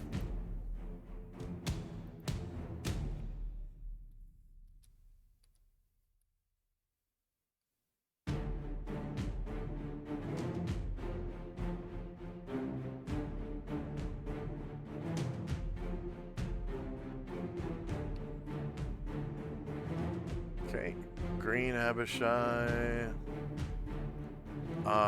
is going to attack the unicorn.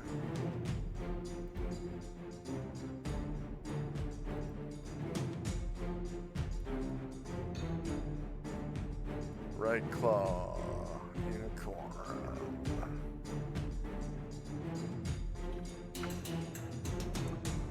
He rolls a 1. Wow.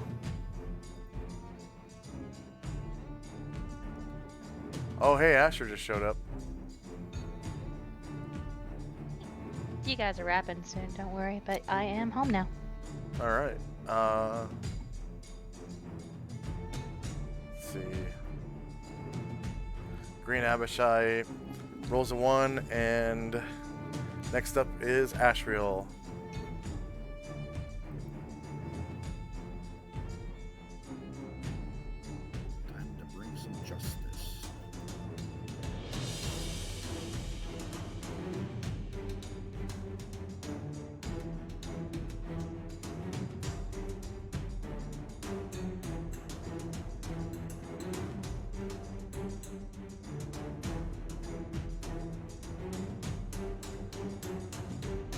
Okay.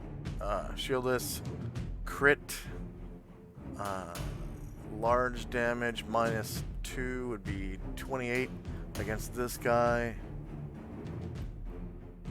Go ahead and describe how you slay him. Once again, he brings the flaming greatsword down upon its head. This time it doesn't split it. It just kind of mushes it down so that it's even with his shoulders. All right. And Musashi rolled a 1. Barangard is asleep until just a couple seconds from now. Asriel's second attack. And he has all of his movement as well. He'll just fly up and kill this other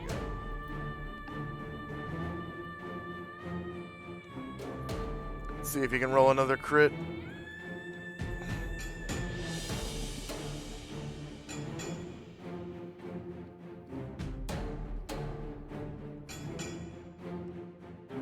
Not quite, but he still hits. 21 damage is not enough to kill it.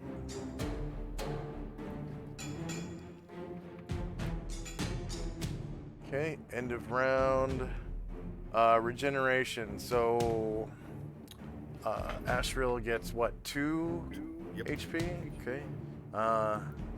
This green one in front of you regenerates.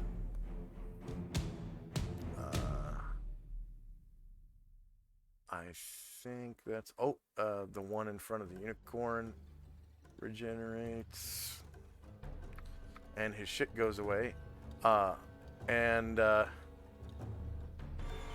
Barangard is no longer asleep.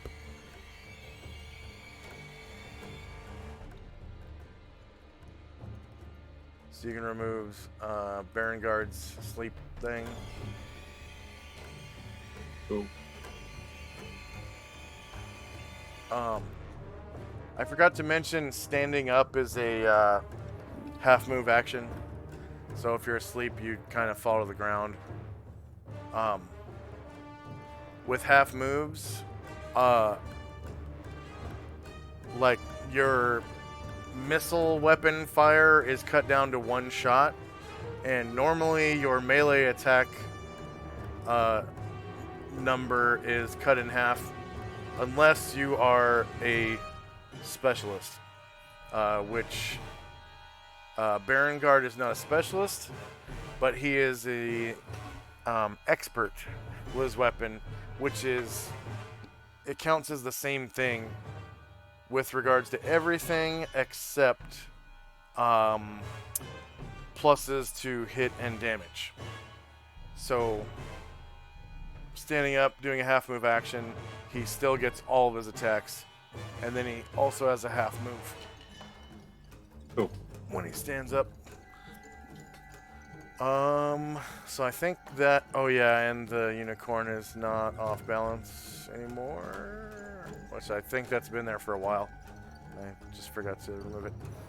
All right, we can roll initiative now. Initiative phase. Am I still scared, or has that gone away yet? Your fear has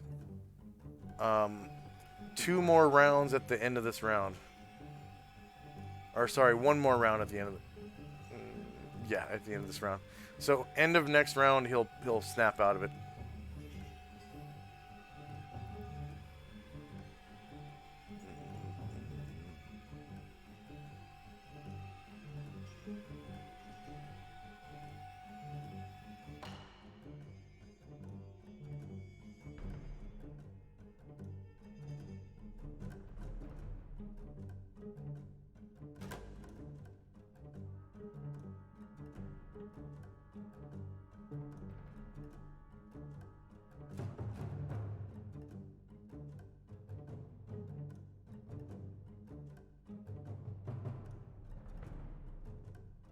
I think there's only 2 greens and 1 red left. Okay, is anyone still rolling? All right, here we go.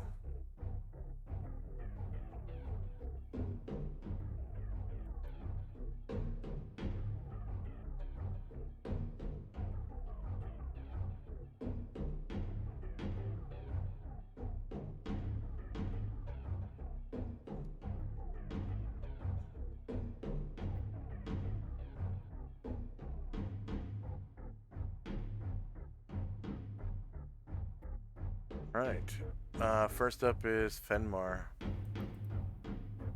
I will defend again. Defend. Okay. Tenzi. We'll step up over the dead body of that creature and attack this other guy here.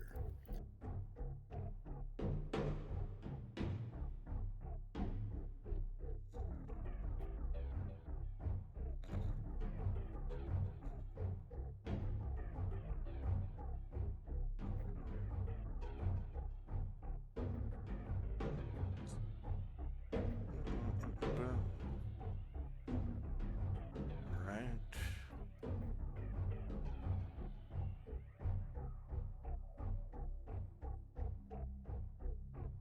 -2 versus 3 hits, and you cause 9 damage. Go and describe how you take out your enemy.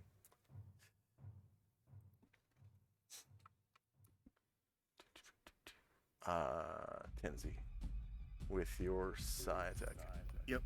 So it looks like almost looks like he's punching him with the Psy, and it just kind of manages to break through his skin, even though it's a blunt instrument. He hits him so hard, and it goes right through his nose, and he has to like yank it back out. And then you still have some movement left and another Psy attack.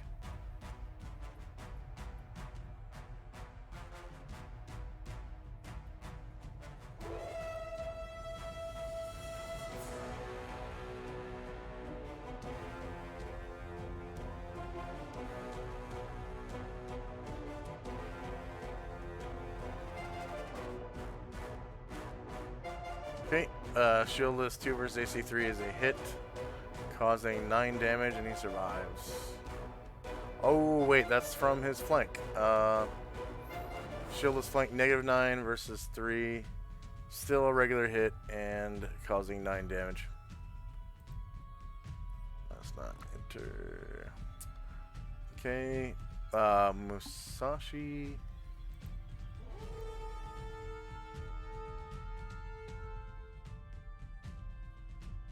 Turn to face, and with a kiai, swing of the katana.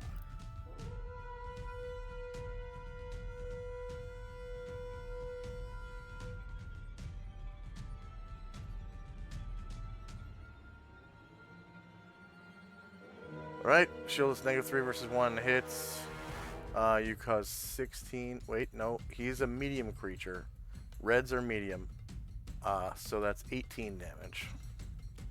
And then he follows up with the Wakizashi. Wakizashi. Yeah, he definitely survived it. And this is a normal attack.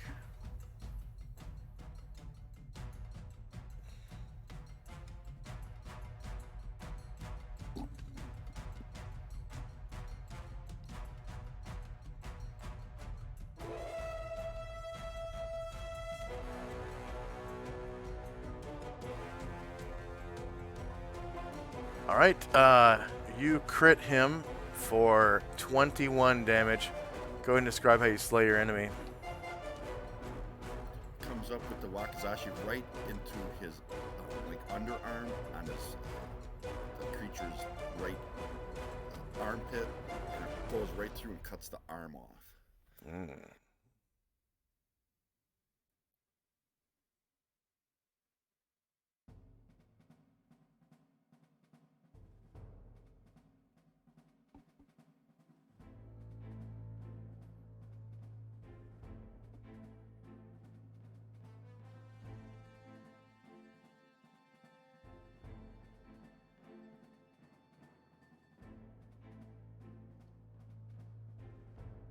All right, Ashriel.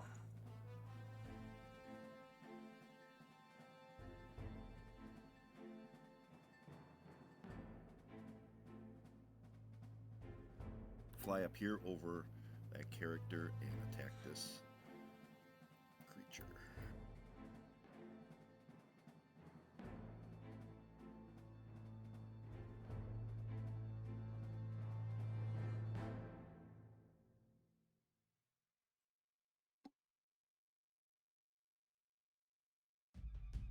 Okay, Shieldless -1 hits. It's a large creature. cause 11 damage minus the 2 from fire.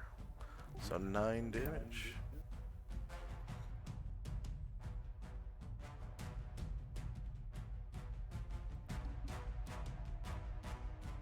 And Barangard.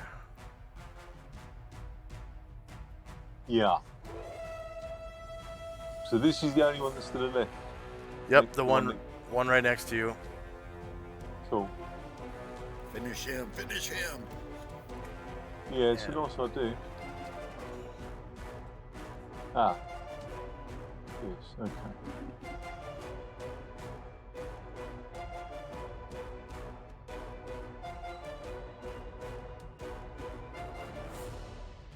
Boys, get -4 still, or can I take a step and then attack from the side? You're actually on his ass right now. And Oh. there's no penalties or there's no adjustments to the attack roll or damage. Okay.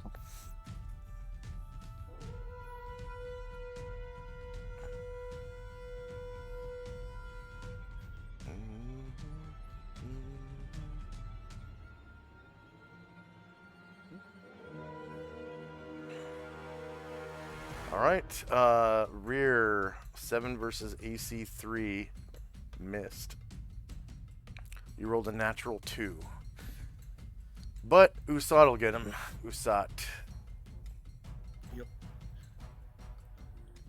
They got his ire now after coming after him, so he's gonna come down, turn, and try to bite this guy. Leading with the bite.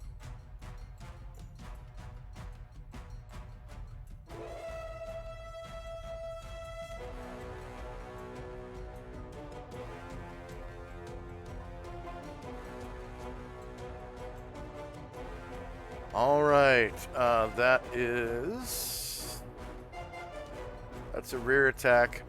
5 versus AC 3 is a miss, so there goes his bite. You still have 2 claws though.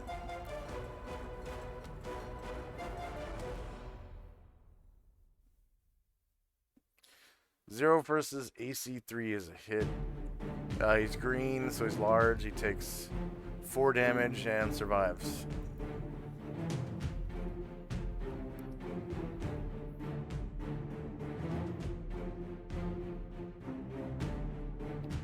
You should have 1 more claw, right? I just shot it. Okay. Rear 5 versus AC 3 is a miss. Thader's still afraid. Elon is going to lead with his Alicorn.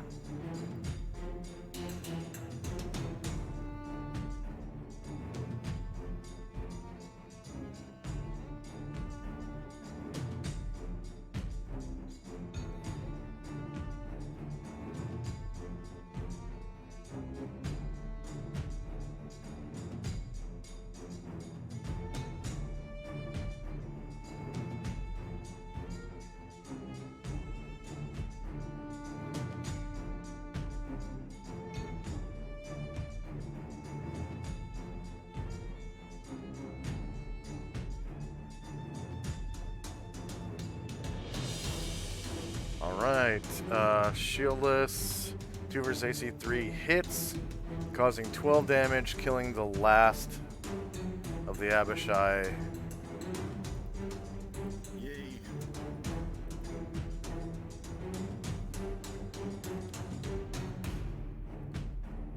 Nice job, guys. There were lots of them. Yeah. Yeah, I've been listening for a couple hours. It was a lot. Okay, so we've got... One finally gated others in. I was wondering when he was going to do that. Yeah. There was Yeah, that's one the red. worst part of them. Well, if you think about it, you could encounter 3 of them, and if they all 3 cast gate, then 9 more come walking through. That one's a green, Oh. that one's black. That one's black. Green. Green.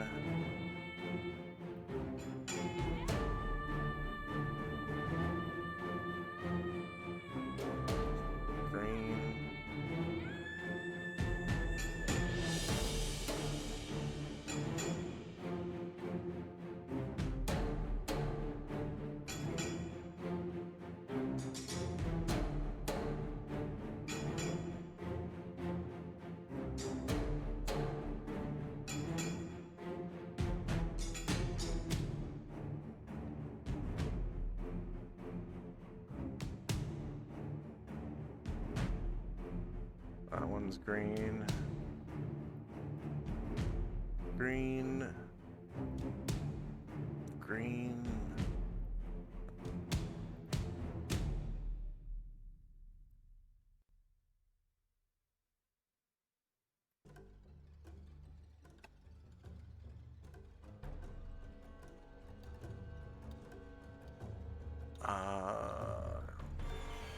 That's the red one.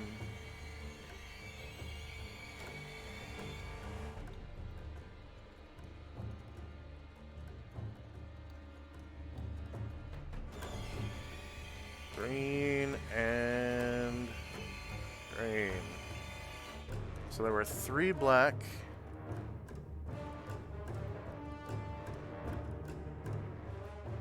Four black.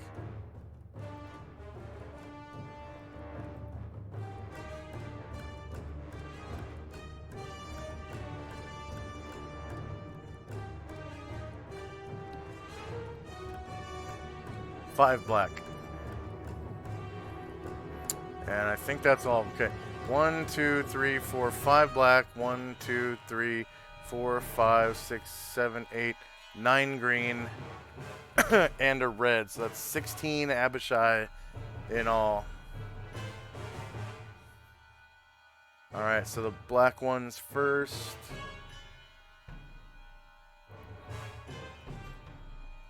One, 2, 3, 4, 5. Black Abishai. They are worth 21,500 experience.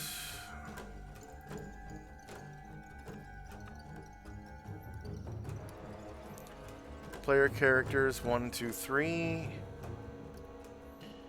NPCs who earn XP 3.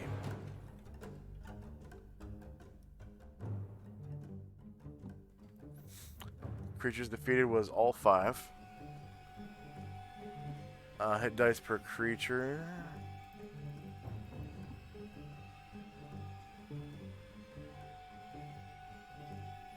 Four plus 1, so it's 4.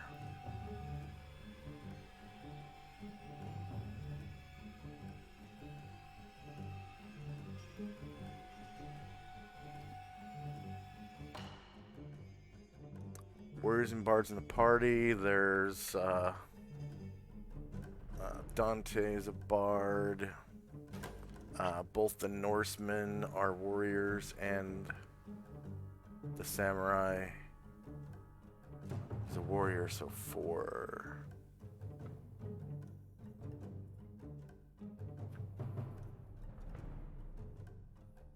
Alright, so that's just the beginning. Alright, so we'll do the red Abishai next. 1 red Abishai.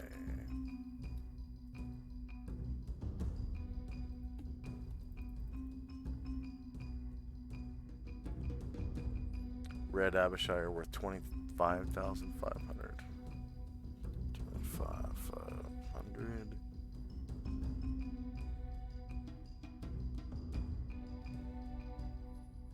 Three player characters. NPCs was 3. Number of creatures defeating the encounter was 1. Hit dice per creature is technically 7 because every plus 3 is another hit die. So 6 plus 3 is 7 hit dice. Number of warriors and bards was 4.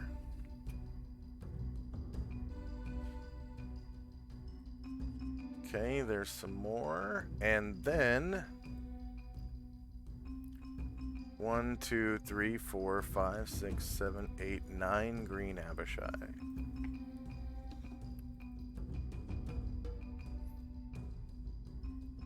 Okay, so 9 green Abishai. Greens are worth 23,500.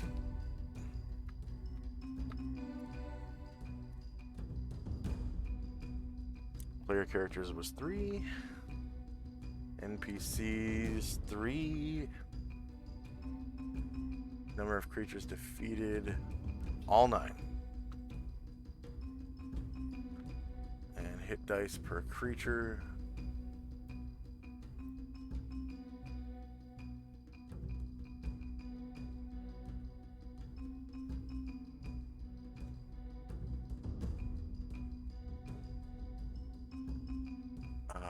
Hit dice per creature is 5.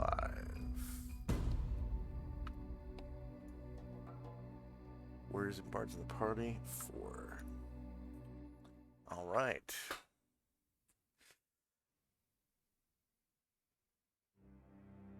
$47,000 for a PC with 1 class. Yeah. Wait to see those level ups. Yep. So, you can only gain gain 1 level per session, but your XP can go up to 1 XP below the 2nd level you would gain if you earned enough XP to do so. So let's see, 47,000 plus.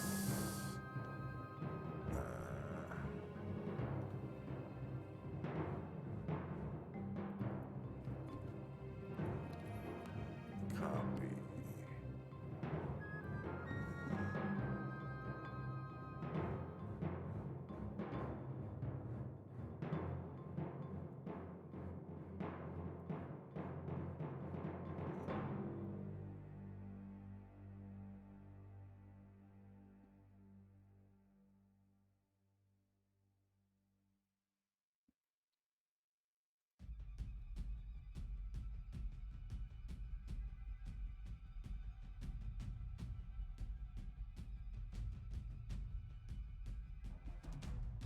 Plus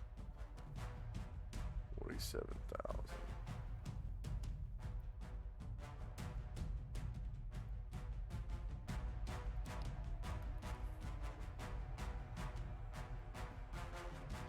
Plus 5,000. Whoops.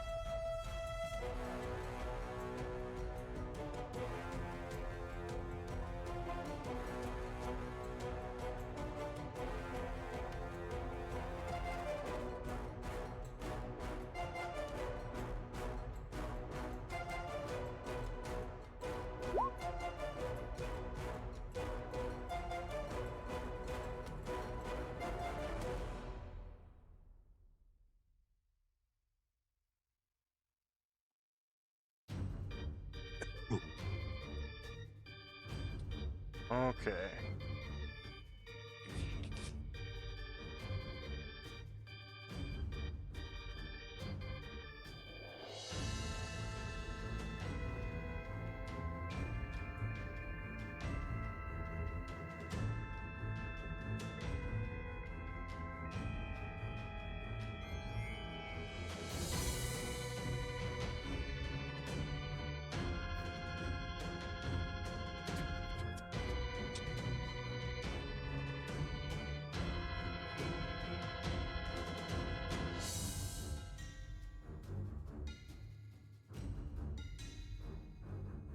So Baron Guard got to level 8.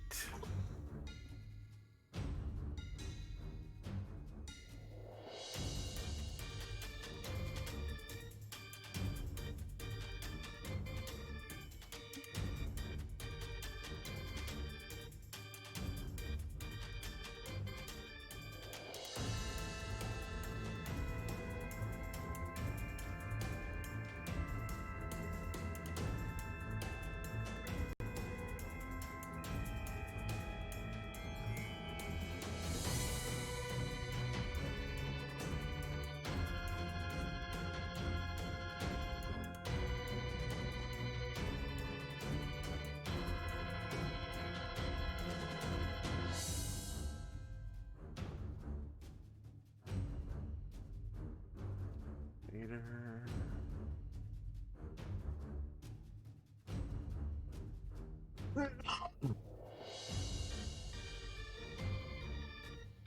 Seder got to level 6.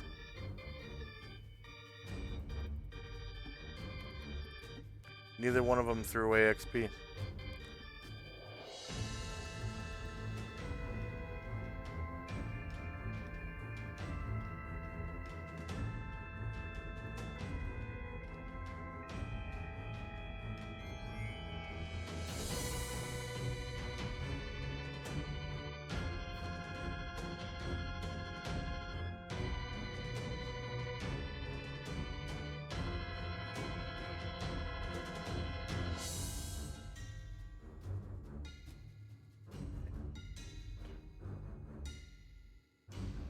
He goes up 6 HP. So 44. Are we doing our level ups? Yeah, if you get a level up, yeah, you can do it now. Because we are going back to the landing page.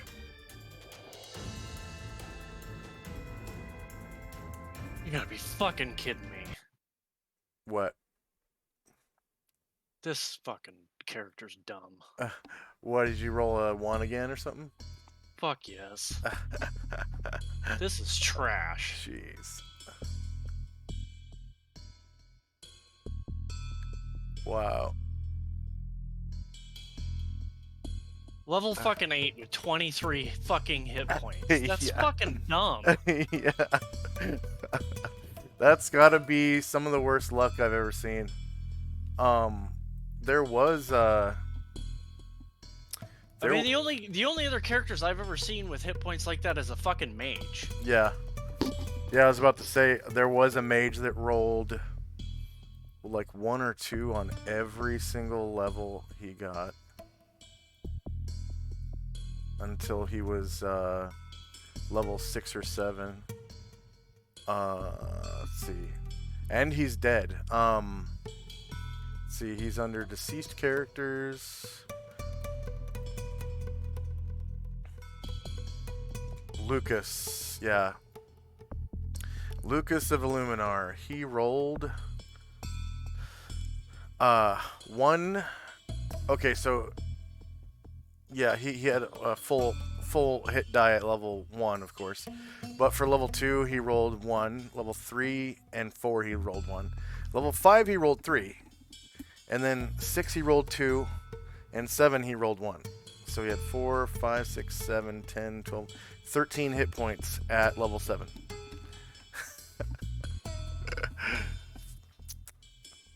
Worst luck ever. But a cleric is even worse because it's 1 out of 8 instead of 1 in 4. It's like worse chances. But there's I rolled shitty stats. Like, I've never not had an NPC or a PC that like didn't have at least, you know, a little bit of a constitution bonus. yeah, there's ways of raising your HP, like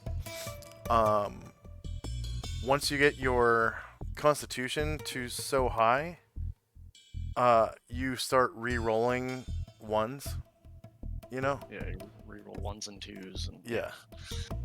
it like bumps them up to 2s and then 2s to 3s, I think, eventually. Oh,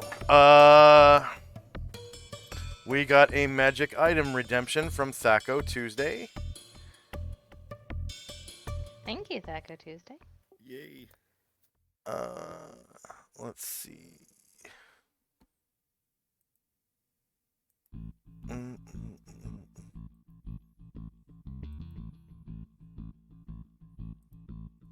need that.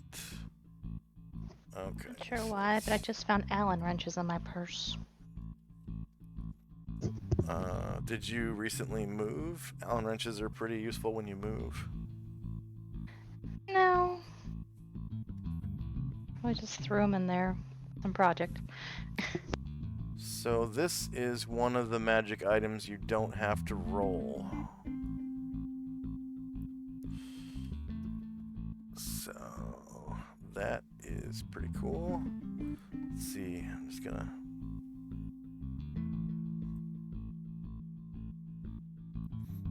gonna copy straight out of chat and then paste it into the GM. I think I put that stuff under daily routine.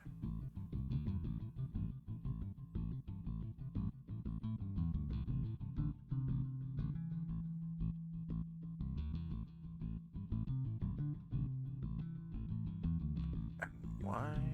Okay.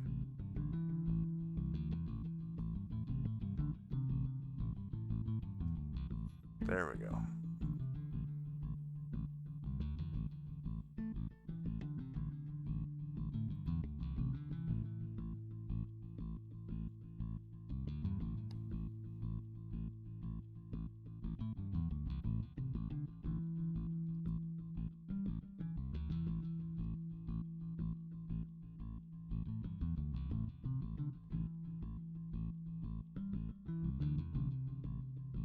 Okay.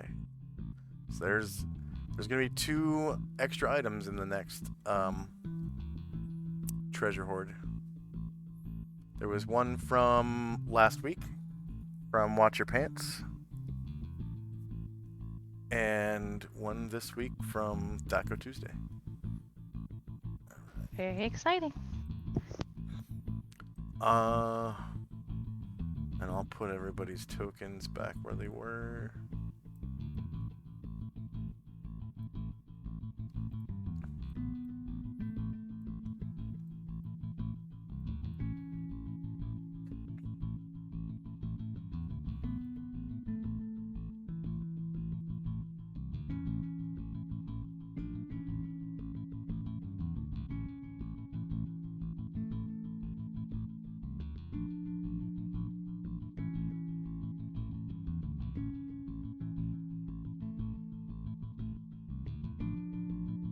And I'll restore the turn order tracker next week when we play. Because I've restored a turn order tracker before, and we played another what's it called, one shot. So that was kind of disappointing. Let's see. So your Fenmar is level 8 now. Which means he gets some more spell slots in level 3 and 4, right? 3, yeah, that's one each. 3 and 4, I think.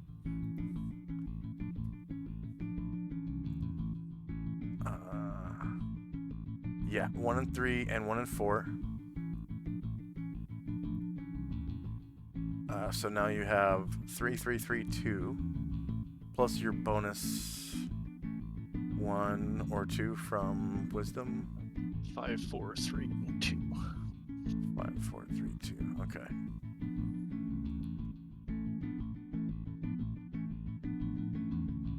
And that's the character sheet. 5, 4, 3, 2.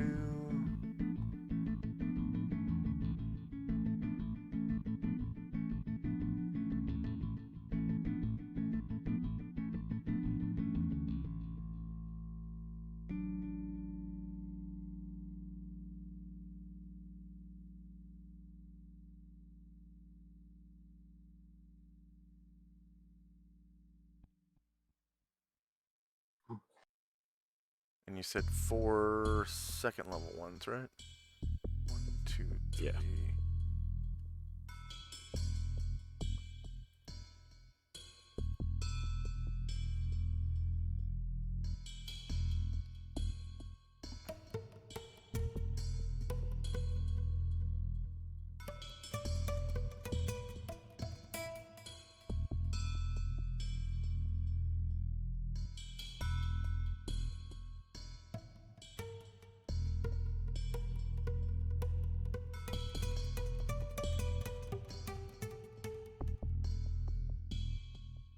Two, 3, 4. 1, 2, 3.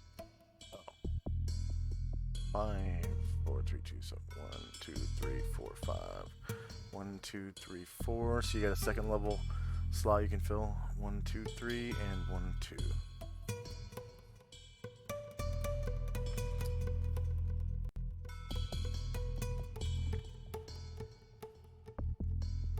And then go ahead and put your HP back for your characters that were wounded. And if you gained a level, you're still wounded by the same amount of hit points, but your hit points have gone up. So that's how that works. Gaining a level doesn't injure you more. You gain your HP in both your current HP and max HP.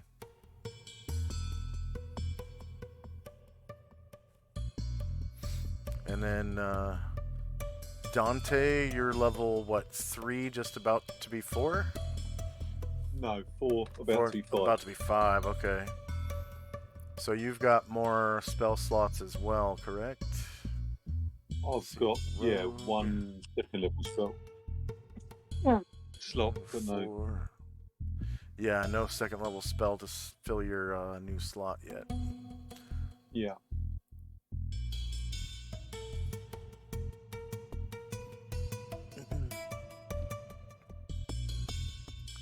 And then at level 5, I don't think. Oh yeah, you get another 20% skill points, 20 skill points. I think it's 15 actually, but I've added them on already. Oh, you've added them already for all 5 or 4 or whatever. Okay. Yeah, each step. Okay, and then let's see, level 8 cleric gets another weapon slot, Fenmar. Oh, that's right. So there's Not that benefits me at all. it looks like you don't have a missile weapon. So there's the sling is really cool. What do you mean you can't use a sling? I guess a sling.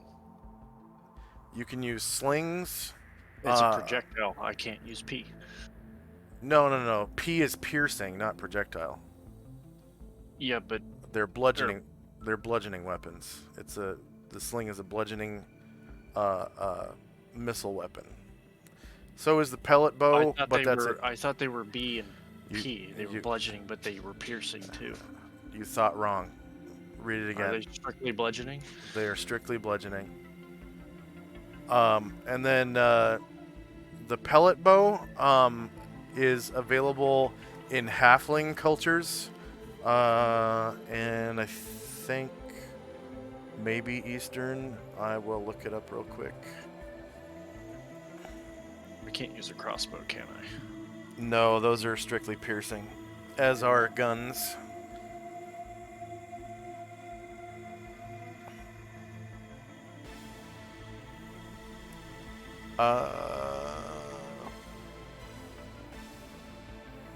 But if we made a Looney Tunes gun with a boxing glove on the end. Or a go-go gadget gun. Ah, yeah. Combat and tactics. Weapons and armor. Weapon tables. No. Weapon list. weapon descriptions. Find pellet. Really? Pellet bow. Crossbows were invented sometime in the Dark Ages, but didn't come into widespread use until the Crusades. The earliest crossbows were pellet bows that fired small stones or bullets instead of quarrels. The weapon rapidly grew larger and more powerful. By the Renaissance, many crossbows couldn't be drawn by hand and had to be winched back by a handheld crankman. So the pellet bow is a Western thing. They evolved into the hand crossbow. For game purposes, crossbows are divided into 5 categories. The pellet bow, lightest crossbow commonly available, light crossbow, and heavy crossbow. The heavy crossbow, Chocono, or repeating crossbow, and the hand crossbow, yeah. To reflect the power of the crossbow, the damage ratings have been increased under PHB rules. Characters have little reason to ever use a crossbow, nor a short bow is handy. In addition, crossbows gain a special armor penetration ability. Pellet bows, hand crossbows, and Chocono do not have this special ability. Oh.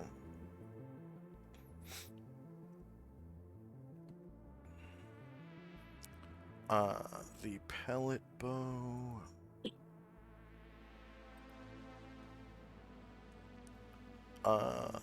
It has a speed of 7. It shoots 1 per round. It is small. Or no, it's medium. Bludgeoning only, because it uses pellets, obviously. It has a range of 8, 16, 24, and does 1d4, 1d4. So it's actually weaker than the sling. Holy shit, but the range, I think, might be longer. See, it's 8, 16, 24 for the pellet bow, and then the sling is 10, 20, 40. 8, 16, 20. Wow, the sling with a bullet is better. Sling with a stone has the same range as 8, 16, 24 and does d4, d4. So it's basically a slower sling with a stone. That's weird. What was your question? A sling is what, 1d4 plus 1? Depends on the ammo. You can use stones or you can use bullets that are... It's the same as a gun bullet, okay? And they can be found in treasure hoards, magical.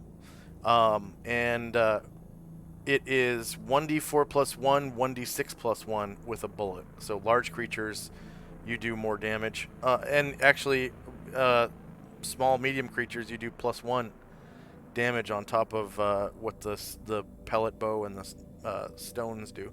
So the sling is all around a better weapon. That's funny. Has the same range categories and same damage as the pellet bow. It's weird. It's really strange. Bow. And the pellet bow is slower by 1 segment. And of course, the pellet bow uses pellets instead of bullets. So you can't. I mean, you'd have to enchant the ammo yourself to get the magical version. So man, there's really no reason to use the pellet bow. Even they made it suck too bad. If they increased the damage to make it make sense, where it's d6 d6, that would be better, or at least increase the range category. You would think it would hit harder than a sling. Yeah, but it doesn't. I think they should probably keep it d4 d4, but make it like a longer range than the sling, because it's a crossbow that shoots a pellet. It should have way longer range than the sling. It's an actual machine. But, oh well. It's exactly the same thing, but slower, and it doesn't use... Well, it uses a pellet instead of a rock, that is. And it can't use bullets. So no magic ammunition. And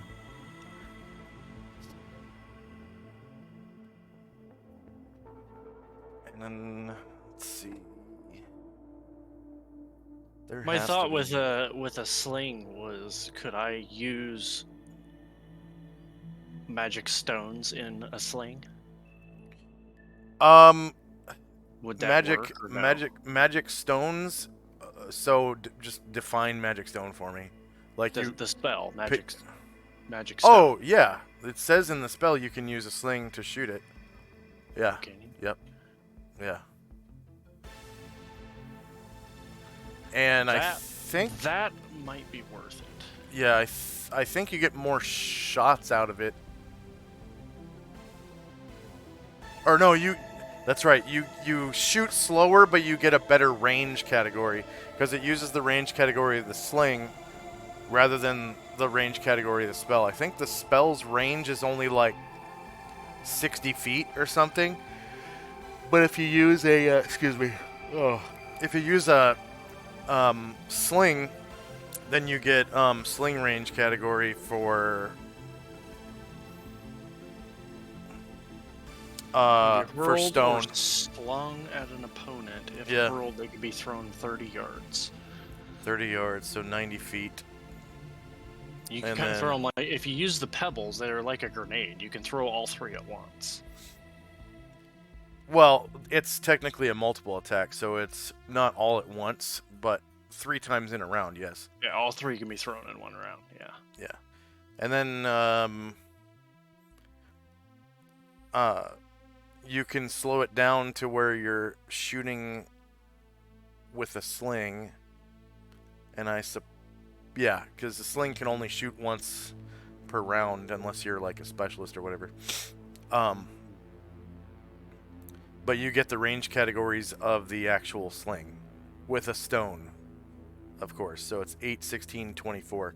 But that's in squares. So it's 40 feet, 80 feet, 120 feet. So even with a sling, if you slung a magical stone, it would be what, one per round, but Yeah. you'd be doing D4 plus 1 plus no. D4 of the magical stone. Oh yeah, it does the magical stone damage. Yeah. So what is that? 1d4 plus 1 per 3 Plus levels one, or something? Plus 1 weapons. Or no. That's they all act it as is. a plus 1. Yeah. So 1d4 plus 1 once per round for 3 rounds. And you get, a longer range. Yeah, to be able to possible. Yeah. Because the long range on a sling with stones is 120 feet. And medium range is 80. Might consider that. It might be worth using.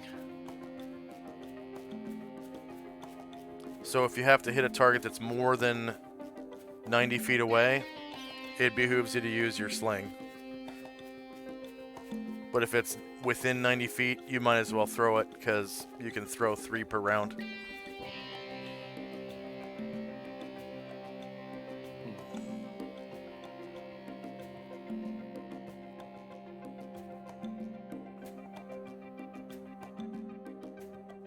Might do that. Are there magical slings? No, but there's magical bullets for the sling.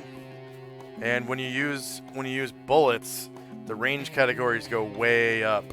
It's 10, 20, 40 with a bullet. So that's in squares. So that's 50 feet, 100 feet, 200 feet. Versus the 90 feet from throwing magic stones. And the damage for bullets is D4 plus 1, D6 plus 1. So if you have a plus 1 bullet, it's plus 1 to hit and does 1d4 plus 1 plus 1, and 1d6 plus 1 plus 1.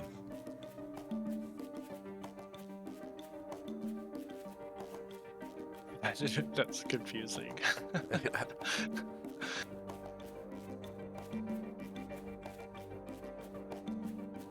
Yeah, but the sling is... Even when bows are involved, the sling is a pretty good, with bullets anyways, a pretty good weapon, because I think the short bow's range is like 10, 20, 30.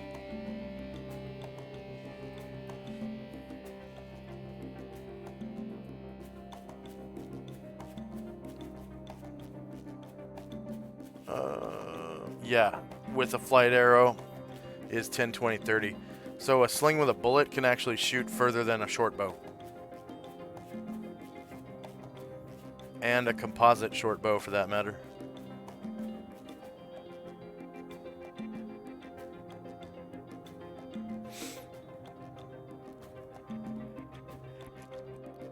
Even a longbow with a flight arrow is only 2 squares further. Shoots only 2 squares further than a sling with a bullet. It's got a really good range. And it does bludgeoning damage. So, alright. Any questions or comments or concerns for me from the players? Yeah, 'cause which deity that you use, or which what's it called? Which deities do you use for this game? For the human pantheon? Yeah. So the list is let's see, lore.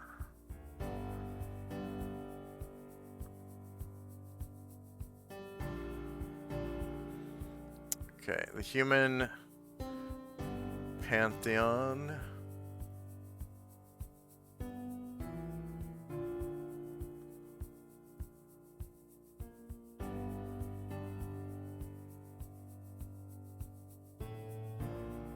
In the human pantheon, the greater powers are Gaia, Odin, and Hera.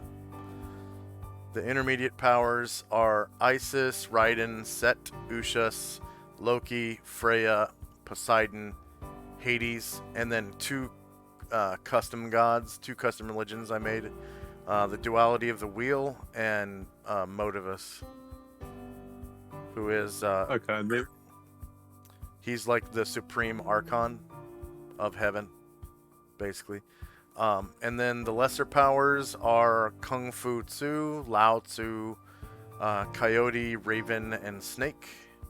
And there are 2 dead gods, Math Mathonwi and Tavastri, which actually their dead bodies collided in the astral plane and sparked them both back to life. And their new religion is called the Duality of the Wheel. It's a duality instead of a trinity. It's a duality, and they're basically conjoined twins. Their avatar are conjoined twins that fight with a staff, and if they hit you with their staff, you turn into a puddle of water, and only a wish can bring you back to life. They're pretty wicked.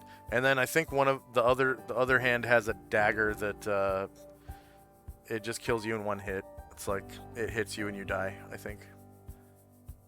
But it's a religion dedicated to the development of stronger magic and more powerful technology. Their priests actually have to invent new weapons and spells every year, otherwise their level regresses by 1 if they don't invent something every year. And their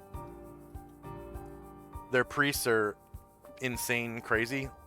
They dress like mimes, and they like paint their faces white and wear black and white clothing like a mime, and they kind of act like the Joker. They laugh maniacally all the time, and they're weird. They're like the Wu Gen of priests. Pretty much. Oh. Yeah. Any other... No, cheers. Oh, okay. No, I found it on the sheet now. I'll look them up and have a read. That's great. Thank you. Okay. Oh, you wrote them down? No, they're I've found them on the sheet. They're the greater powers, the intermediate powers, etc. Oh, okay. All right. On the chat page. Yeah, that's cool. Okay. Any other questions, comments, or concerns? All right. So for our viewers, thank you very much for watching. Please like, share, and subscribe. Thaco Tuesday, thank you for that redemption. I'm sure everyone will appreciate it when they see it in the new treasure hoard. One shout out to our new follow, Aximoff 13, which apparently is Dante. And then thank you for all of the people who dropped by to watch us. And thank you very much for the hosts. Violet's TV, Sophia Fox 21, Rogue Girl, Lurks, Lana Ray, Lizzie Beth, Commander Root, another TTV viewer, Anna Banana 10, Alien Gathering, Alien Conglomeration, 420, Fit Cool, and Zero Axe 2. In October, Twitch is doing away with hosting. There isn't going to be hosting anymore, or I guess there's not going to be any raids anymore. Which that's not very fun. But Twitch is saying that it disappoints the viewers when they log in and go to someone's channel, and it turns out they're just hosting someone else. Which I don't get it. Like, oh well, that's whatever. I think they're just I think they just don't make enough money to pay their executives or something. And the executives are like, oh, we can squeeze, an extra $50,000 for our pay out of this if we do away with, X, X, and X. And that's what I think they're doing. So, but that's just me. Yeah, thank you very much for watching. And please stick around for the raid. I do want to try to raid somebody. Hopefully, Lord Gosumba is streaming, and yes, they are. Okay, Lord Gosumba. We're gonna raid right into him. I didn't see who he has as a guest today. /raid Lord Gosumba. But frequently he has people like Ed Greenwood. Sometimes Gary Gygax's son. I forget his